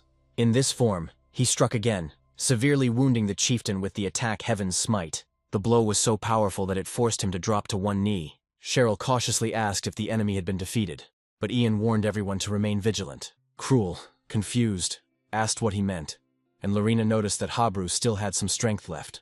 Suddenly, Habru disappeared, moving with incredible speed and shouting that he did not intend to end the fight. Cheryl, shocked, wondered if he had escaped, and Lorena noted with irritation that the barbarians were as shameless as expected. She expressed disappointment that they were unable to finish off the enemy, although she was glad that everyone remained alive. She suggested going back and reporting this to the Knight Captain. But as they were about to leave, Cheryl suddenly noticed that Ian was not there. Meanwhile, the leader himself, wounded and bleeding, hobbled away. He swore to himself that he would survive and avenge his fallen fellow tribesmen. He assured himself that the pain of his wounds was nothing compared to the loss. At that moment, Jan appeared before him, praising the enemy for his prudent decision to retreat and admitting that he had done the right thing. He noted that if the leader had delayed even a little, he would not have been able to save himself. There is no shame in fleeing, because survival is true victory. The hero added that he was not going to kill him. He offered to release him in exchange for information. Jan wanted to know if the chief knew anything about Villig and where he might be. Hearing this, the barbarian became furious and ordered him to be silent, declaring that whoever uttered this name would not live. He rushed forward and struck, crushing the rock on which the hero was sitting. However, Jan calmly asked if the leader had really decided to die. He, calling the Black Wolf to battle, replied that he did not believe the enemy's words and called him overconfident. He stated that even 4 fighters could not harm him. Kabru added that anyone who dares to pursue Villig must be destroyed. One day, Villega suggested that Haber create a new, better world together. He hoped that with his support, such a world could become a reality. Then Yang began to form a magic circle with his hands. Then Habru realized that he was using magic. The next moment, the hero created a stone wall between himself and the leader. In response to this, the leader, gritting his teeth, called his technique a pathetic trick. He broke through the stone barrier and with a mocking grin, asked if Jan's secret technique was simple dirt. Grabbing him by the shoulder, he began to strike him furiously with his other hand. Kabru said that it was time for him to die. At that moment, Jan's hidden card, Momon, appeared. Suddenly, lightning struck from behind the leader. Following this, a powerful fire spell erupted, crashing down on his body. Because of this, the chieftain's attack failed, and a huge hole gaped in his body. Momon, appearing next to him, turned to Yang and said that now he should understand how much he needed her. She reminded him that she had already told him that magic becomes weak without imagination, and Yang demanded that Momon shut up. However, she only added that she had not participated in battles for a long time and found what was happening quite exciting.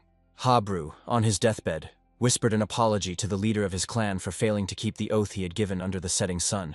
Momon turned to Yang and expressed confusion as to whether he was really going through hardships because of some insignificant barbarian. But Yan calmly replied that Chief Habru was still strong.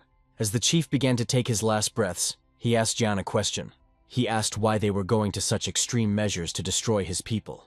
His tribe was only struggling to survive in the harsh land, and he wondered if Yan's people were truly seeking to exterminate them entirely. Jan replied that the wolf family was also fighting for its life, fighting against a strong opponent like him. Then Habru asked in disbelief how Yan could call him strong if he had been defeated. But Jan assured him that it was true. He considered the leader a strong and proud warrior. Then the chief asked for a favor.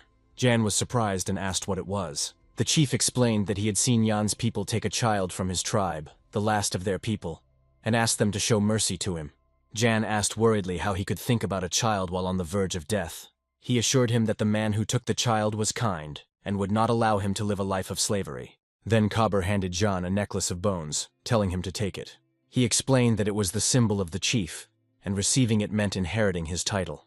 Prayan understood that he was not obliged to fulfill the promise made by the dying man.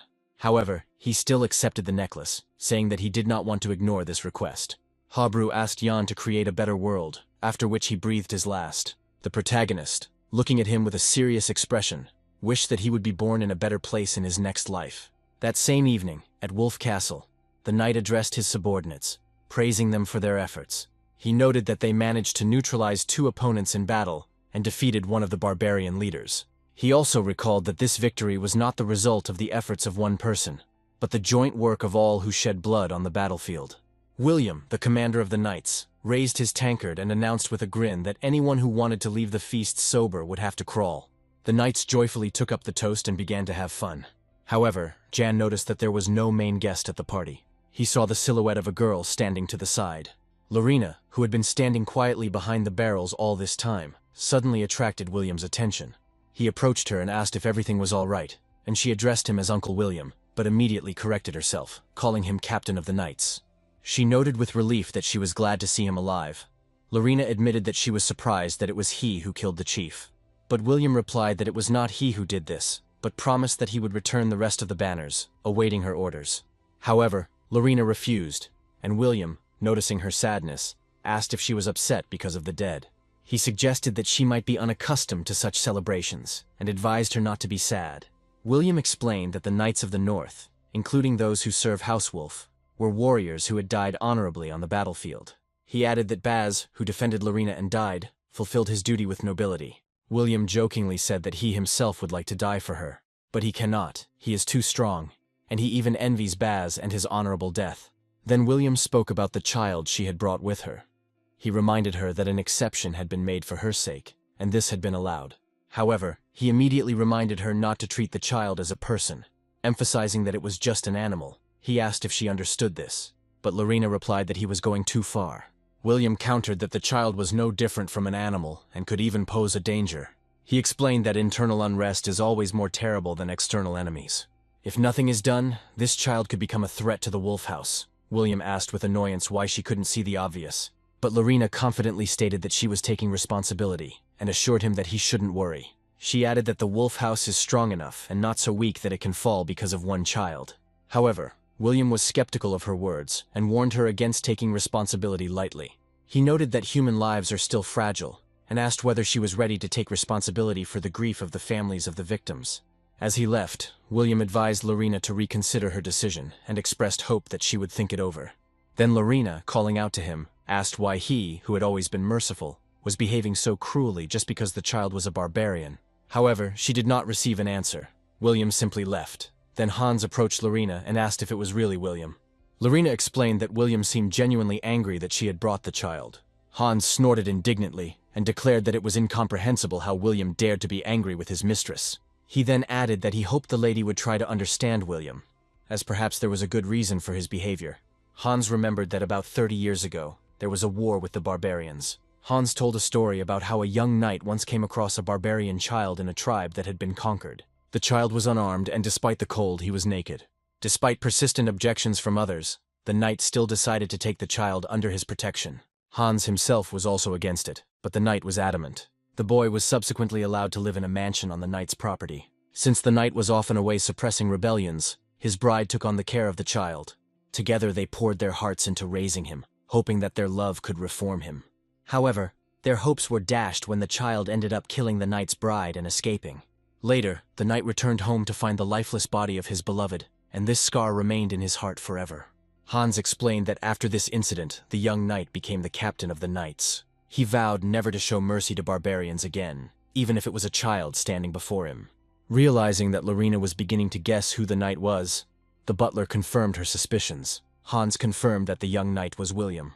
Then Lorena regretfully admitted that she had spoken to him without knowing anything about his past. Hans tried to reassure her, noting that William was not the only one who had lost loved ones. Many knights had also lost loved ones at the hands of the barbarians. He advised her not to blame herself too much. Meanwhile, Jan stood nearby behind the barrels and heard the entire conversation. Now it became clear to him that after such a situation the commander would not change his mind. And suddenly Hans continued, telling the lady that this was not the end of the story. He stated that at the moment the barbarians were uniting under the command of one leader. At the head of the barbarians stands a great leader, Valiga. Hans explained that Valiga was the same child that William had adopted. Now Jan thought about how long he had tried to find information about Villig, but without success. And now he realized that he was connected to the Wolf family's holdings, which explained why he hadn't been able to discover anything before. Jan found this an unexpected but useful discovery that would help him in his search for Valiga. Hans then turned to Lorena, saying that he understood her feelings, and he offered her some rest, assuring her that he could handle things. He also added that William would never forgive the barbarians and asked what other solutions she might have. Lorena replied that she had already made her decision. Then Jan intervened, saying there was another way, accusing her of unnecessarily complicating the situation. Hans, irritated by his interference, reminded him that although he was the mistress's friend, he was an outsider and should not interfere in the affairs of their domain. Ignoring these words, Jan declared that he had a simple solution. It consists of contacting Count Wolf and obtaining his permission. He explained that the Count, being the absolute ruler of the North, would ensure by his approval that no one could object. Hans immediately rejected this idea, calling it pointless, and added that the Count would never agree. He also wondered who would dare to raise such a topic with him. And then Lorena declared with determination that she would do it herself. She declared that she was going to talk to her father and convince him. Meanwhile, William, having retired, reflected on his behavior. He wondered if he had been too harsh with Madame Lorena, and admitted that she might now hate him. But despite this, he decided to stop her before she caused herself any more pain.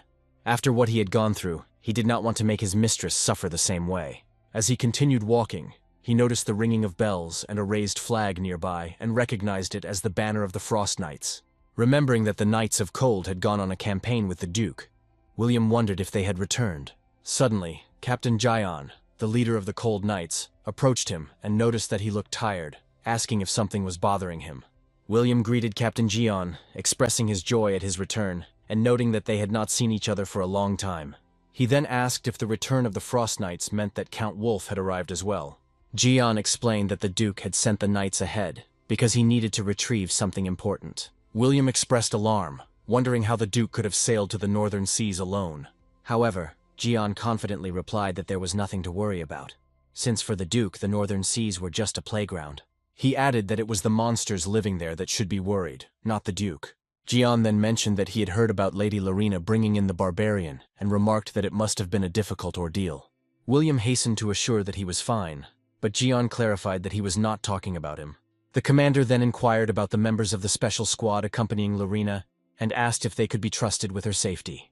William replied that they seemed capable, although young and inexperienced, but singled out one of them, Ian, whom he called outstanding.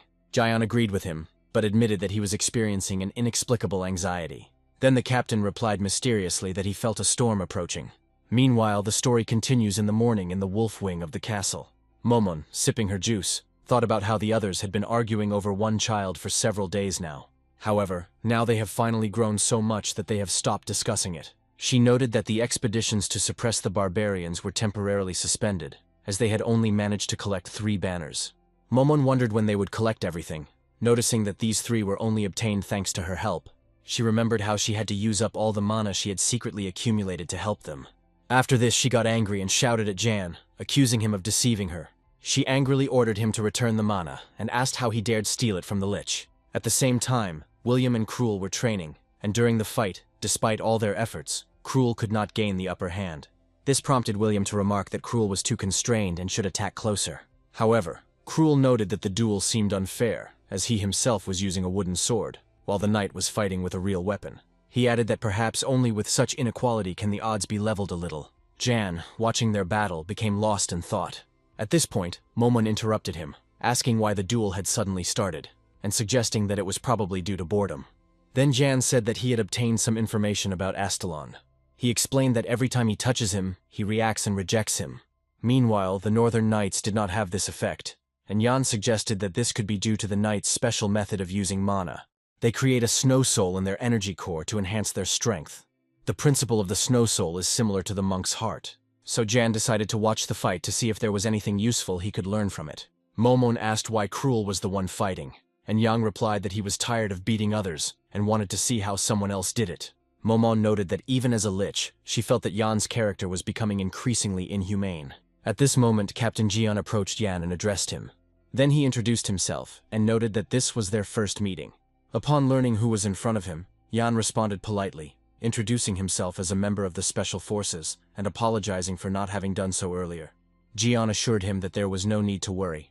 Then he mentioned Yan's achievement of defeating the chieftain and noted that it was an impressive result.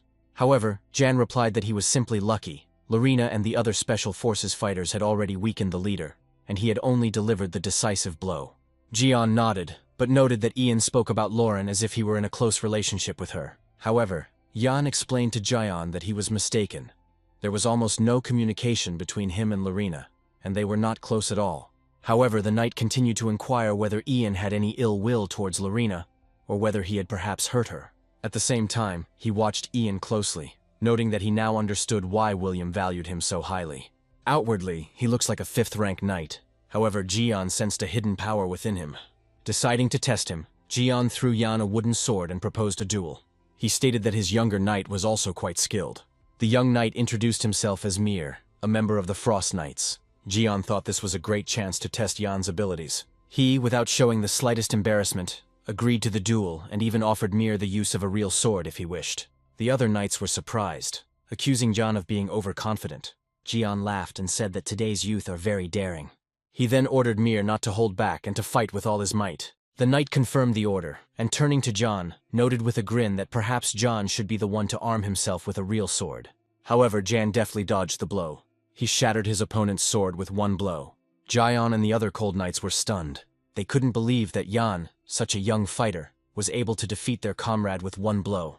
Meanwhile, Yan lowered his sword to Mir's neck and calmly asked if he was okay. At the same time, in the northern forest of stone thorns, a man stood on top of a cliff. He asked if the Duke was still in the northern seas. The old man sitting behind him confirmed that Wolf had not yet returned to the duchy. The man then ordered all the chiefs to be assembled, declaring that he was giving the order in the name of the commanding chief, Vilega.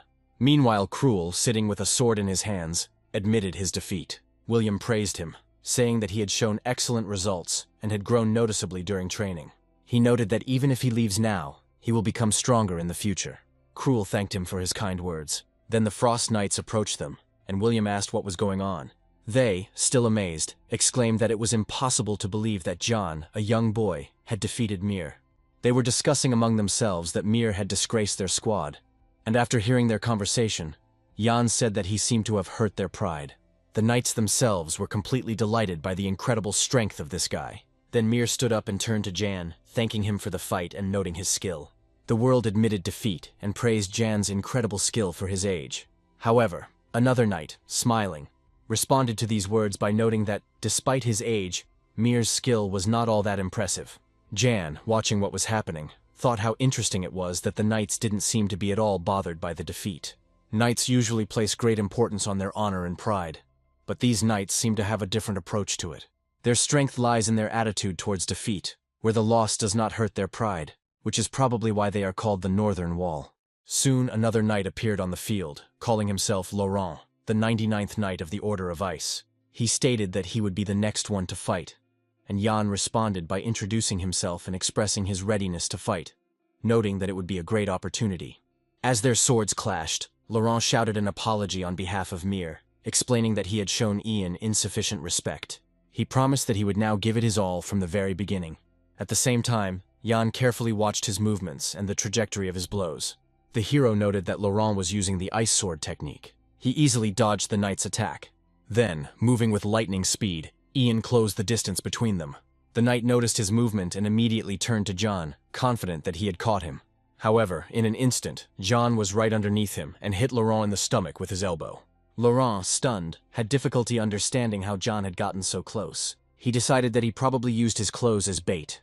After this, Laurent laughed nervously and admitted defeat, adding that, having crossed swords with John, he began to consider him an even more impressive fighter.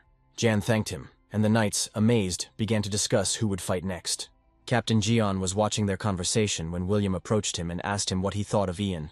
Jian admitted that he now understands why William praises him so highly. Ian is on a completely different level. He noted that the chief instructor had made Jan like this, and admitted that he had initially considered him just another political player from the capital. Jian then thoughtfully remarked that he felt sorry for a man like Yang serving under him. However, he quickly dismissed the thought, deciding that he would not allow such people to approach Miss Lorena. The men then suggested ending the conversation for today and continuing it tomorrow, but suddenly they heard a strange sound. Villega ordered his men to begin the attack. William instantly realized that it was the sound of a horn, which was only used in times of emergency. Jan became worried, trying to understand what was happening. Then the head butler Hans loudly ordered the knights to take up arms, and the knights were surprised to notice that even the butler himself was preparing for battle. Hans then turned to Jian and William, announcing that the area was in a state of alarm. They were under attack. When they asked who exactly was attacking, the butler reported that it was the great chief Villega. Jan, watching what was happening, could not believe that Villega was here. After all, according to his memories, this was not at all the time when he was supposed to appear. He wondered if history had changed again. Meanwhile, Hans reported that the third line of walls had already been broken through and the enemy was advancing very quickly. William immediately asked the knight about the current situation. He explained that the knights of the third detachment were defending the second wall, and although the third had already fallen, there was still a chance to hold the second. The civilians must be evacuated and retreat behind the second wall, but there are too many enemies, and it is becoming increasingly difficult to hold the defense. When William asked about the enemies' numbers, the knight reported that there were approximately 30,000 of them. William asked where their scouts were, and the knight replied that all the troops had been destroyed. The enemy seemed to have known of their presence in advance. Then Hans gave new orders, ordering Jian and the first squad to head to the first wall and help with the evacuation. He ordered William and the heavily armed knights to defend the second line of defense. Jan realized that history had indeed changed, and that everything was now moving in exactly the direction he had feared. He wondered what could have caused these changes. He wondered if Villega had come up with another way to deal with Wolf. Ian reflected on how his own decision to head north had affected the lives of those around him, including Lorena. Meanwhile, Chief Villega's army reported to him that the third wall had fallen, and they were already advancing to the next one. The barbarian ordered them to remain in their positions for now, allowing only the fastest and most alert to move forward. He ordered the enemy to be destroyed at any cost. Jan, observing Villega's actions, realized that he was hunting for Lorena. The barbarian intended to take her hostage. Meanwhile, in Wolf's western fortress on the second line of defense, the Knights of Wolf's third detachment and the Knights of the White Dawn were engaged in a fierce battle. Butler Hans gave orders to the knights to hold back the enemies. They could not be allowed to approach the castle, even at the cost of their own limbs. The second captain of the White Knight squad emphasized that they only needed to hold out until the Duke returned. However, he himself soon fell in battle from the barbarian's axe. Meanwhile, Villega said that today would be a day of remembrance for the souls of their fallen brothers. He solemnly swore to his warriors to avenge them. He proclaimed that after this day they would become the masters of the North. Rage burned in his eyes as he gave orders to his troops. Meanwhile, the battle continued on all fronts. Lorena turned to Cheryl, asking if she was okay, and she replied that everything was fine. Lorena, amazed by what was happening, noted how far the barbarians had advanced. She told Cheryl that she would stop the enemies here and ordered her to take the children to safety as quickly as possible. Lorena screamed that it would be easier for her to escape alone and insistently told Cheryl to leave. Deciding not to object, the girl ran away, promising that she would return as soon as possible and asking Lorena to hold on. At that moment, the huge barbarian, noticing Lorena from behind, laughed ominously and said that he had finally found her. He raised his weapon, preparing to strike. Lorena, confused, stood frozen in place, waiting for the blow, and did not understand why it did not come. Just then, Jan appeared and killed the barbarian with one blow. Lorena, still not realizing what was happening, asked Ian what was going on. He grabbed her hand and pulled her along, ordering her to follow him. Surprised, Lorena asked why he suddenly took her hand and where he was leading her. Jan replied that they needed to get to the castle immediately, explaining that she was the enemy's target. The hero said that Commander-Chief Vilega wants to capture her because she is Duke Wolf's weak point. Vilega plans to use her as bait to catch the Duke, and if Vilega gets out of control, the consequences will be dire. He warned that if Lorena was captured, their situation would become hopeless. Even if he himself had to die, she must be saved. At that moment, a devastating roar was heard. Suddenly, Jan noticed the castle spire falling right on them. Their hands immediately separated at the initiative of the protagonist. Finally, Ian shouted to Lorena to save herself. The next moment, the tower fell right at the place where the main character stood. After the destruction, Lauren felt severe pain and realized that she had injured her leg. Then Yana called out, begging him to respond and confirm that he was alive. Meanwhile, Vilega climbed up the fallen spire and noted with a grin that perhaps his greeting had been too rude. Lorena recognized him immediately. Vilega, noticing this, said that if she already knew who he was, then further explanations were unnecessary. At that moment, Lorena felt a tremendous pressure on herself. She thought that this was the first time in her life that she had felt so depressed in front of anyone other than her own father. Having assessed the situation, she realized that with an injured leg she had no chance of winning. If the fight drags on, I decided I had to finish it quickly. Vilega, watching her, noted her focus and how she concentrated all her mana in one place. He approached her, asking if she was going to finish the fight with one blow. Lorena, noticing that he was nearby, shuddered, realizing that she hadn't even noticed how he approached. She realized that not only had she not seen, but she had not even felt his approach, and once again she was convinced of the power of the great leader. Continuing to walk towards her, Vilega said that if she came with him voluntarily, she would not be harmed, because she was an important part of his plans. However, Lorena stared at him stubbornly, and then he noticed that she was still too young. At that moment, John intervened, rushing at Vilega, but the leader easily dodged and counterattacked with a powerful blow, throwing Jan back. Lorena called out to him in horror when she saw the blood splattering.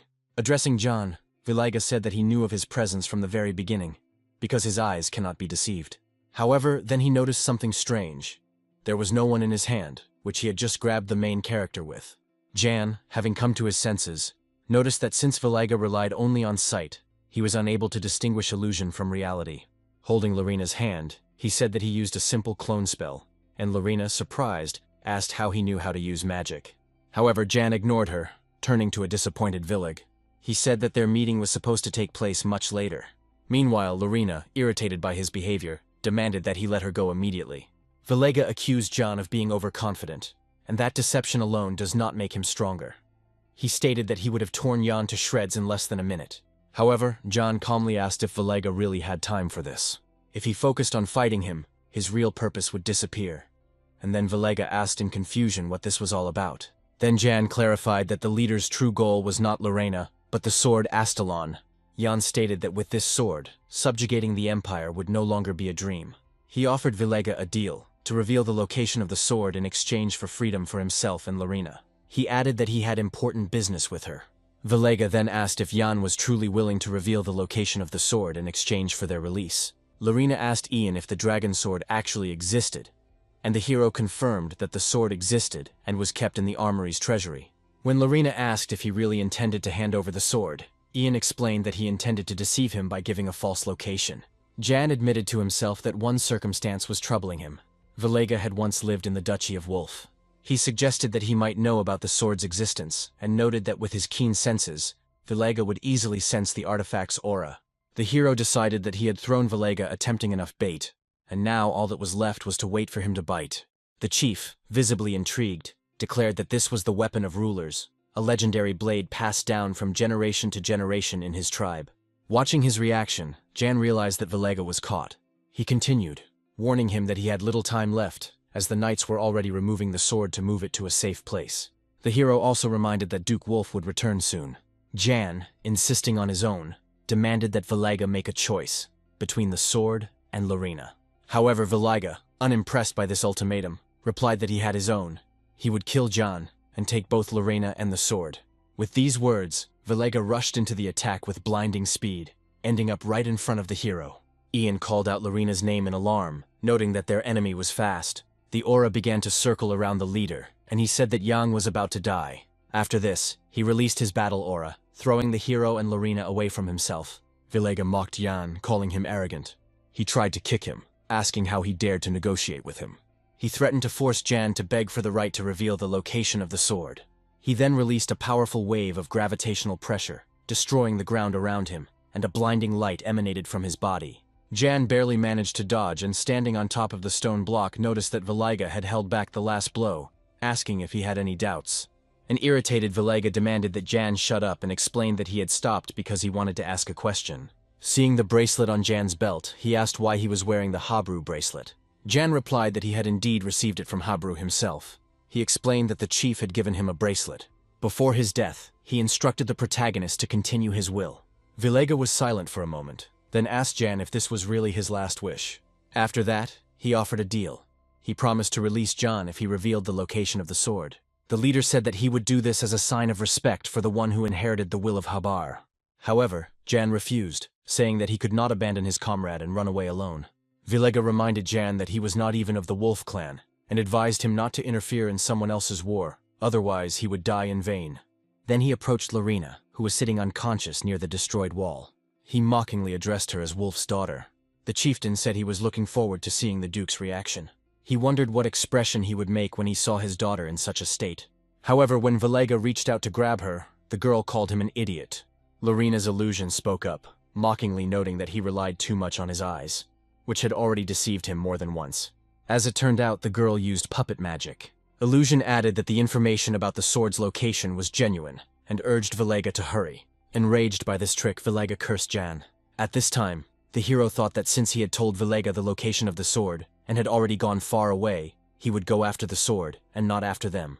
Momon, watching the scene, laughed and noted with smug satisfaction that her magic was much more advanced than Yang's crude attempts.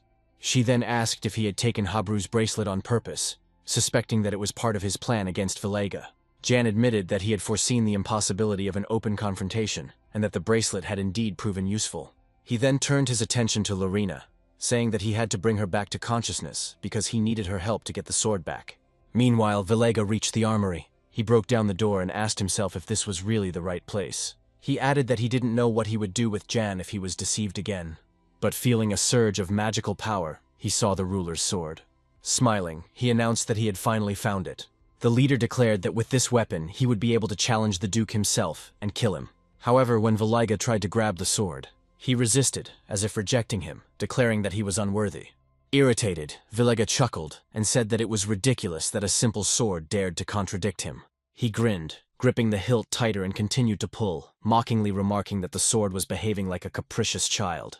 Commanding the blade to be silent and humble, he felt the resistance gradually weaken, and soon the sword would be his. While Vilega was focused on the weapon, Hans appeared from behind. He suddenly attacked the chief, declaring that this would not happen. A stunned Vilega turned around, angrily asking why he was interfering at such a crucial moment. He tried to stop his sword with a punch. At this time, Ian asked Lorena if she mentioned that there was a shelter under the tower that was protected from mana detection. He said he wanted her to hide there and rest until it was over. But Lorena objected, declaring that she would fight beside him. However, Jan reminded her that she was wounded after the tower fell and would not be able to continue fighting in this condition. But Lorena waved it off, saying that the wound was minor, and that with everyone else fighting, she couldn't hide while her lands were covered in blood. The hero then asked if she really needed to fight on the front lines, as there was something she had to do if they wanted to defeat Vilega.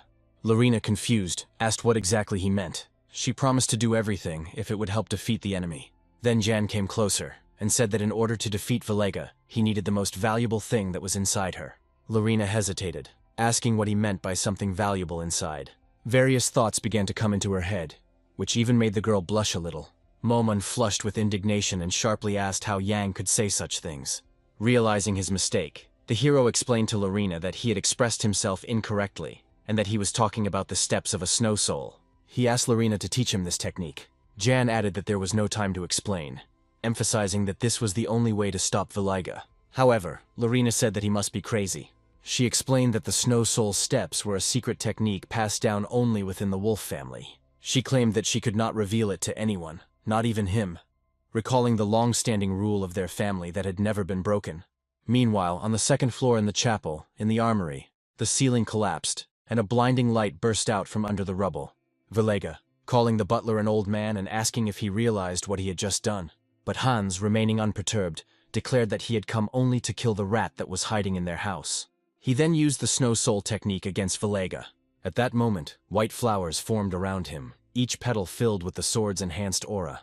Vilega, surprised, admitted that he was indeed up against someone stronger than he expected. After that, he used his own combat technique, Battle Aura. The chieftain declared that the butler would not be able to stop him. After that, he destroyed all the petals with one blow of his technique. A determined Vilega ordered the butler not to disturb him. Hans, acknowledging his old age, only bitterly noted that he regretted it. If he had been younger, the outcome of the battle could have been different. At this time, the sword was still stuck in the ground in the destroyed armory. While the battle was going on, the main character went to the weapon. Jan walked up to the sword and said that he had arrived just in time. He thanked the butler for asking him to come first, although he admitted that he probably wouldn't be able to hold out for long.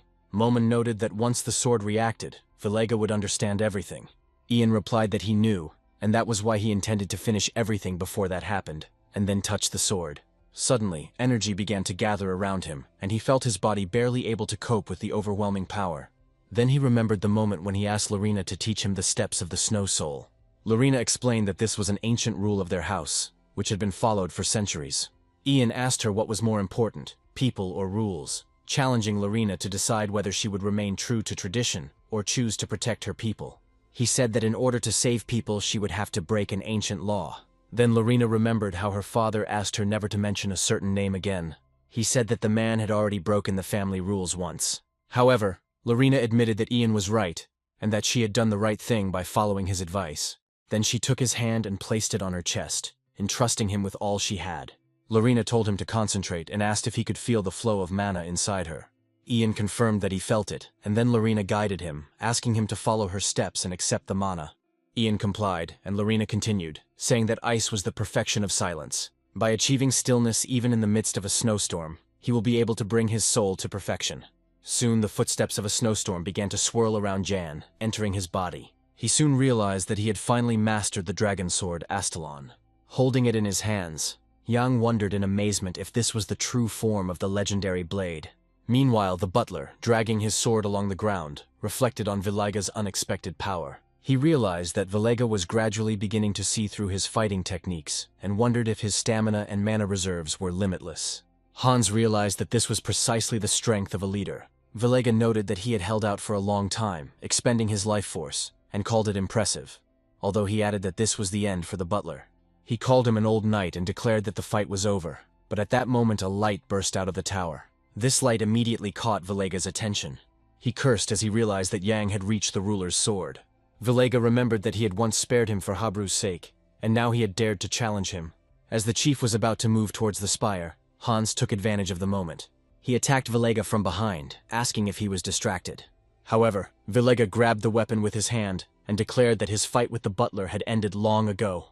Hans strained to hold on to the weapon, but the leader easily destroyed it. Then he stepped towards him to grab his face. He said that if the butler had not intervened, everything would have been different. However, as his hand approached, ice suddenly gripped his wrist, causing him to pull back. Vilega exclaimed in surprise, not believing that someone had used ice magic. He immediately demanded an explanation, asking who did it.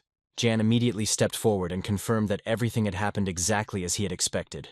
Vilega, realizing what had happened, furiously asked if it was really John who had done this, and how he dared to touch the ruler's sword. The hero, watching what was happening, was amazed at Astalon's strength, and realized that he was right. The Snow Soul technique enhanced the ice magic, and with the power of the sword, it became truly destructive.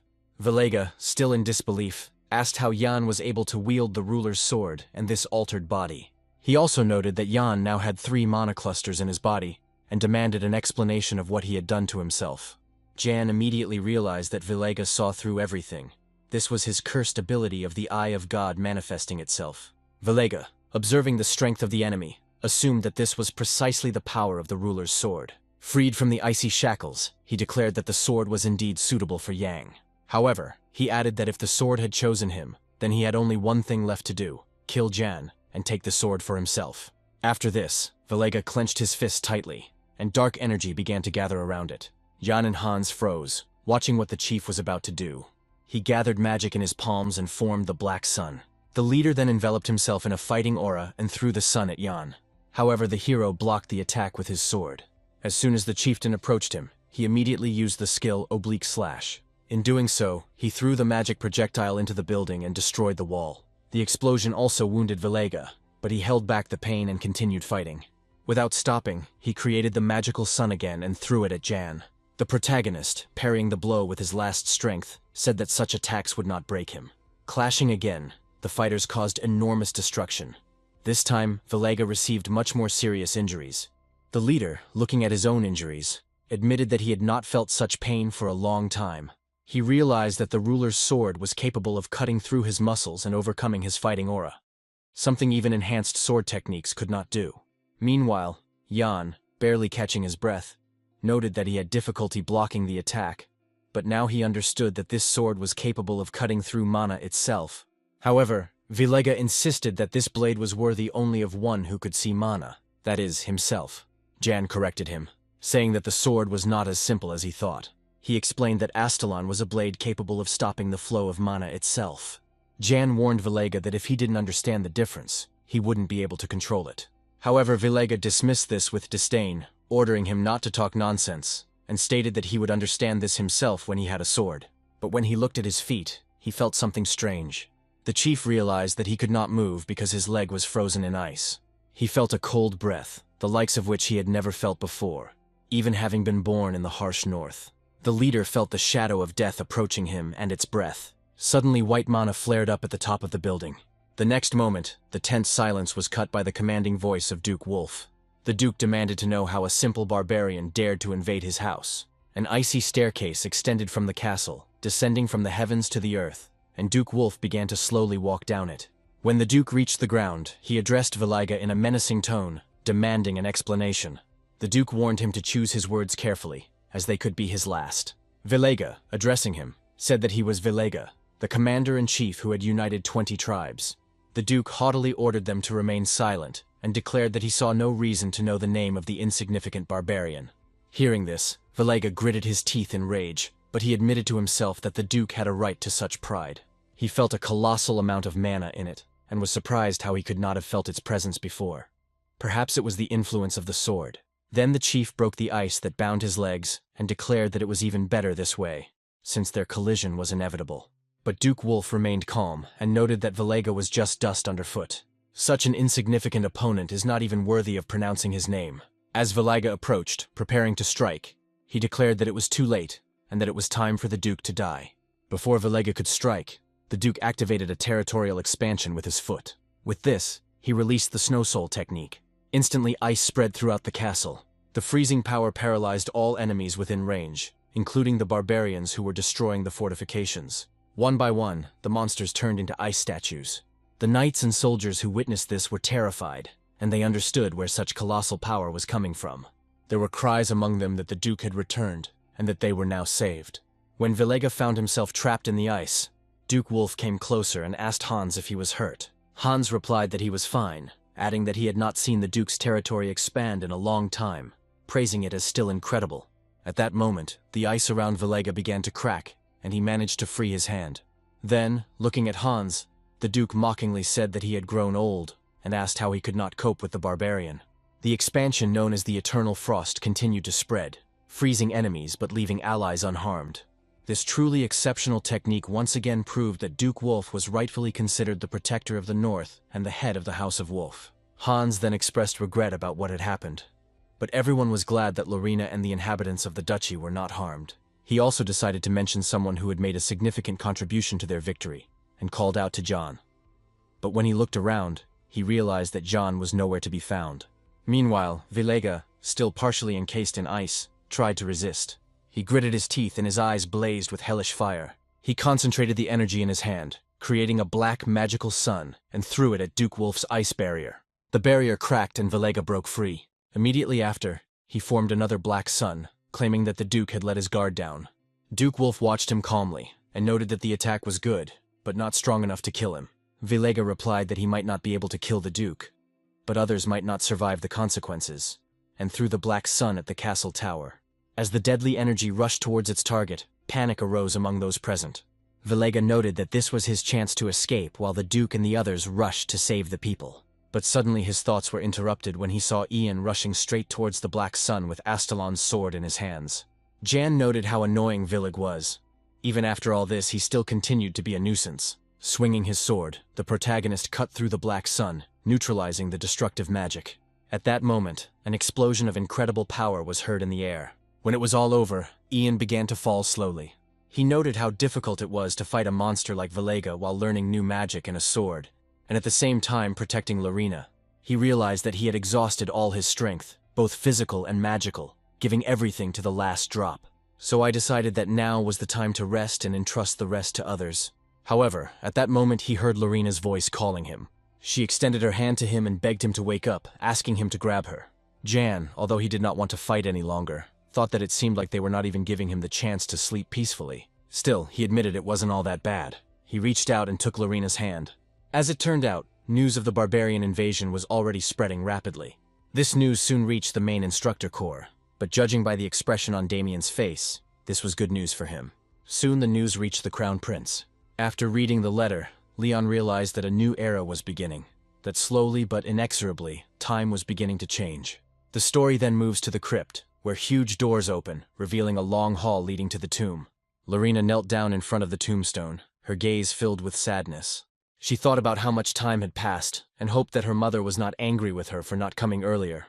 Lorena frowned and continued that she had been too busy all this time and couldn't come.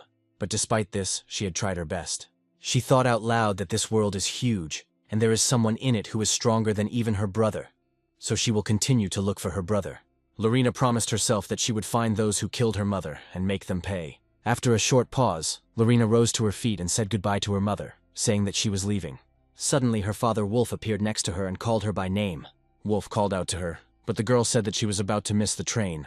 Then he handed her the glowing stone, explaining that it was an ice crystal.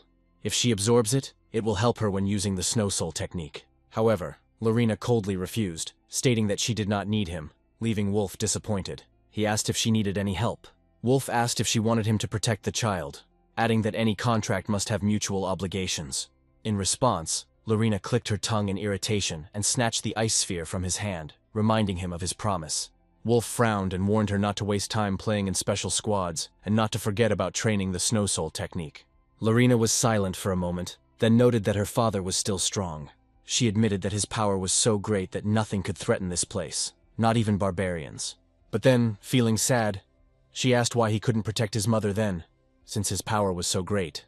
Despite his immense strength, she still lost her mother and her brother left them, and Lorena did not want to return to a place where there was no mother or brother. Wolf was silent, listening to her. And then, approaching the tombstone, he spoke as if addressing the late Helena. He admitted that he didn't know what to do, and that it was hard for him to trust anyone because he wasn't as wise as she was. He spoke with sadness, remembering what happened to Lorena's brother, and realized that his daughter still harbored resentment towards him. Wolf thought back to that terrible day, wondering if things would have improved if he had told the truth. On that fateful day, the revolutionaries stormed the castle. Their leader, kneeling before Wolf, took the life of Lorena's mother. Wolf's eyes widened in horror when he realized who was in front of him. The leader of the rebels was none other than Lorena's brother, Deo Wolf. Wolf's heart sank in pain, wondering if Lorena would be able to bear it if she found out that it was her brother who was behind that incident. He admitted to himself that for her and Helena's sake he had not killed the boy, but had only banished him, although even now he was not sure whether this decision had been the right one. At that moment the man felt a presence behind him and turned to the person, saying that he was late. The man replied calmly that he did not want to disturb, since Wolf was deep in thought.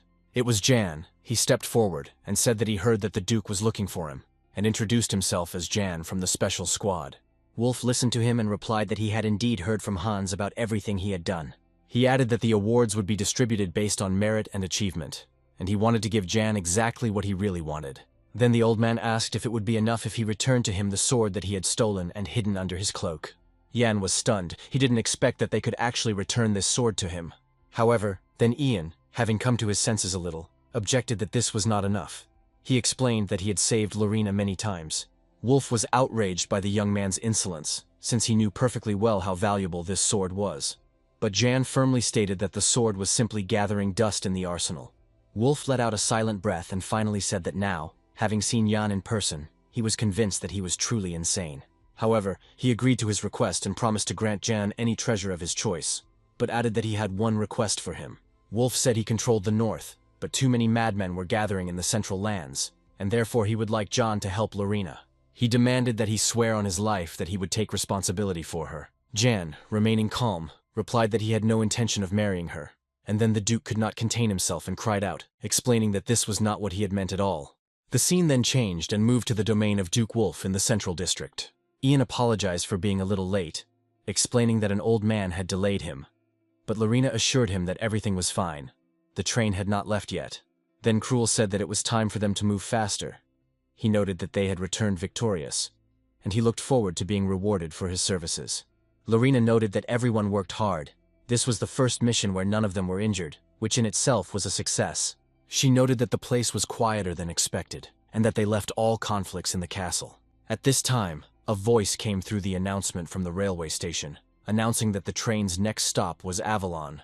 Jan thought the trip north had gone even better than he had expected, and he had managed to get an invitation from the royal advisor exactly as planned. He thought of the piles of gold and treasure, and of the enormous amount of gold he had received from Duke Wolf, along with things more valuable than gold. Suddenly a crow landed on his shoulder, cawing loudly. Jan was surprised and thought that this was clearly not an ordinary bird. The bird really did look unusual. It had an unusual beak and eyes. The hero then called Lorena and noted that it looked like everyone would have to return without him, since he had unfinished business. Cheryl sighed regretfully, and Cruel, curious, asked what was wrong.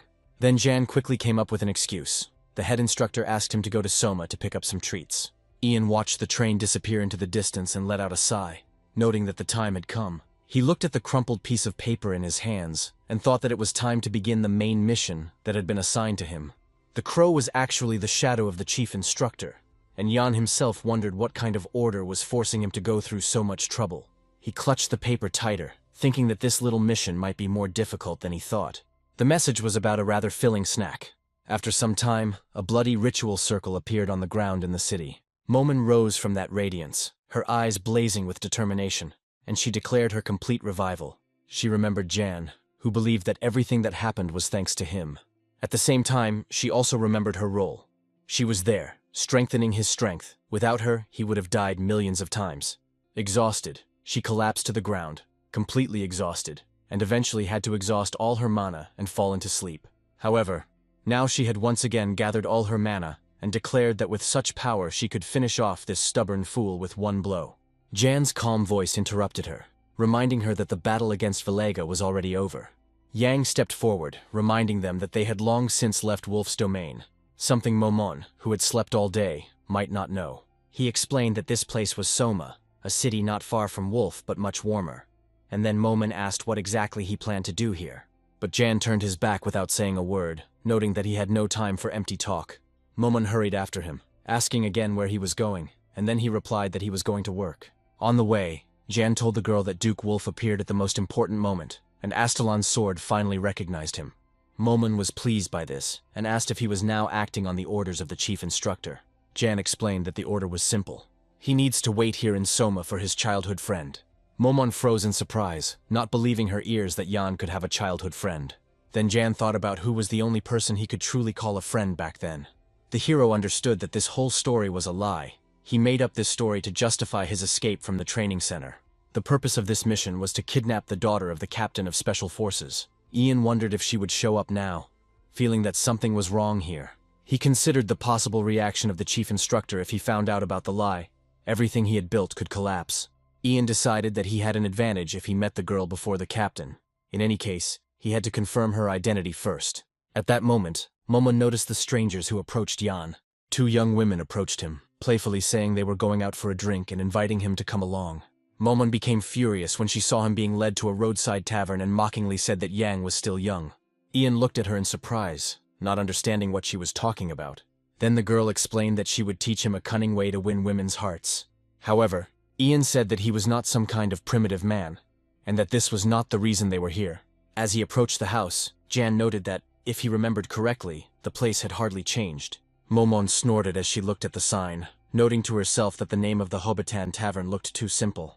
However, Young explained that they didn't serve drinks here, and Momon asked what they sold then. The old bartender looked at them and said that they didn't sell anything here. If they want to eat, they will have to find food on the ground themselves, and it is better not to turn to him. Momon, irritated, kicked him in the head, asking how he dared to treat a customer so rudely. Then, deciding not to waste time, she told Jan that it was time for them to leave, as there was nothing to see there. But the hero, smiling, replied that even if there is nothing to see here, you can always hear a lot of interesting things. Ian focused his gaze on the tavern owner and decided to order 2 glasses of whiskey and wine with an olive on top. The man's eyes widened in surprise. He bowed deeply, apologizing for his rudeness, and greeted the important guest. The man walked up to the shelf and opened the valve on the water container, which made a loud sound that echoed throughout the room. Then the door in the wall swung open and he invited them in. Momon, surprised, asked Ian about his, and then Ian explained to her again that this was not a club, and they did not sell drinks here. Ian explained that they trade information there. Hobbiton disguises itself as a rundown tavern, but deals in information about the nooks and crannies of Soma. Right now they don't have much information about other places, but soon their network will spread across the continent. He also mentioned that the place was known as a beggar's den. The door in front of him creaked open and light filled the space. At that moment, the girl sitting inside stood up from her seat and greeted the guest, who seemed very handsome to her. She noted that, apparently, they had not yet met. In front of him was the leader of the beggar's den, Bella. She asked Ian why he came. Ian immediately explained that he was looking for someone, and only knew their name, hoping that Bella could help. She asked in surprise for the name, and Ian said it. To her surprise, the protagonist called her own name, Bella. The name startled her. Her eyes widened in panic and she stuttered, trying to understand how he knew her name and who he really was. Ian noted to himself that he hadn't expected such a light reaction. She was still clumsy and completely unable to hide her emotions. Then he asked if he was really the first one to know her name. Bella replied that Ian was quite a curious guest, and warned that curiosity brought its own risks. After that, she pressed a hidden button on the table, and suddenly a hatch opened in the ceiling. In an instant, thousands of arrows fell upon the hero like a storm. Jan could only watch as the arrows mercilessly pierced his body. Bella smirked, mocking him as a pathetic, arrogant brat. But suddenly she stopped as the arrows fell to the floor. Jan, completely unharmed, dusted himself off and said that enough of the introductions, it was time to get down to business. Bella was amazed, not understanding how he stopped all the arrows, and noted to herself that it was magic, and he himself was hired by a noble person. She suggested that he could have been hired by Viscount Franken, Golden, or Baron Wigan. There were too many options. Then Jan calmly turned to her, saying that he had come here to buy something. However, he clarified that he came to buy not information, but the information itself. Bella was shocked, not believing her ears. Yang confirmed that he wanted her to serve him, which caused Momon to laugh and give her a mocking look. The hero quickly justified himself by saying that it was not what Momon thought. He explained that he highly valued Bella's information-gathering abilities, as well as her ability to spread rumors about nobles. He also asked the girl if he was afraid of being accused of slander. But Bella calmly noted that up until then she had acted within the limits of what was permitted. The protagonist chuckled, noting that it was not a reproach. In fact, he had a high opinion of Bella. The girl thanked him, but said that she did not intend to become his subordinate. Otherwise the nobles of Soma would kill her one way or another. Nobody likes it when someone digs through their dirty laundry. However, this did not mean that there was no other way. Bella said that if Ian gave her enough money to buy off the aristocrats' threats, it would be possible to do so. Without thinking twice, the hero asked Bella how much her ransom cost. But the girl said that this was clearly not the amount that could be paid with the copper from his pockets. Then Jan took a whole bag of gold out of his inside pocket and asked Bella if that amount was enough for her. These were the 100 gold coins of the empire that he had received from the central government, and he emphasized that she should understand the significance of this. Bella frowned, deep in thought, and then Ian realized that it still wasn't enough. He chuckled and declared that it was time to start the game. He flipped a coin and said he would bet her fate on it. Jan suggested raising the buy price until she said stop. He added that if she guessed his estimate of its value, all those coins would become hers. However, if she goes beyond the bounds of reason, she will lose everything, and Jan will hand her over to noble people. Without waiting for a reaction, he energetically suggested starting. After some time, the amount reached 400 gold coins, and the girl had absolutely no idea where Jan could get such a sum. Bella thought that with 400 coins she could feed 4,000 people for a year. Meanwhile, the hero reached into his inside pocket again.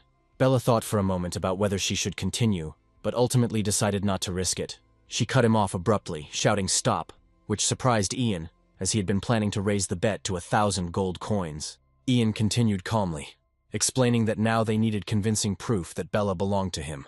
The girl asked if he really wanted her to offer him her body, and in response, Ian chuckled coldly. He then showed her a piece of paper, explaining that he meant that she needed to sign a contract, and Bella reluctantly agreed and signed it.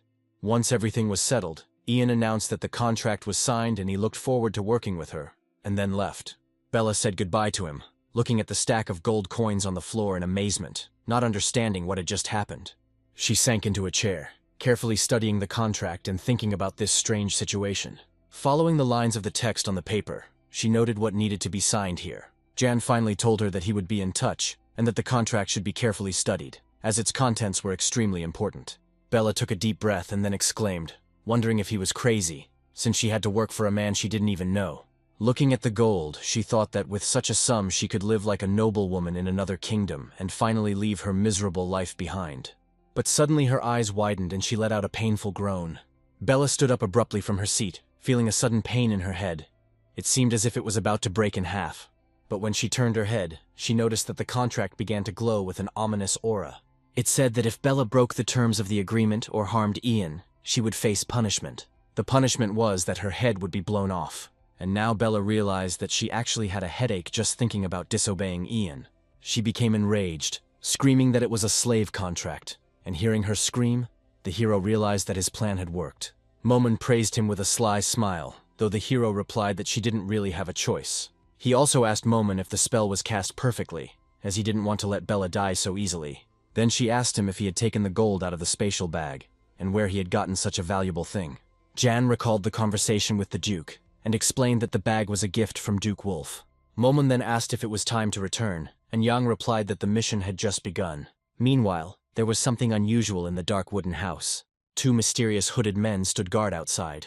The room was pitch dark inside, and a frail young woman sat hunched over on the floor in the corner. She slowly raised her head, her eyes glowing with a dangerous, piercing energy. Meanwhile, in the verdant forest, barely noticeable wheel tracks were visible on a forest path. Jan sat down and placed his hand on them, noting that they were wheel tracks, probably 3 days old. He stated that they had finally found the right place. Momon, who was following him, asked how much longer they had to go. She lazily raised her hand to the sky, wondering how long they would be wandering, and if it was really that hard to find the training camp.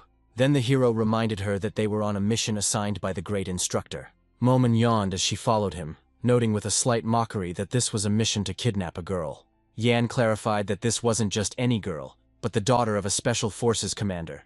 But the hero himself wasn't expecting such a sudden task. Ian noted that the great instructor probably uses it to put pressure on the commander in conflicts, and that it is a dirty move. He looked around and noticed that the convoy was too large and was carefully guarded. The protagonist wondered if they were even following the right goal. After some distance, a light appeared ahead. A young girl with orange hair held a burning oil lamp, followed by several men in hunting clothes. She noticed Ian and called out to him, asking if he was lost. But Ian calmly replied that he seemed to have taken a wrong turn. The girl said that they were returning to the village because the forest was dangerous, and she asked if he wanted to spend the night in the village before continuing on. She assured him that the village was nearby, and although there was little space there, they could accommodate 1 person. 3 men behind her jokingly remarked that she was too helpful, but the girl objected that this was not true and asked them not to say such things. In response, John smiled politely, thanking him, and asking only to be shown the right way. The men laughed, and the stranger, irritated, told them to be quiet. After that, the girl said that they could go. She handed Yang the lamp, noting that it was too dark and dangerous to go without it. In response, Jan chuckled and ordered something to appear. As it turned out, he summoned the sword Astalon, using the 5th form of the dark spirit, and delivering a sickle attack. The girl's eyes widened in shock, her face turned pale, the lamp broke in half, and Lorena's body was cut in 2. Blood splattered in all directions, and a small stone fell from the broken lamp, also splitting into 2 pieces. One of the men exclaimed in surprise, announcing that Leona had been killed. They began to ask in horror why Jan did this. Momon also said that he could have simply refused, but Yang calmly explained that she was too slow to understand. He pointed out that there was a firestone inside the lamp. The protagonist said that it was a stone used by the special squad of assassins. He thought the performance was interesting, but it still wasn't enough to cover up the stench emanating from the elders. Suddenly the men's faces became distorted and their eyes flashed with an ominous light. Each of them raised a dagger, preparing to strike, They screamed that they were exposed and there was no way out. Ian closed his eyes, frowning slightly, concentrating. But suddenly his eyes snapped open, his pupils contracting and glowing. At that very moment, 2 black wolves materialized in front of him. Both animals jumped on the enemies. Suddenly, near the house where the girl was sitting, an alarmed voice was heard, announcing that the assassin squad had been destroyed. Ahead, a figure in a white cloak sharply demanded to know the number of enemies, and the man replied that there was only 1 enemy. The man in white turned out to be the secretary of the special detachment, Akula, who said incredulously that it was undoubtedly the instructor's dog. He asked where he was now, and the man suggested that Ian was probably still in Sector 4. Shark then ordered the second squad to intercept Jan, while the first remained to defend. The soldier turned around, saying that in that case he would go guard the captain's daughter. However, Shark suddenly stopped him and told him that he could rest. He lunged at the soldier with a dagger, intending to kill the man. The shark stated that he had exposed too many weaknesses. But suddenly, out of nowhere, a black wolf appeared and sank its teeth into the man's hand, biting off his wrist. The shark screamed in panic when he saw the wolf. To the left of the soldier, a huge black wolf with glowing red eyes appeared, growled, and dropped the dagger from its mouth. The man claimed that a poisonous dagger, perfect for an assassin, had been seized by him. Then the man took off his outerwear, and it turned out that it was Jan. He demanded to know where the commander's daughter was. The secretary panicked, telling him not to come closer. But Jan calmly said that no matter how much he shouted, no one would come. No one was alive. Shark stuttered that it was impossible for Jan to destroy everyone. He asked how he managed to do it alone. Then Jan demanded that he tell him everything he knew and specify where the commander's daughter was. However, Shark admitted that he had no daughter. He said there was only a test subject here. But before he could add anything, his head exploded, spraying blood everywhere. Jan realized that a taboo had been placed on high-ranking members. Something all-powerful can control the life of anyone under its influence. And the death of the secretary confirms that there is definitely a secret hidden here. This means that we are talking not only about the commander's daughter, but also about a test subject. Now the main character became doubly interested in what they were hiding here. Soon the hero entered the building and walked forward along a long corridor. Jan assessed the space, noting that it was huge. Ahead of him he saw a figure, completely bound and seemingly trapped. He squinted, trying to figure out who it was. A girl with long, pale blonde hair and eyes hidden under a cloth was kneeling with her hands tied. Anger overwhelmed Jan. He realized that he needed to save her. Using magic, he cut the ropes that held the girl. Then, placing her in his arms, he asked if she was all right. Judging by the girl's light movements, she was gradually coming to her senses. He also noted that something about her seemed familiar. Taking off the blindfold, he remembered that he had seen her before. Suddenly her eyes opened, radiating a terrifying power. She was so strong that she even pushed Ian back. He tried to stand, realizing that he had seen this power and face in a past life. Floating in the air, the girl radiated an aura of overwhelming power. Jan realized that before him stood one of the 3 great catastrophes of the continent, a monster that no one could stop. He wondered why she was left here. At that moment, the protagonist realized that in front of him was none other than the Witch of Suppression. Since the founding of the Kabbalan Empire, countless superhumans and powerful warriors have existed within its borders. However, in the end, even superhumans remained just humans, and in this world, there were disasters that surpassed human nature. The first disaster was considered to be the unquenchable flame. The second is the despair of the knights, revealed only to those who came face to face with it. And the third disaster, which even the emperor ordered not to resist. It didn't matter whether it was surrounded by mountains or seas. Everything without exception was wiped off the face of the earth. Even superhumans were no exception. People, overcome with fear and awe, called it something else. They called her the Witch of Suppression. Ian tracked the captain's daughter's movements, but discovered that he had not encountered her. But the Witch of Suppression. All the pieces of the puzzle began to fall into place. The excessive secrecy, the mention of an experimental sample, all indicated that the commander was not hiding his daughter, but creating a Witch of Suppression. Yang wondered if this was done in response to the Dragonfang Soldiers project. If she became a reverse suppression witch, it meant they had failed in their attempts to control her. He realized that if she opened her eyes, it would all be over. He had no choice but to attack immediately before she woke up, and Ian jumped forward to kill her. However, at that moment the girl opened her eyes and quietly said that she was sorry, and asked if she had done something bad again.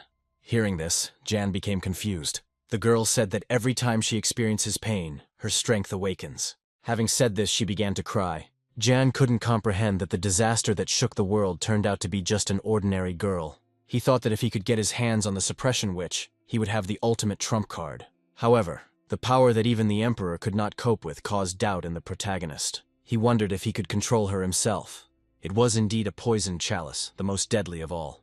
The risk was too great, and if he was going to eliminate her, now was the time. Seeing his doubts, Momon intervened and expressed confusion at why he was thinking so much. She said he should have just taken the girl with him. Jan answered her that it was easy to talk, but we were talking about a power that was beyond the control of people. Even the owner of this power could not control herself. Momon asked if that meant that if she could be controlled, he would take her with him. She reminded the hero that she was the pinnacle of dark magic, a magician striving for the truth of laws and capable of subjugating them. She stated that he should not have doubted whether she was capable of controlling the power of a simple girl. Her power was activated by pain, which meant that if the activation condition was known, solving the problem was not difficult. Having said this, Momon began to cast a spell. She put all her energy into creating 2 artifacts, a necklace and a bracelet. These artifacts were meant to protect the mind, and by obtaining them, the girl's power could be kept under control. Upon seeing them, Yang asked if these small things would be up to the task, and Momon remarked that with her skills, there was no need for bulky restraints. Jan admitted that it was impressive, and noted that it was unexpected for her to be helping someone. She replied that it was just a professional obsession. Some called magic a miracle, but in reality it did not directly interfere with the structure of the world to cause a phenomenon. However, the girl's power did not belong to either mana or nature. It was beyond all known magical principles. As a researcher of laws and systems, Momon couldn't ignore this. She also admitted that if she could use this power, then people like Yang would no longer be needed. After this, the girl asked Jan where they were going now. She asked with fear in her voice if they were going back to the lab again. Hearing this, Jan asked if there were many children like her in the laboratory. The girl replied that there were many of them, that she had friends. There were a lot of them at first, but every time they were given the terrible injections, her friends broke down. Over time, only she remained. The injections were incredibly painful, and she asked if she could avoid going back there. Ian thought, the human experiments and training were so painful that death seemed like the best outcome. Apparently, all these horrors were part of her daily life. The girl lived the same way as he did in his past life. Then Jan asked the girl if she was ready to go with him. The protagonist understood that he was not much different from those who used it. However, he promised her that he would never hurt her or abandon her. Hearing this, the girl was initially surprised and hesitated a little, but then she smiled and agreed to go with him. After this, Ian asked her name. The girl replied that everyone called her number 1. Jan said it was terrible, and announced that from that day on, her name would be Leah. He explained that the name Leah comes from the name Ophelia, the goddess of beauty. He then handed her the artifacts and asked if she was comfortable. Leah replied that both the necklace and the name were beautiful and that she liked them. Then the hero said that since she was going with him, they needed to prepare. The girl asked what kind of preparation he was talking about. He replied that they needed a monster that they would have to deceive. The story moves to an underground training center for a special forces unit. There was a prisoner in the cell who begged for forgiveness. However, the commanding instructor did not listen to him. He took a knife to open the prisoner's skull. At that moment, another instructor came in and informed the commander that Yang would arrive soon. The commander replied that it was time. Damien, with a smile on his face, offered to check the gift that Ian had brought. After some time, John and Leah arrived at the underground prison. Hearing the groans of the suffering prisoners, Leah became frightened. She asked Ian if this was a lab and began to fear that she would be locked in here again. However, John reassured her, saying that she would not stay here. Suddenly, one prisoner tried to grab Leah. However, the hero instantly picked her up and ordered her to stay next to him. The girl immediately remembered his promise that he would never hurt her or drive her away. Leah realized that he really did keep his promise. Meanwhile, Ian asked Leah if she remembered everything he taught her. Leah replied that she did, including their childhood and the story about his father. Ian noted that Leah had an exceptional memory. He had already coordinated her biography and personality, and given the limitations, there was nothing to worry about. But they had to deal with the chief instructor, a cunning man who had no idea what was on his mind. As they moved deeper, Ian noticed something approaching them and quickly told Leah to hide behind him. It was a prisoner who was being tortured by the instructor. Despite the fact that his skull was cracked, he did not give up trying to escape from this hell. However, the commander caught up with him and killed him. With one deft blow, he split the fugitive's skull in two. After this, Damien greeted Ian, and Ian informed him that he had completed his mission and returned. The chief instructor asked if Leah was the commander's daughter. Looking at her, he noted that he was glad to meet her and hoped that the prepared welcoming ceremony would be to her liking. Soon, Leah was taken to the dining room. There were numerous delicious desserts laid out on the table, and the maids were helping the girl with the meal. Leah was amazed by the variety of delicacies and, taking a cupcake, asked what it was. The maid explained that it was an ordinary cupcake. However, Leah refused to take it for granted. While Leah was enjoying the treat, Ian headed towards the head instructor. He was in his garden, tending to his flowers, noting that flowers are not simple things, but cutting a person doesn't require any skill. Ian noted to himself that this was unexpected, and Damien noted that he loved flowers because the more you cut them, the more beautiful they become. He then asked Ian if he thought he would torture a little girl, and if he thought he was a psychopath. He explained that physical torture has a negative effect on children, because fear makes the information they give unreliable. Afterwards, Damien smiled and noted that this was Ian's first mission, and he exceeded expectations. He stopped kidnappings in the desert and prevented terrorist attacks. Moreover, he single-handedly captured the head of the wolf territory. Damien stated that Ian deserved the praise, and now even the nobility who had opposed the project would have nothing to say against it. As a reward, he allowed Yang to freely use the Imperial Palace's amnesty and asked if anything else was needed. Jan replied that he wanted to know how the instructor intended to treat Leah. Then the instructor noticed that she was much cleaner than he expected. Even observation did not reveal any valuable information. However, he mentioned that one detail did catch his attention. Ian tensed, fearing that the secret had been revealed. However, he was relieved when the instructor only noted that Leah's knowledge was not consistent with her age. He added that the commander, the girl's father, is not a fool, and probably realized that his daughter had been taken away. He cannot act openly only due to the lack of evidence, but he will certainly try to obtain it. Therefore, we need to make him believe that they have a daughter, but at the same time not allow him to actually find her. Damien noted that the most effective way would be to create the appearance of her death. Before he could finish, Jan interrupted him with a question about whether he could be entrusted with the care of the commander's daughter. The instructor demanded an explanation, as it was no coincidence that his student had come up with such an idea. And then Jan said that he had 3 reasons. He stated that killing the girl was ineffective. Even what seems useless now can become valuable over time, especially when it comes to hostages. Hearing this, Damien asked for a second reason, and clarified why exactly Ian should keep her. The hero recalled that the instructor had tortured another commander today, one of the rats working for the commander of the combat group. He noted that the commander wielded enormous power and had probably placed his puppets everywhere. According to John, it would be easier to avoid the traitor's surveillance if the girl remained with him. After this, the instructor demanded a third reason, and Jan stated that he had given her a promise to protect her. But Damien only laughed in response. He said he could not believe it, as he did not expect soft-heartedness from his student. The man even asked if Leah was Jan's first love. He was at a loss for a moment. However, he realized that this misunderstanding could play into his hands, agreed and confirmed that this was indeed the case. Hearing this, the instructor said that he would give him special permission, but would not allow him to lose sight of her. Even though Jan is his student, he doesn't trust him completely, but the likelihood of betrayal on his part is lower than on the part of the instructors. He promised to disguise Leah as a servant and demanded that Jan look after her properly. Jan agreed. After this, Damien noted that since he had satisfied Ian's request, he now had the right to demand something in return. He took out the letter and asked if Jan remembered the Eastern Detachment, and the hero replied that he remembered. There were reports from there about the appearance of the undead. Damien confirmed that Casa Afrain was in command of the squad, and explained that, unlike in the north, this was a simple intelligence-gathering mission. However, all 80 Special Forces fighters disappeared. He emphasized that under normal circumstances, they would not have even been rescued. Then he showed the seal on the letter, and asked the hero if it seemed familiar. Damien reported that this was an order from Crown Prince Leon Cabalan, addressed to Special Forces soldier Ian. According to the order, Jan is to immediately go to rescue the isolated cadets in the east. The Eastern Plain of the Dead is a territory on the border between the Cabalan Empire and the holy nation of Lutail. Despite the region being overrun with undead, both powers avoided large-scale purges for diplomatic reasons.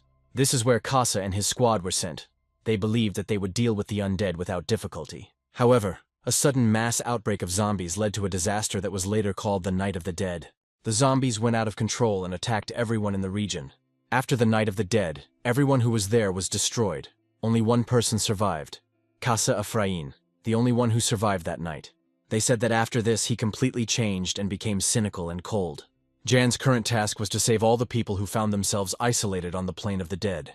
There were 4 days left until the repeat of the Night of the Dead, and Jan was in a hurry to make it in time. However, as he progressed, the protagonist realized that the zombies were a serious obstacle for him. Even in broad daylight, their numbers were countless. Jan wondered why the rescue order had suddenly come, as there had been no such mission in his past life. He wondered why the Crown Prince had made a different decision than before. Meanwhile, Momon felt joy at the sight of the undead, as she could restore her strength through them.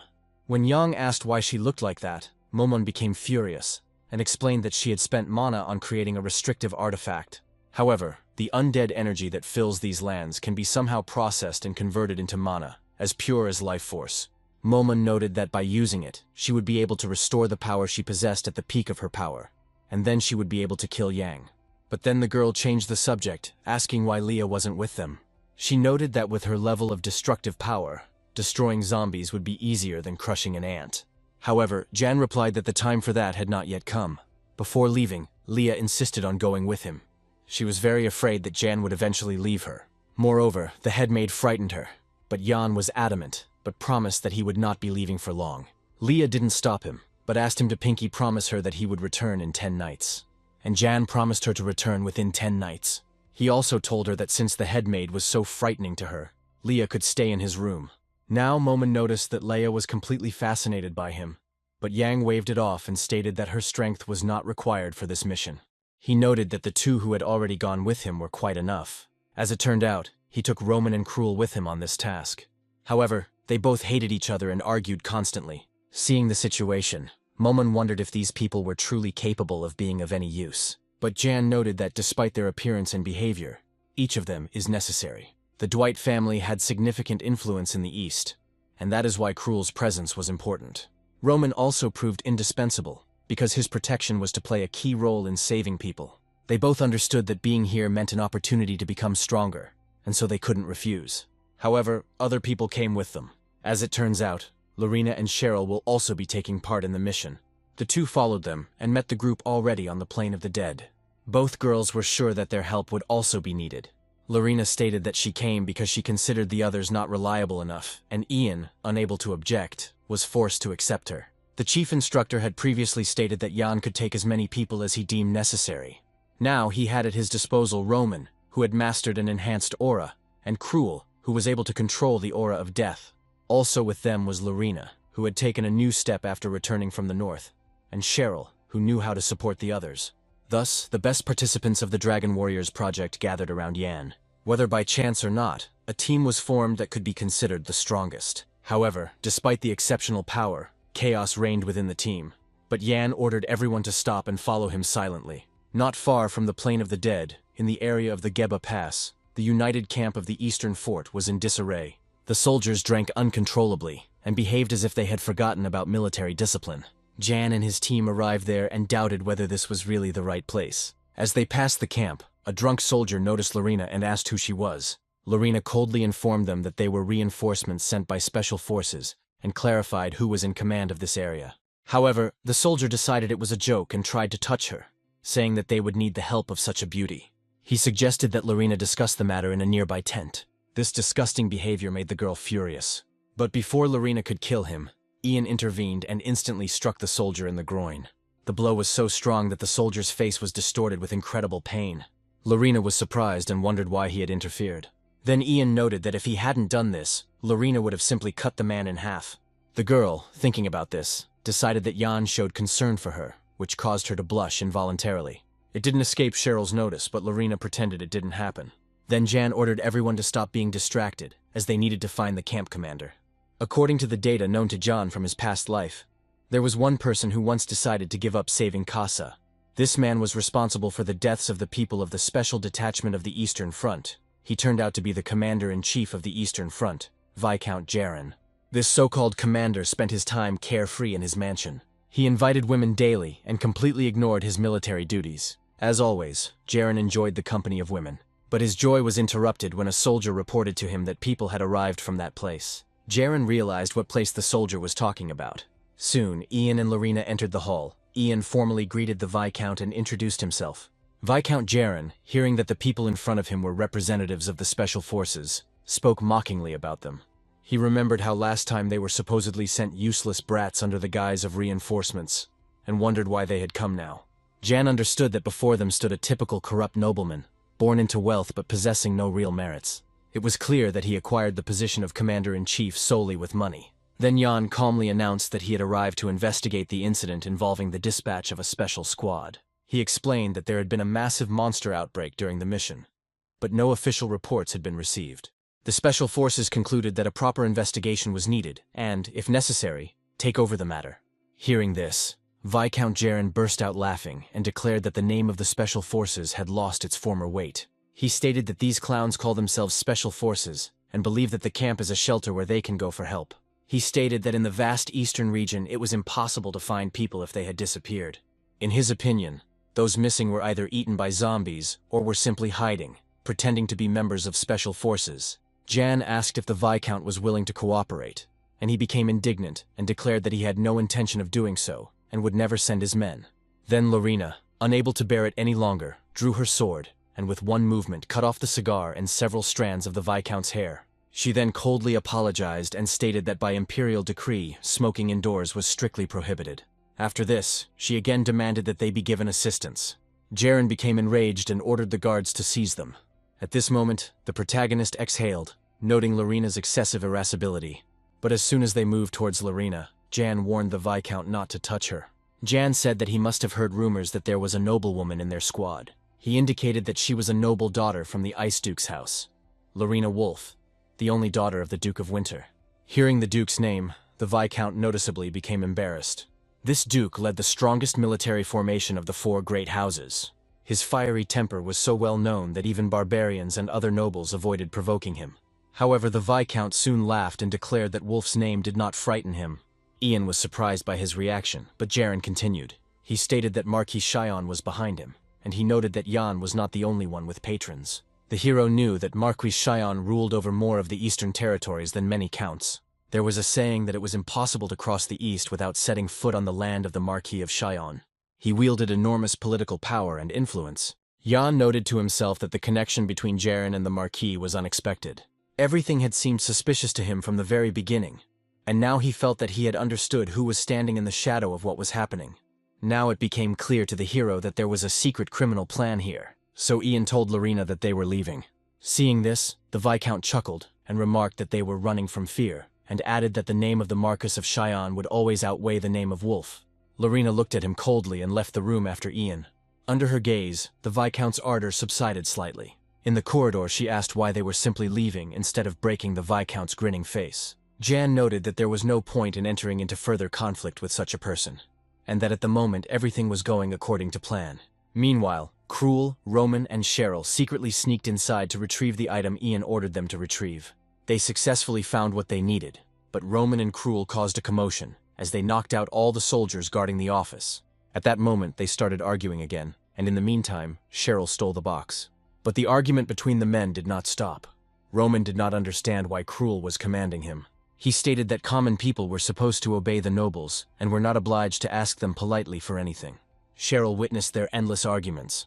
It was only when she threatened to tell Jan everything that the men finally calmed down. On the other hand, in the abandoned Fortress of the Dead, a horde of zombies roamed around the castle gates. The soldiers were exhausted and had almost lost hope. They had only a few provisions left. Moreover, they did not believe that anyone would send help for them, since they were clearly already considered missing. Casa noticed this and tried to encourage the soldiers. He also informed everyone that a rescue team would arrive soon, and that they should hold out a little longer. The cadet tried to maintain his composure and a positive attitude with all his appearance. But despite these words, Casa understood that they had reached the limit. Their weapons and provisions were almost gone, and in this situation they could not avoid destruction. At that moment they were deafened by a huge scream. The soldiers shouted that the eastern wall had been breached, and everyone began to panic, rushing to the scene. Suddenly, a disgusting creature, the Spawn, entered the fortress through the broken wall. Casa and the rest of the soldiers lined up in battle formation. They were already having trouble with regular zombies, and now a giant monster appeared. This monster was different from all other zombies. It was called the Spawn. It was an undead creature created from many fusions of bodies. There was someone behind the Spawn, controlling it from the shadows. Zombies and skeletons were natural creatures born from the aura of death. And even if there were many of them, it was not unusual. But the Spawn were different. They could not arise naturally. They could only be created intentionally. When the Spawn entered the walls, Casa and the others were shocked by the horror of what was happening. A huge number of zombies crawled out of the monster's belly. This scene made Kasu remember the past. The memory of that day remained in him as if he had been dreaming. It was the day the Afrain family was declared traitors. In the middle of the street, Kasa's father was to be executed by order of the emperor. People whispered that the accusations were false, but no one dared to say it out loud. The execution of Kasa's father marked the end of House Afrain. But before his death, the head of Afrain hoped that his son had managed to escape. Kasa was there and still remembered the sound of the blade cutting off his father's neck. As his father's head rolled to his feet, Kasa looked at it in fear. Suddenly he heard a sound that should not have been heard. It was the voice of his father, asking him to restore Afrain's name and avenge his unjust death. While Kasa was lost in his memories, the spawn caused massive damage. Everything around was engulfed in flames, and only then did the cadet come to his senses. Fortunately, the monster stopped temporarily, and there were no casualties. The spawn was preparing for the next attack. The soldiers decided to attack him first before he could strike again. However, they were busy with something else, as zombies poured through the holes created by the monster.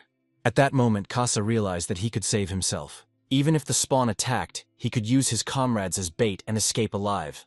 In every dangerous moment, Kasa always ran away. He told himself that he had to survive. After all, only then will he be able to restore his family. He did this so that he would no longer hear the words his father had told him before his death. But now, everything was different. Looking at his soldiers, he understood that he could not abandon them. When the spawn attacked, Kasa didn't run this time. He chose to fight. Taking up a spear, he rushed into the attack, believing that all his previous flight was due to his weakness. He used his Dark Soul 23 form and attacked the spawn. The attack was successful. The monster's head was knocked off. The soldiers rejoiced and praised Kasu for destroying such a monster with one blow. However, Kasa stood on the monster's body and ordered the team to remain vigilant. He ordered the soldiers to leave the wall and retreat to the tower. If they got there, they could still hold out. But suddenly he felt that the body on which he was standing began to move. Kasa didn't understand what it was and didn't have time to react. The next moment, a spear flew out of the corpse and pierced Kasa. The spawn began to recover. At that moment the soldiers froze in horror, but they understood that they could not abandon Kasa. But the cadet remained alive, and he told everyone not to panic and to head towards the tower. At that moment, the spawn pointed a beam at him, preparing to finish the guy off. Kasa couldn't resist, but he really regretted that he wasn't strong enough.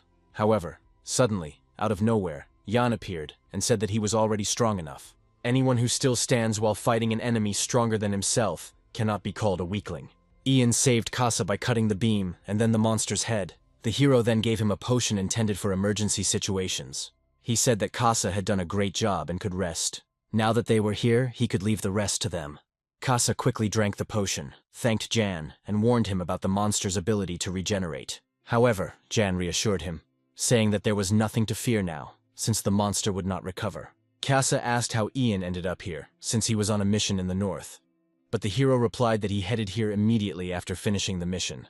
He could not sit still after hearing about his danger, and his words inspired the soldiers, who immediately began to praise him. This was Jan's strategy to gain people's trust. The soldiers asked Jan about the size of his squad, and he reported that there were only 5 of them.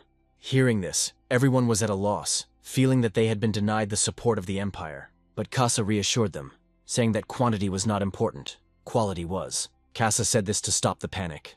However, he now realized that the chief instructor had never intended to save them. He also thought that Jan had lost favor with the commander, which is why he ended up here. At that moment, something completely unexpected happened. The newly awakened spawn attacked Ian with its huge, long arm. However, he dodged it so quickly that no one even noticed. Seeing this, the soldiers thought the monster had missed. Jan realized that the monster wouldn't die even if its head was chopped off. He'd heard that's what happened when you gathered a bunch of zombies together. The spawn continued to attack, and Yang dodged all of its attacks. The soldiers thought the monster had gone mad and was missing, but Kasa realized what was really going on. In reality, Yan avoids the blows literally at the last moment. Suddenly the spawn stopped attacking, but the next moment, a multitude of zombies jumped out of his stomach. Then Yang used the 16th form of Dark Soul, the rapid 1000 slashes technique. With just one blow, he destroyed all the zombies at once. The soldiers were shocked by this sight. Then the spawn began to fall apart, and it no longer regenerated. The thing is that Yan, using the sword Astalon, cut his magical energy. Seeing how Yang single-handedly destroyed the monster, everyone was delighted and shouted to support him.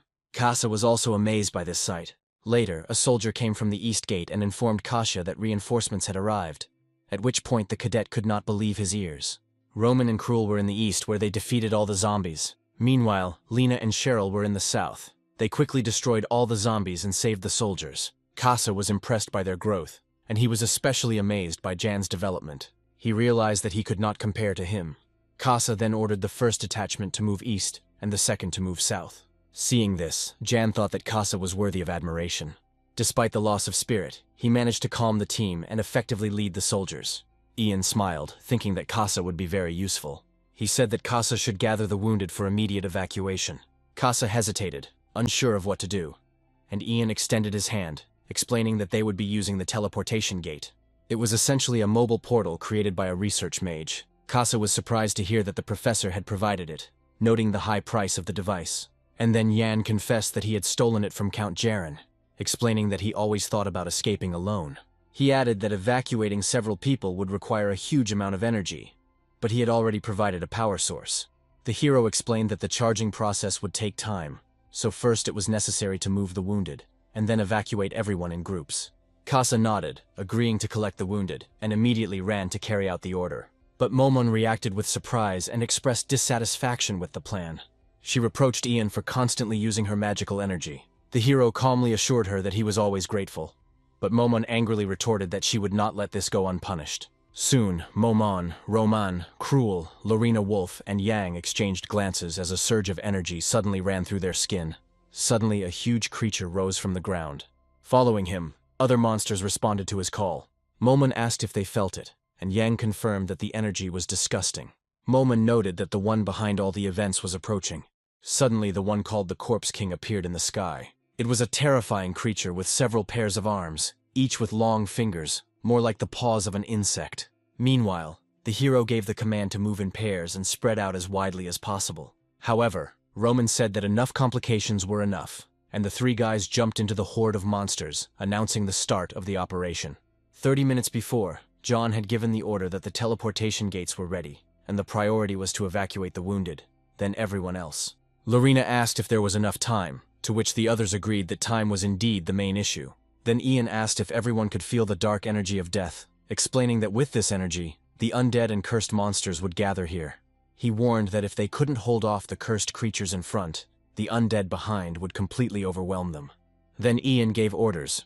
Roman, Lorena, and Cruel should stop the monsters, but Cruel objected, because 3 against all the monsters is too much. However, Momon explained that every enemy killed releases death energy, which powers the teleportation gate. Ian added that to activate the gate, the monsters must be defeated so that the device absorbs the energy of death, and Cheryl must evacuate the soldiers. However, Casa insisted that he couldn't just leave and wanted to fight alongside them. He explained that if he returned without achievements, his status in the special forces would drop significantly, and he needed merits to restore his family. So he asked John for permission to participate in the fight. Ian thought for a moment and then nodded, accepting it as a request and reminding Casa not to forget it. The hero continued, explaining that it was the holy water he had stolen from Jaren.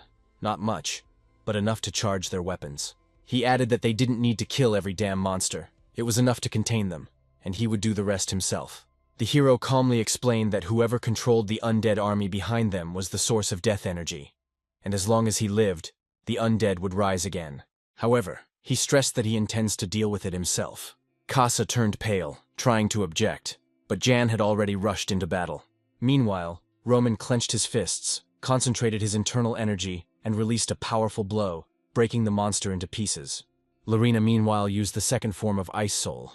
She summoned a small snowstorm, destroying the remaining monsters, and Roman was surprised that they worked so well together. Seeing this, Cruel became cheerful and rushed into battle, declaring that he did not intend to lag behind. Suddenly, Casa rushed forward, ordering them to disperse, and used a combination of techniques, destroying the monsters with precision. Roman noted in amazement that Casa was combining 2 techniques at once. At that moment, the monsters' heads flew apart, drenching everything with blood. Everyone shouted his name, and Casa, wiping his face, said that it was only the blood of monsters, the zombies had not touched him. Suddenly, he felt another monster rushing from behind. However, Cruel quickly pushed him aside. He scolded Kasu for disturbing others. At that moment, the monster's terrifying mouth loomed over Cruel. The monster rushed towards him, after which blood gushed in all directions. Casa was shocked, thinking about why Cruel was helping him. Before, he was selfish and thought only of himself.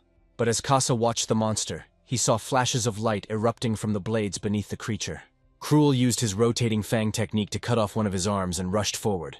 He explained that he tried to channel mana into his sword like Yang did, and it nearly killed him. At that moment, Casa felt a surge of relief. He apologized to Cruel, explaining that he had risked himself to save him, while he himself was only thinking about family and achievements. However, Cruel waved him off, ordering them to tie the monster's legs and head towards the torso. He noted that he understood his feelings, as he had experienced something similar himself. However, if he continues to act this way, Ian will beat the crap out of him.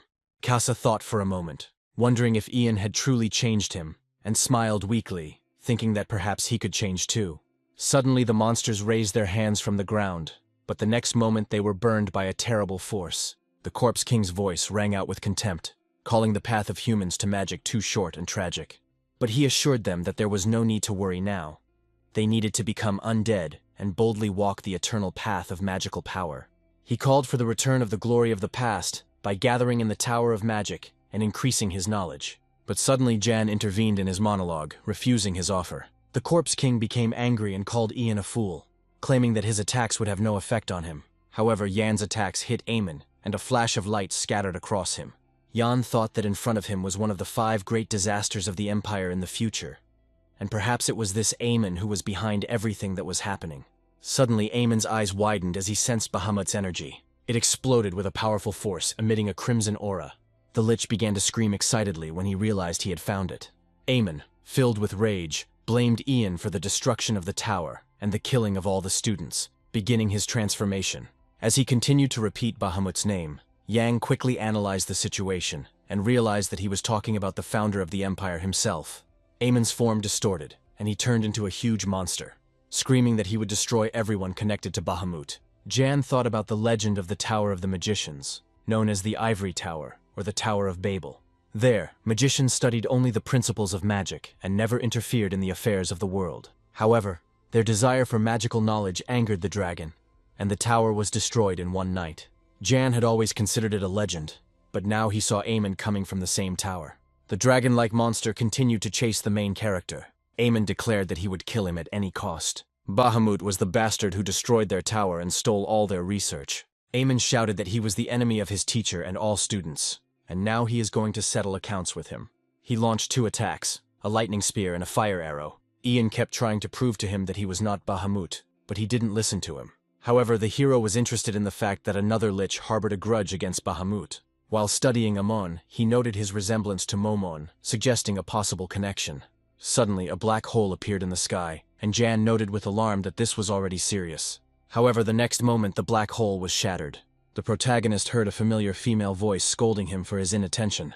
Momon appeared next to him, clearly unhappy that Yang compared her to Amon, since her body was superior in terms of aesthetics and functionality. She explained that not all likes are the same. Some can be corroded by the energy of death and lose consciousness. But if you maintain pure mana, you can preserve your mind and soul. At the same time, the energy of death becomes a poison that corrodes the life force. Momon watched Amon, noticing how his mind and body were spiraling out of control. Soon he would lose all consciousness and not even know who he was. Momon's voice softened with a hint of regret. She considered this a tragic fate for a disciple of the Tower of Mages.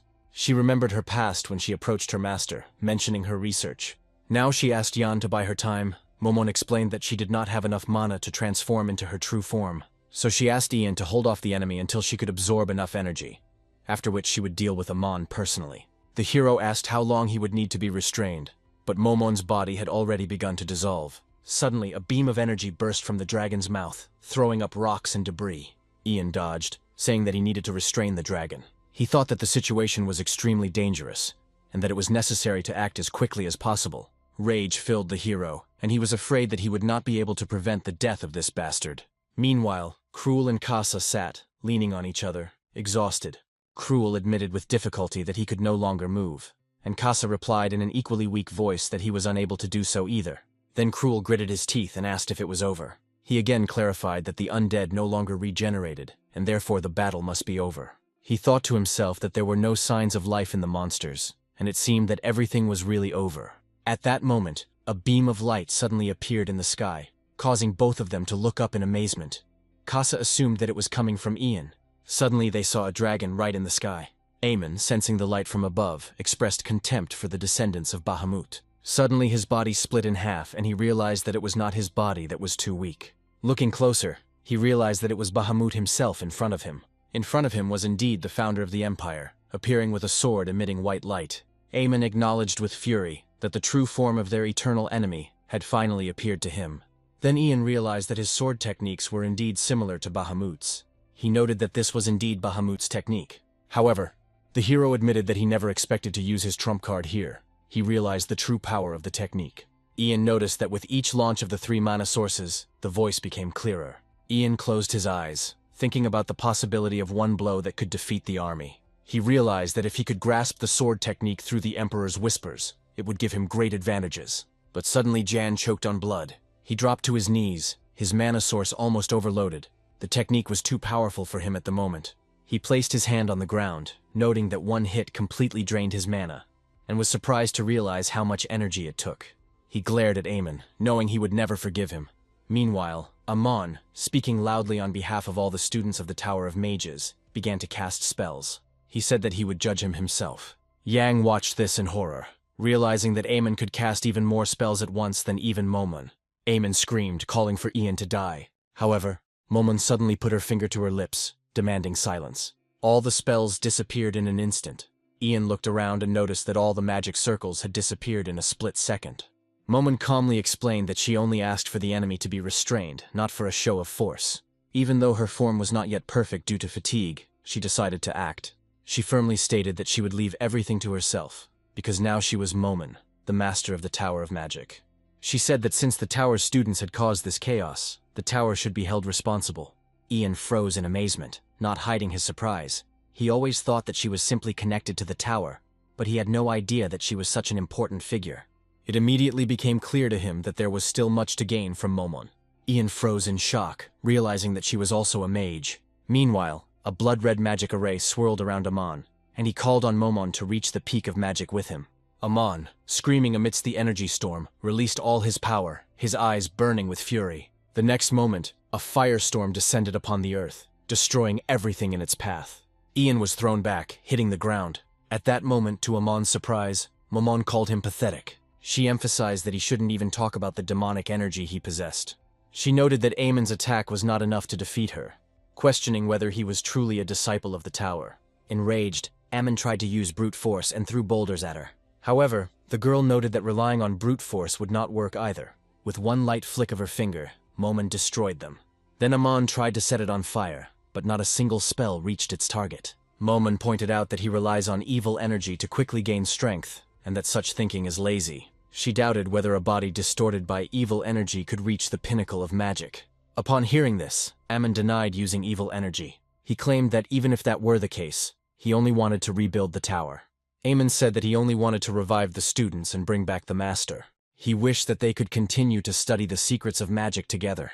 Momon, hearing this, felt sad for the tower that even she had rejected. She understood that she had many chances to return, but she ignored them, blinded by personal revenge. Now Momon thought that all of this was her fault. She closed her eyes to all those years of loneliness. Now the girl was sure that it was on her conscience. Then Amon recalled that on that day a man with a seal approached him. He offered him the power to achieve any desire. The wizard in the crimson cloak added with a sly smile that he would give the power so that the owner could use it. Momon clearly realized that it was this person who had injected demonic energy into his body. Suddenly, a stream of magic like molten lava erupted, and Momon noted that its power was out of control. A pillar of crimson light shot into the sky, engulfing Aemon and transforming him into something inhuman. Momon then rushed forward. She summoned a magic circle in the air, admitting that she couldn't protect anyone. However, she intended to save Aemon at any cost. She activated a mystical signal and explained that a purification spell would be engraved into its core to eliminate the demonic energy. Momon stated that after the demon inside Aemon was purified, he would be able to return to his human form. Suddenly the mask on Aemon's face began to crack, and now a man's face was visible there.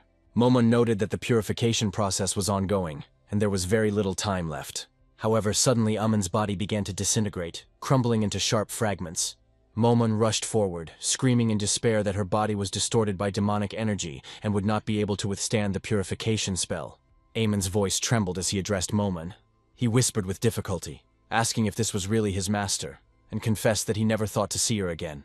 He apologized for appearing inappropriately before her, but Momon ordered him to put aside his empty regrets. Momon said that if the purification succeeded, Amon would be able to walk the path of magic again. However, Amon replied that perhaps it was already too late for him. He admitted that by choosing the path of dark magic, he lost the path of true magic. Amon had made many mistakes in this life, but he was glad he was able to see his master one last time. Momon, with tears shining in her eyes, listened to him attentively, and then let him go. However, she stated that his death would not be in vain. She emphasized that this could be the last magic he would ever see, and that the greatness of magic should be imprinted on his soul. Then Amon raised his head to the sky, and his eyes filled with tears of delight. Light burst out from the magic circle, revealing an expanding territory. The blooming of 100 lotuses began to fully reveal their power. Momon gently informed him that if Amon followed this path, his soul would forever remain within her magic. Then Amon, with a trembling voice, expressed his gratitude to the master before disappearing. Momon, standing in the middle of the blinding white sky, watched as the magical light gradually dissipated. She really hoped that Amon's life, filled with suffering, would finally find peace. Suddenly, Jan's voice came from behind, announcing that everything was finally over, and he asked if the ritual had gone smoothly. Momon admitted that the journey was long, but thanks to Yan, she was able to complete it, and the teleportation portal in the fortress was also activated. Momon noted that it was all over, but reminded that it was still unknown who exactly turned Amon evil. Momon asked if he had anyone in mind, and Yang said he did, although he wasn't sure if that person was still alive. Meanwhile, the story moved to the headquarters of the Eastern Front. There was a man's body hanging inside the castle. The commander of the Eastern Front, Count Jaren, was dead. In the end, all 80 members of the special squad sent to the plane of the dead returned alive. Lorena initially considered this mission impossible, but that is exactly how it ended, with everyone performing well. Roman was also sure that they would never return. Casa thanked everyone for their work, and Roman noticed how inspired the fighters looked. Lorena thought it was only fair to let them relax a little after such a day. Meanwhile, Cruel continued to try to take all the glory for himself, endlessly praising himself. However, Lorena was still worried. Everyone returned, but Ian was not among them. Cheryl knew what she was thinking and how much she was worried about Ian, but Lorena told her to shut up. Suddenly, a portal opened behind her. Soon Jan came out of there, realizing that he was the last in line to return.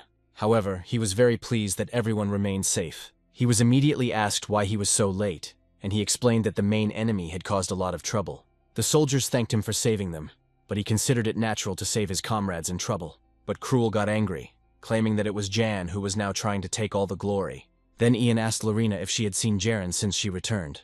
She replied that she hadn't seen it, assuming that he was either hiding, drinking, or doing both out of shame.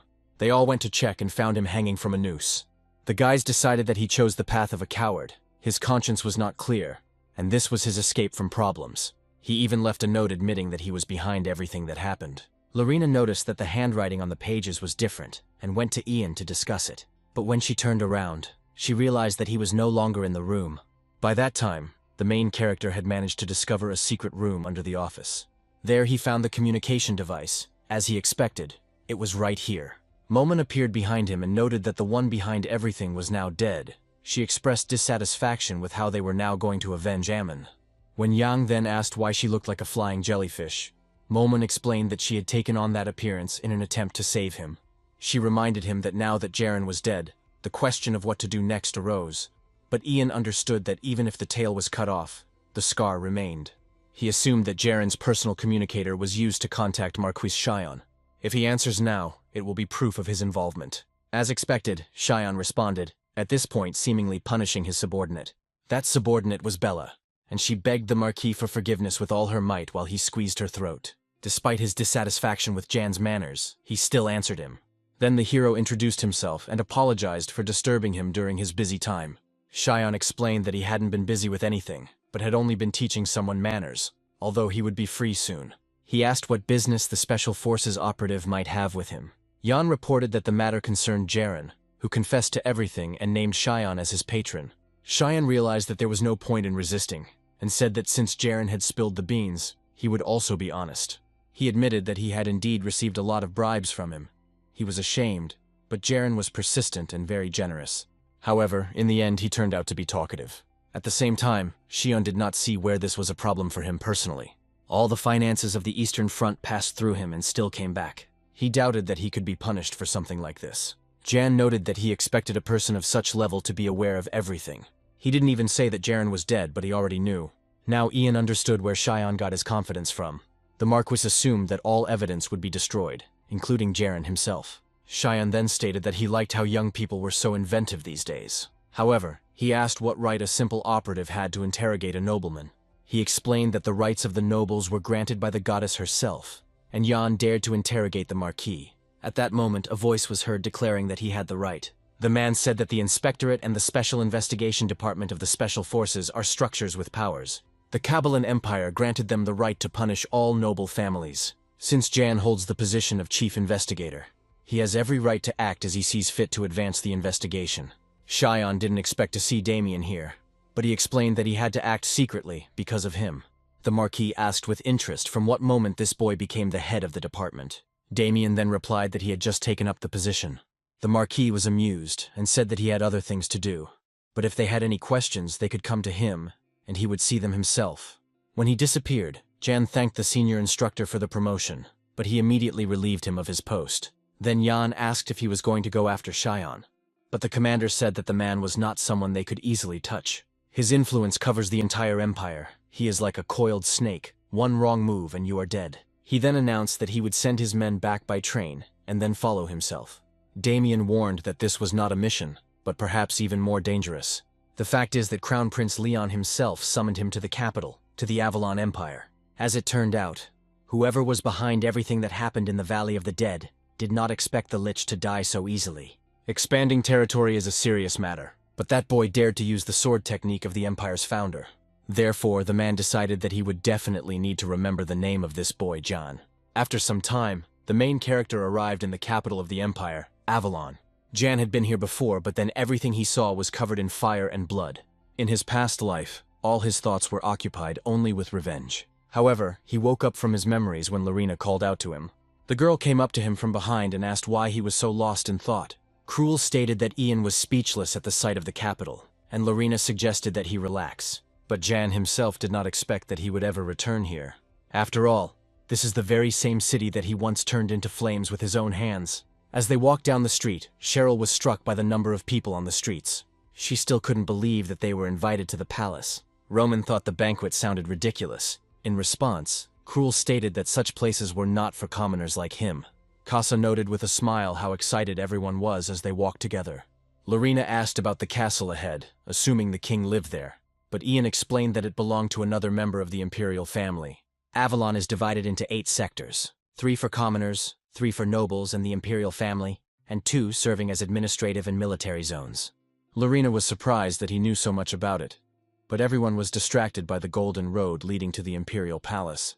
Jan said that they had to walk along it. It symbolized loyalty and obedience to the emperor. Roman looked at the high domes of the capital with obvious contempt and considered the emperor simply a rich man. But Casa abruptly shut his mouth, warning him that he couldn't talk nonsense here in the capital, as it could cost him his life. There are ears and eyes everywhere in Avalon. The training commander gave stern warnings. One wrong word, and the consequences would be unimaginable. Damien had given them stern warnings beforehand, declaring that if they caused trouble in Avalon, he would personally see to it that they were executed. In response, Roman muttered something dully.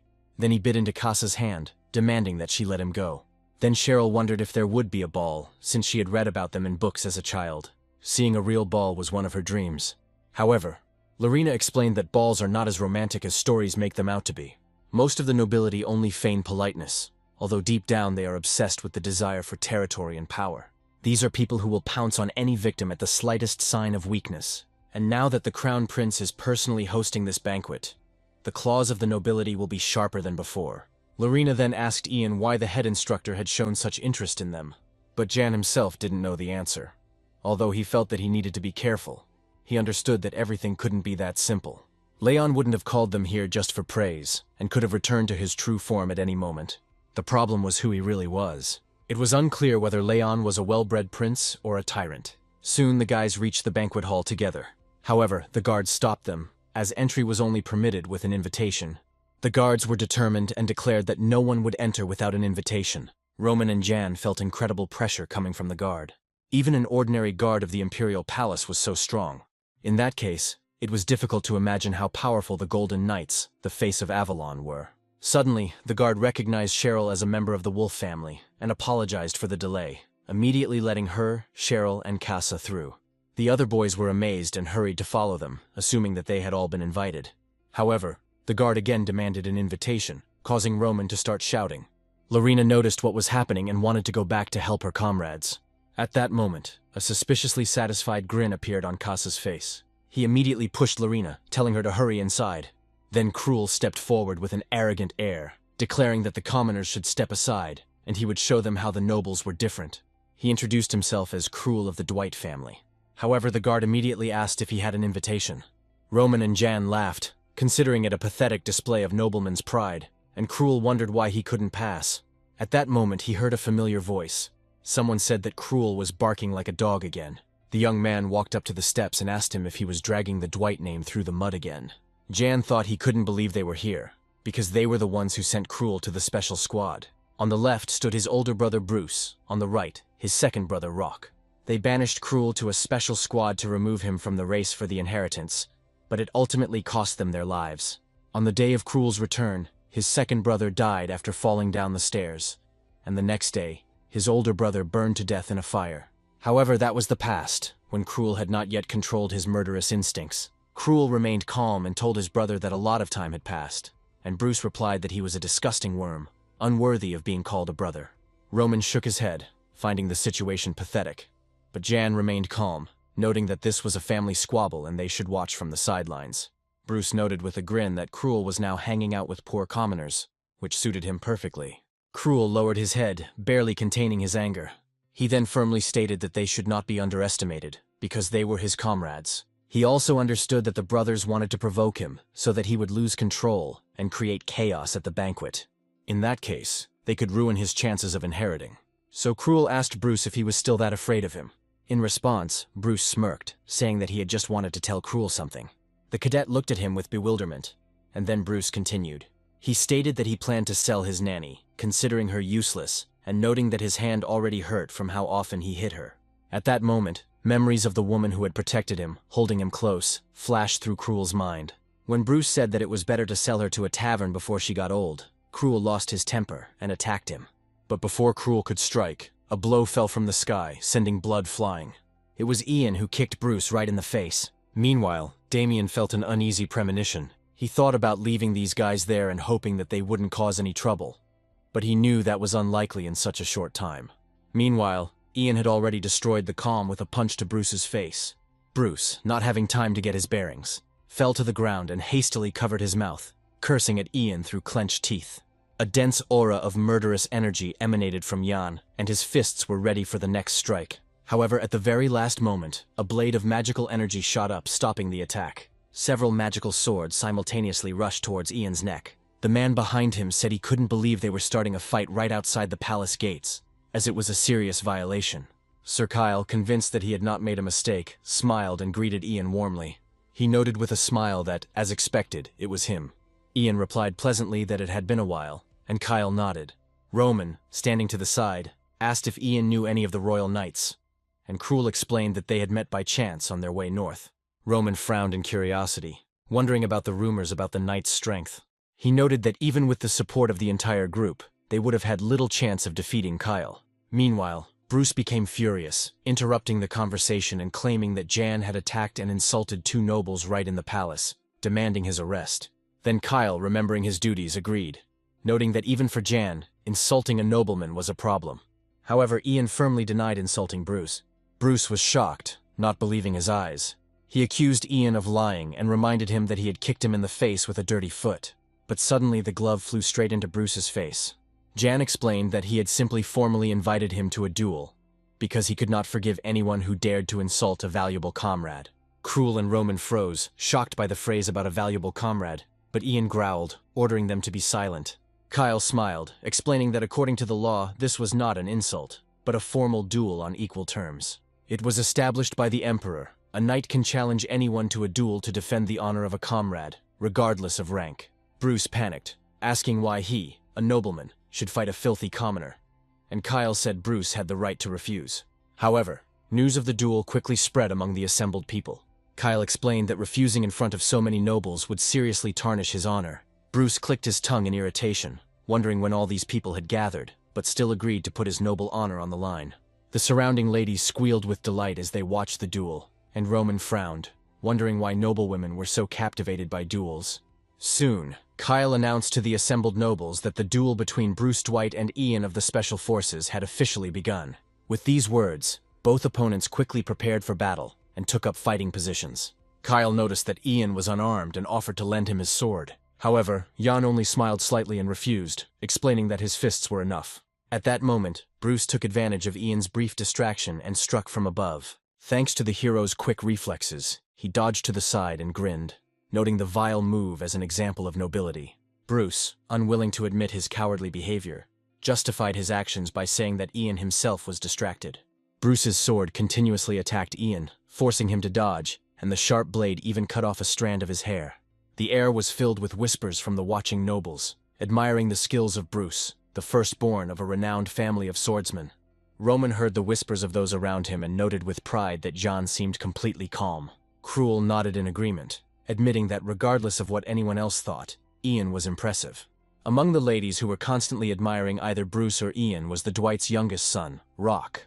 Believing he had the advantage, Bruce fought recklessly, noticing that Yang was merely dodging. At that moment, Rock quietly cast a blinding spell, deciding that his chance had come, since the magic should deprive the enemy of sight. And indeed, Jan's pupils instantly dimmed. Bruce took advantage of the moment, swinging with all his might, a victorious grin on his face, thinking it was all over. However, it was Bruce who was stabbed straight in the stomach, his eyes wide in shock. Rock was equally astonished and noted that his spell had not worked. At this point, Momon intervened, demanding that Jan repay the debt. But Jan didn't need help. Even blinded, he could fight. As Ian raised his fist to strike again, Bruce desperately begged for mercy. But Ian didn't even listen to him. A powerful punch sent Bruce flying. He rolled head over heels on the ground, losing several teeth along the way. When he finally stopped, the judge's voice announced that the result was clear. The winner was Ian from the special squad. Although Ian assumed a victory pose, he felt slightly embarrassed. The watching nobles began to whisper among themselves, noting that he had waited for the perfect moment, and with one blow had turned the tide of the battle. People noted his audacity, because he was a commoner who dared to challenge a nobleman to protect a friend. This was true chivalry. Meanwhile, many noted that Bruce Dwight lost by relying on his younger brother's magic. And with such behavior, the Dwight family is finished. At that moment there was a slow applause. Someone said that the duel was magnificent. The man moved slowly towards the center of the crowd, reporting that Ian had grown considerably stronger since last time. All the ladies bowed simultaneously to the uninvited guest. Leon walked forward, talking with Damien who was accompanying him, and noted that his subordinate displayed the fiery energy of youth. Ian narrowed his eyes, focusing on the figure in front of him, noting that the arrival had happened faster than he expected. Before him stood his sworn enemy from his past life, Crown Prince Leon Caballan. The prince smiled politely, expressing pleasure at meeting Ian, and Damien, irritated, scolded Kyle for not stopping the duel. Kyle calmly explained that the laws of dueling were established by the founding emperor of the state, and he could not interfere. Then Damien, turning to Jan, reminded him how many times he had warned him. But Jan had put on a real show in front of the banquet hall. But Jan calmly noted that this was better than creating a scene inside the hall. Damien gritted his teeth in irritation, and Leon placed a hand on his shoulder, gently advising him not to be too hard on him. He added with a smile that Jan is the main hero of today's celebration. Leon then looked at the hero, subtly signaling to the others that this was a ceremony in honor of the birth of a new guardian of order. Everyone was shocked by this decision. Soon the story changed to the hall. There, in front of the assembled nobles and members of the royal family, Jan accepted his new position. Leon, holding the official decree, solemnly proclaimed that he recognized Jan's services to the empire. He listed Jan's exploits, preventing a terrorist attack on the railway, saving advisor Uyghur and many civilians on the northern front. He was responsible for repelling an invasion of tens of thousands of barbarians and defeating their leader in the east. He also participated in rescuing isolated comrades and clearing the area of the undead threat. Leon then solemnly announced that Jan, a member of the special squad, would be given the title of Baron and appointed as a guardian. Jan rose slowly, accepting Leon's decree, modestly declaring that he humbly accepted the imperial favor. After the formalities were completed, Leon opened the banquet, expressing the hope that everyone would enjoy the celebration in honor of the empire's new hero. Soon the sounds of violins filled the hall. Nobles flocked to the center to propose toasts and engage in conversation with Jan, congratulating him and asking questions about the marriage. Jan did not answer, but only smiled slightly and expressed gratitude for the good wishes. He knew that in reality, the nobles were thinking about the benefits and opportunities that the position of guardian brought. His power extended throughout the empire since its founding 900 years ago, and the previously vacant position was now given to a commoner. This position held more power than many nobles, and even some members of the royal family. Seeing Damien appear next to Prince Leon, the nobles guessed about the prince's alliance with the commander. They anticipated the prince's possible ascension to the throne, realizing that the power structure in the palace was beginning to shift. Soon, Jan breathed a sigh of relief, thinking that he would rather fight the undead than deal with the nobles. He noted to himself that he had never expected to receive the post of guardian, and that perhaps the prince intended to use him for his own purposes. Suddenly, a familiar voice came from behind, asking how he was enjoying the banquet. Ian, surprised, turned around and saw Lorena in an elegant dress, who was teasing him slightly, asking how he felt about being a nobleman. He froze, recognizing her, and she, smiling, noted that he looked happier than she expected. Ian snorted coldly as he glanced at her dress, thinking that she seemed to be enjoying the banquet more than he was. To ease the tension, Lorena quickly turned the conversation to Ian's position as a guard, and asked if he would now leave the special forces. Jan answered vaguely that he wasn't sure yet, and wondered if this meant another duel. However, Lorena simply smiled warmly, congratulating Ian sincerely. He scratched his cheek, puzzled. He noted that he expected to hear something like threats or promises to catch up with him soon. Lorena hesitated, then lightly tapped him on the shoulder with her fist. She said that she should congratulate him because he deserved more. Ian smiled sincerely, thinking that being acknowledged by her was more pleasant than receiving a title from the prince. But suddenly Ian felt strange glances on him, and Lorena suddenly fell silent. The hero realized that Duke Wolf and Hans were standing behind him, looking at him with barely hidden threats. After this, the banquet continued calmly. All the boys and nobles enjoyed the evening. Meanwhile, Leon turned to Damien, noting that he seemed displeased, perhaps jealous that his student had become a guardian. Damien then asked about Leon's true plan to control Special Forces Captain Rodrigo Meyer. Leon reported that Rodrigo's actions were suspicious. He was doing strange experiments, and they couldn't keep track of him. Leon emphasized that the captain was secretly in contact with the nobles, and that he could no longer remain on the sidelines. Leon explained Jan's appointment as guardian not simply as an expectation, but as a message to the captain. He boldly declared that his sword was pointed at him, at his chest. Damien frowned, doubting Leon would be able to control everything. Then he left the office, quietly wishing Leon success in implementing the plan. After this, the room fell silent. Leon sighed as a smug voice suddenly spoke up, declaring that he wouldn't be able to control the situation. Leon looked out the window in horror and saw his distorted face with a mad grin that accused him of being too trusting. The face asked if Leon really trusted a bastard by birth who was filled with inferiority complexes. It said that this guy hates him and royal blood more than anything in the world. The face told Leon to have no doubt that this was the guy who would spill his blood. Suddenly, a glass goblet hit the window, shattering into pieces. After that, the terrible face disappeared. Leaving Leon confused, he quietly asked himself what just happened. Damien, walking down the corridor, reflected that appointing Ian as a guardian had been the right decision. However, anger flared up at the thought of Ian's smug expression. He noted that now Ian was on par with him, and perhaps even higher. Damien's thoughts turned to Leah. Keeping his daughter close really did work. He continued walking, planning to check some details to make sure his calculations were correct. Meanwhile, Jan was in the Imperial Capital's commercial district, known as the Exclusive Commercial Zone.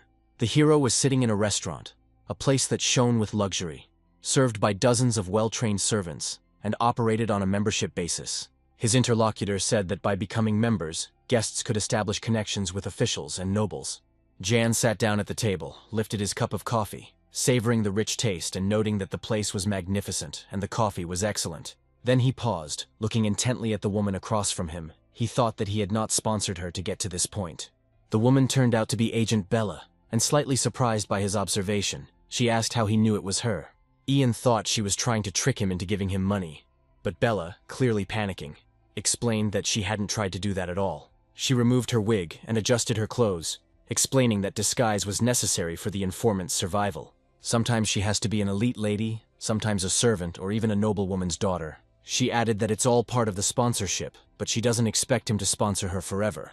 She noted that she thought he was the son of a fallen family, but it turned out that he was actually a member of a special forces unit within the Dragon Warrior project. Ian was surprised by Bella's directness, and noted to himself that she had revealed his true identity, and Bella thanked him for the compliment. However, her expression turned serious as she mentioned his rise from a lowly trainee to a baron. Then Ian stood up, put his hand on the table, and said that he didn't care that Bella was investigating him. She seemed to realize that she had gone too far and tried to justify herself, but Ian hinted that she would be better off doing something else. Then he threw a bag of money on the table. The girl looked at the bag and asked what the money was for. Jan explained that she had mentioned the need for additional work to cover expenses, but now that she is his informant, she doesn't have to worry about money, but can rather use her time to gather information and complete tasks. However, Bella noted that Ian was clearly underestimating her. She placed a stack of documents on the table and handed them to him. All the necessary information had been collected. Jan glanced at the papers and noted that money really did make work more efficient. Then the hero took the documents and studied them carefully. The first report concerned the activities of Special Forces Captain Rodrigo Meyer. Recently, he began attending closed meetings with nobles who were dissatisfied with Damien. The key figure at these meetings was the Marquis of Chillon. The second report concerned surveillance of Chillon, and several top-secret facilities were discovered in his possession. They were suspected of biological experiments, and many unknown magicians were mobilized. Jan, holding the reports, read every word, wondering if they were beyond the capabilities of the suppressive mages. He leaned back in his chair, praising Bella for the thoroughness of her work. And Bella admitted that the praise made her embarrassed, but she liked it. The hero then assigned Bella a new task and prepared to leave, entrusting her with the management of the entire intelligence network. Bella was surprised by his quick departure. Ian remembered Damien's angry warning that if he didn't return in time, trouble would find him. But finally, Bella shared one more detail. She recalled that during his first visit to her, Ian showed her a strange symbol. Bella said she researched it but found no information until recently. She clarified that some people saw an emblem in the form of a flame. It was said that she was connected to a mysterious, well-guarded location, presumably a secret headquarters of the Special Forces. Meanwhile, Ian walked down the corridor, thinking about Bella's report. The third report was an investigation into a flame symbol in an abandoned mining town. There they were engaged in the extraction of high-quality magical crystals, guarded by a mysterious organization. The members of this organization hid their faces and intentions. Among them was a man, a high-ranking member of the organization. The thing is, this man has a tattoo on his face that matches the flame symbol. The hero noted that Bella was truly a professional in her field. Suddenly he noticed small drops of blood on the floor. Frightened, Ian immediately thought of Leia and rushed to the door. He opened the door abruptly, calling her name. Suddenly Jan tensed up, seeing an approaching shadow. The man said that he was late. Ian immediately realized that it was Damien. He reported that all this time Ian had been acting behind his back. Ian froze in shock, the blood on the floor only adding to his confusion. A flame symbol appeared on Damien's neck, which Bella said was passed down to the organization's leaders. Suddenly the main character turned to his master, saying that he had questions. In response, Damien noted that he also had questions. At this moment, an awkward pause fell between the men. Damien then used magic, swiftly attacking Ian. He stated that he would ask his question first. A black sword appeared with dark energy swirling around Damien's hand. He growled, calling Ian by name, and Ian remained calm and focused. Suddenly something flew through the air, and Damien paused, narrowing his eyes in obvious disdain, considering this a stupid move. However, Jan remained calm, not reacting to what was happening. An assassin in red appeared behind him, holding a shiny dagger in his hands, ready to attack Ian. But Damien had already noticed him and, with precision, pierced the attacker's stomach with his sword. The assassin fell unconscious to the floor, and Damien, looking at him, noted that Ian thought too much of himself just because he received a title. However, Ian remained unperturbed, noting to himself that he had known all this time, but had kept silent so as not to hurt Damien's pride. The hero looked at the ceiling with a huge hole, and noted that he did not expect such open actions, because only one person could afford such a thing. Damien frowned, his expression turning serious. They had clearly been too careless. His thoughts turned to the captain, Rodrigo Meyer. He must have realized that Leah was here. Then the subordinate hastened to report to Damien about the current situation. He explained that the pursuit squad had been tracking the intruders, but it appeared they had already left the training grounds. Damien's gaze fell on the killer and he ordered that the pursuit be stopped. Even if they caught up with them, they still wouldn't be caught. He ordered them to deal with the one lying there, noting that the man was still breathing, so they needed to get him out and prepare him for interrogation. A dangerous smile crossed his lips, because Damien was going to conduct the interrogation himself, and it was known exactly how he did it. Suddenly he turned to Jan. reminding him that he still hadn't asked his question. Then he pointed the dark blade straight at the hero's neck. Damien stated outright that he wanted to find out again who exactly Leah was. It looked like the captain was trying to kidnap Leah while they were distracted. Damien realized that Rodrigo Meyer had deployed more assassins than expected. But the instructor remained calm, because they posed no threat to him. He stepped forward, asking the killer holding Leah if he was going to surrender, and warned that no one would escape him. The killer then raised a sharp blade in a desperate attempt to threaten, saying that one step and Leah would die. Damien looked at her with disdain, finding the threat clumsy and annoying. However, the killer said it was not a bluff. If he could not bring back the target, he had orders to eliminate her. Suddenly, Leah's body began to tremble, and streaks of light began to shine around her. The killer, confused and frightened, screamed, not understanding what was happening. Suddenly, Leah's eyes flew open, the whites of her eyes turning black and her irises glowing brightly. Damien was also amazed, because a blinding light emanated from her and filled the entire hall. The light was so powerful that it even broke through the ceiling and directed a beam into the sky. Damien explained to Ian that after the flash, Leah lost consciousness, and the assassination team took advantage of the moment. It was their chance to escape. However, Damien again emphasized that he wanted to know who Leah was, and Ian finally said that Leah was not the captain's daughter. Damien frowned, a hint of disappointment in his voice, noting that Ian had lied when he claimed she was a bargaining chip to deal with the captain. However, the main character smiled reservedly. He declared that Leah would become a real trump card, stronger even than the captain's daughter. The thing is, she's the only survivor of Project Destroyer, a human experimentation program. Then Damien noted that if everything said was true, then the captain's actions were logical. Yang thought for a moment, and noted that they must now risk everything to protect her, because the captain had broken the Emperor's covenant. According to the covenant, anyone who experiments on humans or violates their dignity will be forever banished from the Empire. Damien rubbed his chin thoughtfully, noting that it made the task easier. The covenant has the highest authority, and if there is evidence of human experimentation, overthrowing the Special Forces captain will be easy. Damien headed for the door, noting that the priority was getting Leah back, and then Ian asked if he knew where she had been taken. However, Damien remained calm, replying that they would soon find out. It would be enough to examine the mind of the one they captured. Ian looked surprised, reminding him that human experiments were prohibited. But Damien chuckled softly, comparing it to cooking fish. Suddenly, Ian interrupted him, throwing something black towards Damien. The instructor caught the object and curiously asked what the trick was. Then the main character put on a serious expression and asked Damien to look at the pendant. The thing is, he still had one unresolved issue. Damien opened the pendant and carefully examined the intricate engraving on the pendant. Then the hero asked him to answer as a teacher. Damien was amazed to see an intricate red pattern inside. Jan wanted to ask him for information related to the origin of the symbol. Then a stunned Damien asked where Ian got this pendant. The protagonist replied that this was the only relic left from his family. The other half of the pendant contained a photograph of the boy with his family, which he kept along with the symbol to help him survive his time at the training center.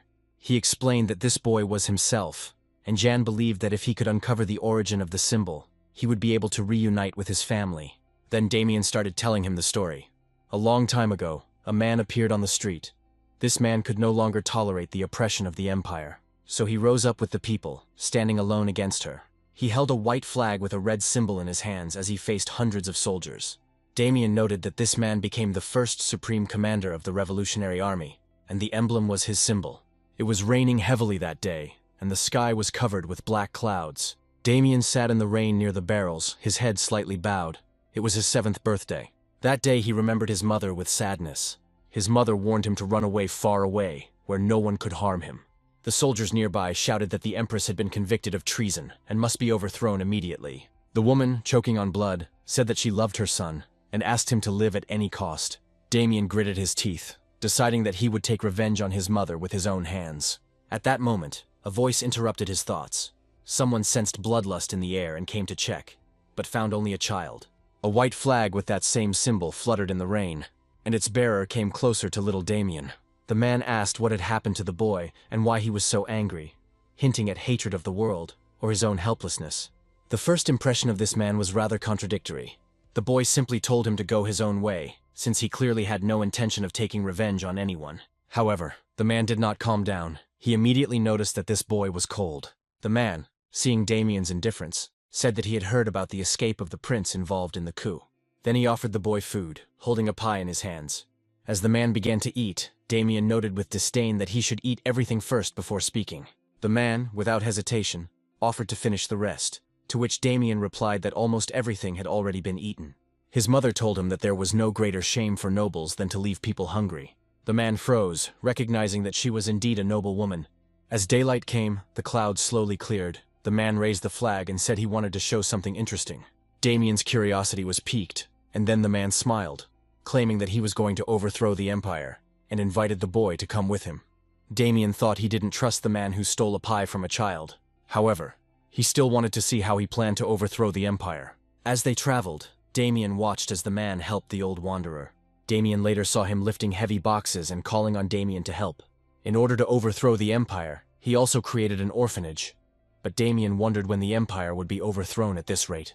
The man replied that one cannot ignore those in need. Watching the man, Damien felt something unusual in his soul. Despite the endless chatter, the man sincerely wanted to help people. Even those who initially hated him gradually began to respect him. People gathered around him one after another. Soon, a riot broke out in the Zerva region, with people demanding the land the empire had stolen. The soldier quickly stepped forward with a threat, noting that commoners had no right to speak like that. But the people did not give in, declaring that they demanded justice from Count Zerv. And then a man appeared in the crowd, holding a white flag with a red sign. He declared all the grievances of the people.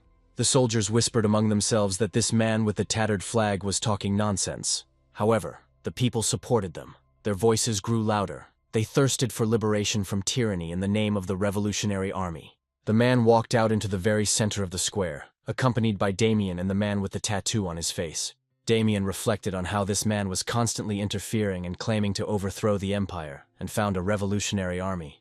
The leader jumped into the air. Bright red rays swirled around him, and he was eventually proclaimed the first supreme commander. Damien explained that the symbol quickly became his emblem, and every founder of the revolution had it tattooed on their body. The man noted that he still remembers his confusion and joyful look when he was choosing a gift for his son.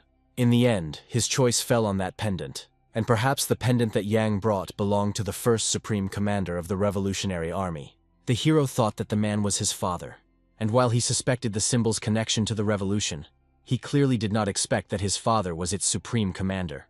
Damien noted that Jan had no grudge. Jan's father had led the revolution, but now he himself was in the ranks of a special unit. The hero hesitated and explained that it wasn't quite like that. It just all seemed strange. Damien may know more about his father than he does, and probably feels more affection for him than he does for him. However, Damien added that he could never truly become his father's son. He remembered the moment when he shouted at the men that he should not go back. Damien knew that family had always been the highest value for him. Then Jan said that he was now the son of a senior commander, and asked if he should be shown a little respect. Damien turned to Ian and asked if he wanted to know more about his father, where he was now, and what had happened to him. For the protagonist, information about his family was the key to survival, and now perhaps he can finally find it. But, thinking about Leah, Ian carefully noted that for now, priority should be given to the current mission. Damien nodded approvingly, agreeing that this was the right decision. They had already gathered information from the interrogations, and he asked about further plans. Ian admitted that he had a plan, but he would definitely need the help of a master. He hesitated for a moment, doubting Damien's abilities, but Damien reacted sharply, scolding him for his insolence. Soon a scream was heard at the headquarters of the special detachment. The instructors told the man that he couldn't just barge in, no matter who came. They apologized in advance and asked him not to get angry. As it turned out, it was Damien in a party hat. He said that he came to apologize to the commander of the special detachment, and even brought a gift. The story soon moves to the central office of the Inspection Bureau. Night has fallen, and the area is shrouded in darkness. Two employees held documents and informed the director that the commander of the special detachment had arrived in the capital, but the purpose of his visit was still unknown. The blue-haired woman asked about the new contractor's status, to which the subordinate quickly replied that the investigation was ongoing. The blue-haired woman was Diana Paulson from the Inspectorate Bureau. She reminded that first they needed to find Ian's perpetrator, as he was dangerous. Diana thought, trying to anticipate the new performer's plans. She remembered the kidnapping of the royal advisor and the tragic night of the dead after the raid on the barbarian settlement. She noted that the empire has been in chaos lately due to a series of serious incidents, and Yang is at the center of it all. His intentions and the forces that support him are unpredictable. Suddenly, Diana noticed a pink letter on the table. Without hesitation, she opened it and read, there was an offer to hunt the Black Dragon. She realized that Black Dragon Hunt was Commander Rodrigo's codename, and wondered if it was a challenge to him. Diana fell silent, wondering why the performer hadn't come directly to announce his intentions. Then Ian, hiding behind her window, noted that her intelligence was impressive, because he had carefully concealed his presence. He added that she is truly worthy of her role as director. Diana asked in surprise how a performer with such a sad reputation dared to come in person. Then Jan explained that such information had to remain secret, so he came in person. Ian assumed that Damien had already arrived at the Special Forces headquarters and presented the situation. He didn't come there just like that, although he pretended that he simply wanted to apologize to the captain. In fact, his mission was to distract Rodrigo Meyer. Diana then asked curiously why Jan was targeting the commander. The hero replied that his goal was to destroy the special unit with roots. However, to do this, he will need the help of Director Diana. He explained that the evidence against Rodrigo was located in the central area of the capital, but the exact location was unknown. Jan outlined a plan. With the support of a man with influence in the capital, the commander could be captured, and the special detachment rebuilt. Diana asked whether this was an official order or a personal request, and her answer was ultimately a categorical refusal. Diana doubted whether the Bureau should interfere in the internal conflicts of the Special Forces, since the risks were high and the benefits were minimal. However, Jan countered that even if the Bureau did not intervene, Diana had a personal reason. He knew her fiancé was dead, and she would surely want to know who was behind it. Jan noted that she held a deep grudge against the Special Forces, which was not surprising. The fact is that her fiancé was killed while investigating the commander's corruption. All circumstantial evidence indicates that a special squad had a hand in this. Suddenly, a strange energy filled Diana, and her tone became sharp and ominous. Diana clenched her fists, her face darkened, and a deadly aura emanated from her. She placed the responsibility on the special squad, blaming them for what was happening. Ian quickly tried to calm her down, asking her to listen to him first, and reproached himself for forgetting her most characteristic quality. But Diana didn't answer. She simply raised her hand to attack and ordered the protagonist to shut up. The story moves to the outer districts of the imperial capital, where an uneasy silence reigned. In one of the abandoned nooks and crannies, the soft murmur of a stream of water could be heard. Somewhere in the very depths of the sewers sat Leah. She sat in the center of the magic circle, hugging her knees and lowering her head, sighing heavily. Suddenly, a man appeared in front of her, raising a weapon and declaring that he had finally found her. But when he swung, nothing happened. The sword stopped above Leah's head, as if an invisible force blocked it. The weapon was enveloped in golden streams of energy, causing the man to feel confused and angry. His weapon suddenly shattered, and he screamed in rage that he could not reach his target. The other two men came up from behind, noticing this strange power, not expecting that they would not be able to even get closer. These were 3 demon assassins, killers subordinate to the commander of a special detachment. They carried out the dirtiest tasks in the shadows, but without official recognition. One of them was unhappy that Leah was right in front of them, but they couldn't touch her. Suddenly, another assassin pulled out his sword and demanded to be let through, declaring that it was his turn. His comrades were indignant, but he was determined, arguing that any power could not be infinite and would eventually reach its limit. He pointed his sword downwards and called upon a combat spell, delivering a sharp slash. However, he then directed his attack towards the passage, intending to first kill the small rat hiding in the shadows. Suddenly, a terrible explosion was heard and rushed further down the corridor. The assassins retreated cautiously, asking in amazement how they had gotten in there, as the place was supposed to be under surveillance by a special squad. Suddenly, a sword flew out of the darkness and stuck into the ground. A young woman appeared in the passage and reported that an inspector was investigating the commander's corruption. This was the man who played a key role in finding Leah for director Diana Paulson. However, during the investigation, this inspector was killed in his own home. Diana bared her claws, saying that the investigation had revealed 3 perpetrators who had brutally murdered a man with a sword. When the girl completely emerged from the shadows, she was already in berserker mode, and small ears grew on her head, giving her a beast-like appearance. She completely lost her temper, confirming her goal and unleashing her fury on the assassins. She suddenly shot into the air, waving her arms and announcing that they were under arrest for the murder of an Inspector General's office agent.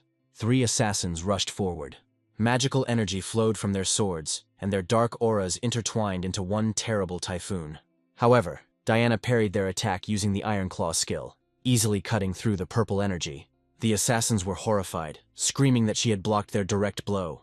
They were amazed by her incredible strength. Suddenly, Diana turned and ran back, forcing the assassins to run after her. Meanwhile, Leah was left alone, sitting in the cold void. Suddenly, Jan appeared next to her, realizing that he was late. He sighed and apologized to the girl. When he and Diana coordinated, she suggested that she take on the task of capturing the 3 assassins, while Ian focused on rescuing Leah. Now Jan carefully called Leah's name, but she only lowered her head. Ian remembered the promise he had made to her. He swore that he would not let her get hurt. Then he extended his hand forward, saying with concern that everything would be all right now, and suggested that they return home together. Suddenly, a strange light penetrated Leah, and her eyes became clouded. Ian instinctively retreated, calling out to her and trying to intervene, but the energy completely engulfed her. He tried to intervene, realizing that Leah had lost consciousness and could not control herself, and the gravitational field was preventing him from getting closer. Ian noticed 2 magic circles behind him, asking how this had happened. Suddenly, Momon appeared between the circles and explained that she had even created a restrictive device for Leah. She said that luckily, Leah managed to regain some of her strength before she went out of control. The hero then reproachfully noted that this happened because the restraining device was too weak. Momon explained that the device only prevents Leah's power from growing uncontrollably during emotional outbursts. However, it was not capable of withstanding life-threatening situations like the one she was in now. She then turned to Ian, claiming that it was he who had put Leah in danger and was now responsible for it. At first, Ian hesitated, but then he admitted she was right, looking at Leah with regret. The protagonist cursed himself for being too careless. He wanted to act, but before he could do anything, 3 darts flew past his face. The darts immediately turned around, returning along the same trajectory, and quickly attacked him. But Ian's agility allowed him to dodge. Suddenly, a dart flashed down his sleeve, and Ian instinctively stepped back, noticing 2 other darts embedded in the ground in front of him. He recognized the techniques of the assassins from the Shadow Heavens, and, amazed, exclaimed that it was impossible. Momon frowned but tried to reassure him, claiming it was just a scratch. But Yang insisted it was something more serious. At that moment, a voice came from the entrance, warning that standing still was useless, because the Hydra's poison killed instantly. He introduced himself as a man who wanted to meet Ian, calling him the performer. Ian frowned, wondering how the man could walk on water, and cautiously asked him who he was. This man turned out to be Black Shadow, the 3rd-ranking operative of the Special Forces unit. He came here because he intended to personally kill Damien's student. He sarcastically praised Ian for leading the director to the right place and pinpointing the location. Ian began to analyze his opponent, noting his mastery of killing and exceptional fighting abilities. The hero understood that this was a bad opponent for him, especially given his current state. After some thought, Yang noted that Shadow knew Leah's strength better than anyone. However, he warned the enemy that if she was not stopped, she would get out of control. Yan pointed out that if it got out of control, the sewer system would collapse, which would directly affect the Imperial City. If Leah goes berserk, the city will be destroyed instantly. Black Shadow, laughing, noted that perhaps the captain had placed it there on purpose. Perhaps she is here precisely so that he can witness the destruction of the city. Then Jan realized that the enemy's goal was to provoke Leah into a rage so that she would attack the city. It became clear that his only option was to quickly kill the Phantom to save her. Black Shadow smirked, calling him impudent, and asked how he intended to do it. Then Jan activated the technique, his pupils turning ghostly white. Using his 6th form, he teleported behind Shadow. Immediately after that, he delivered a series of precise blows. Black Shadow dodged, yelling at how Yang could move like that and whether he was immune to all poisons.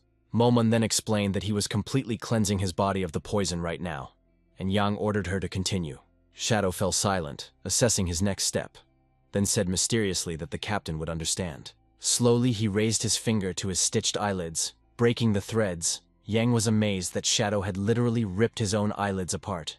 Shadow's body flared with fighting energy, and he mockingly noted that this skill of his was quite pathetic.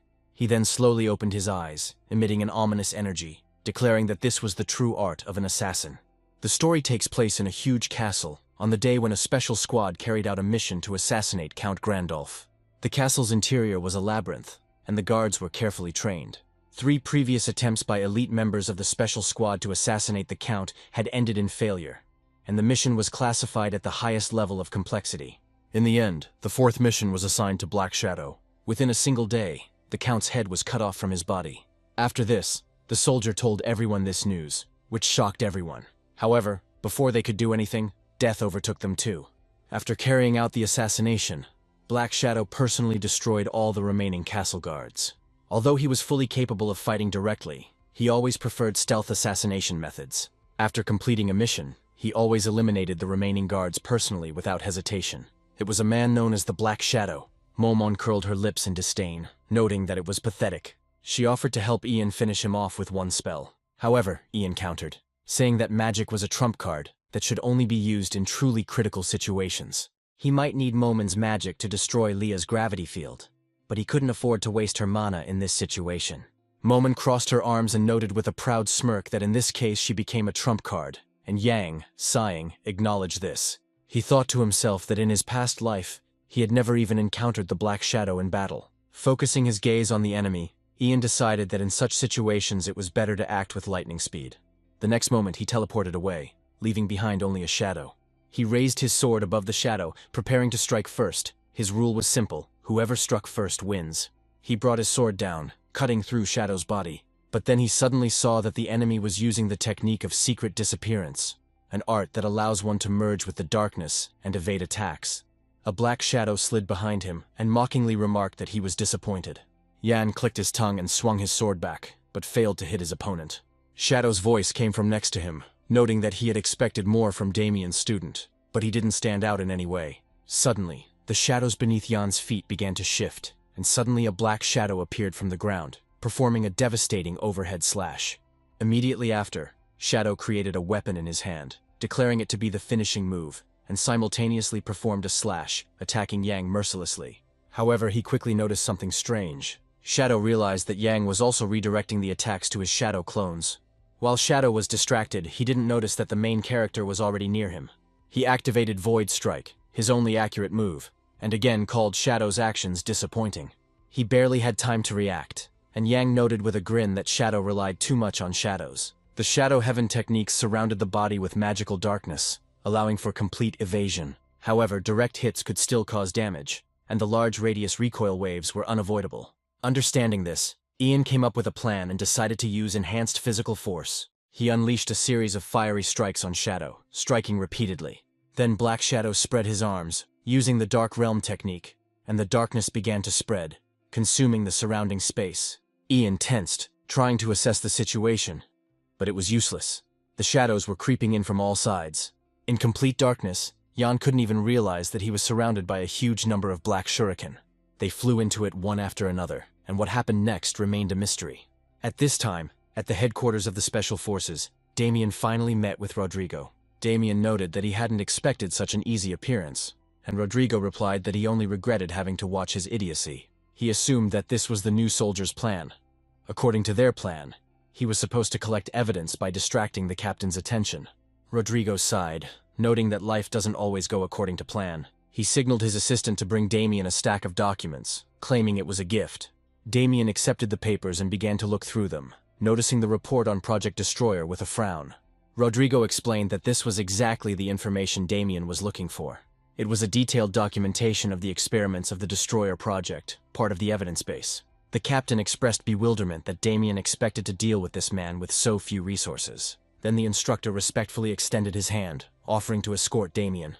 However, he squeezed her slightly. Damien said that he only wanted to pass the time. Then with a quick gesture, he sent his assistant flying.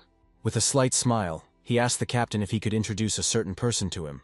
At that moment, a male voice was heard at the headquarters of the special detachment. The stranger asked if Damien wanted to meet him. Damien's pupils narrowed as a figure in a crimson cloak appeared in front of him. He couldn't believe that this person was here, but who did he see?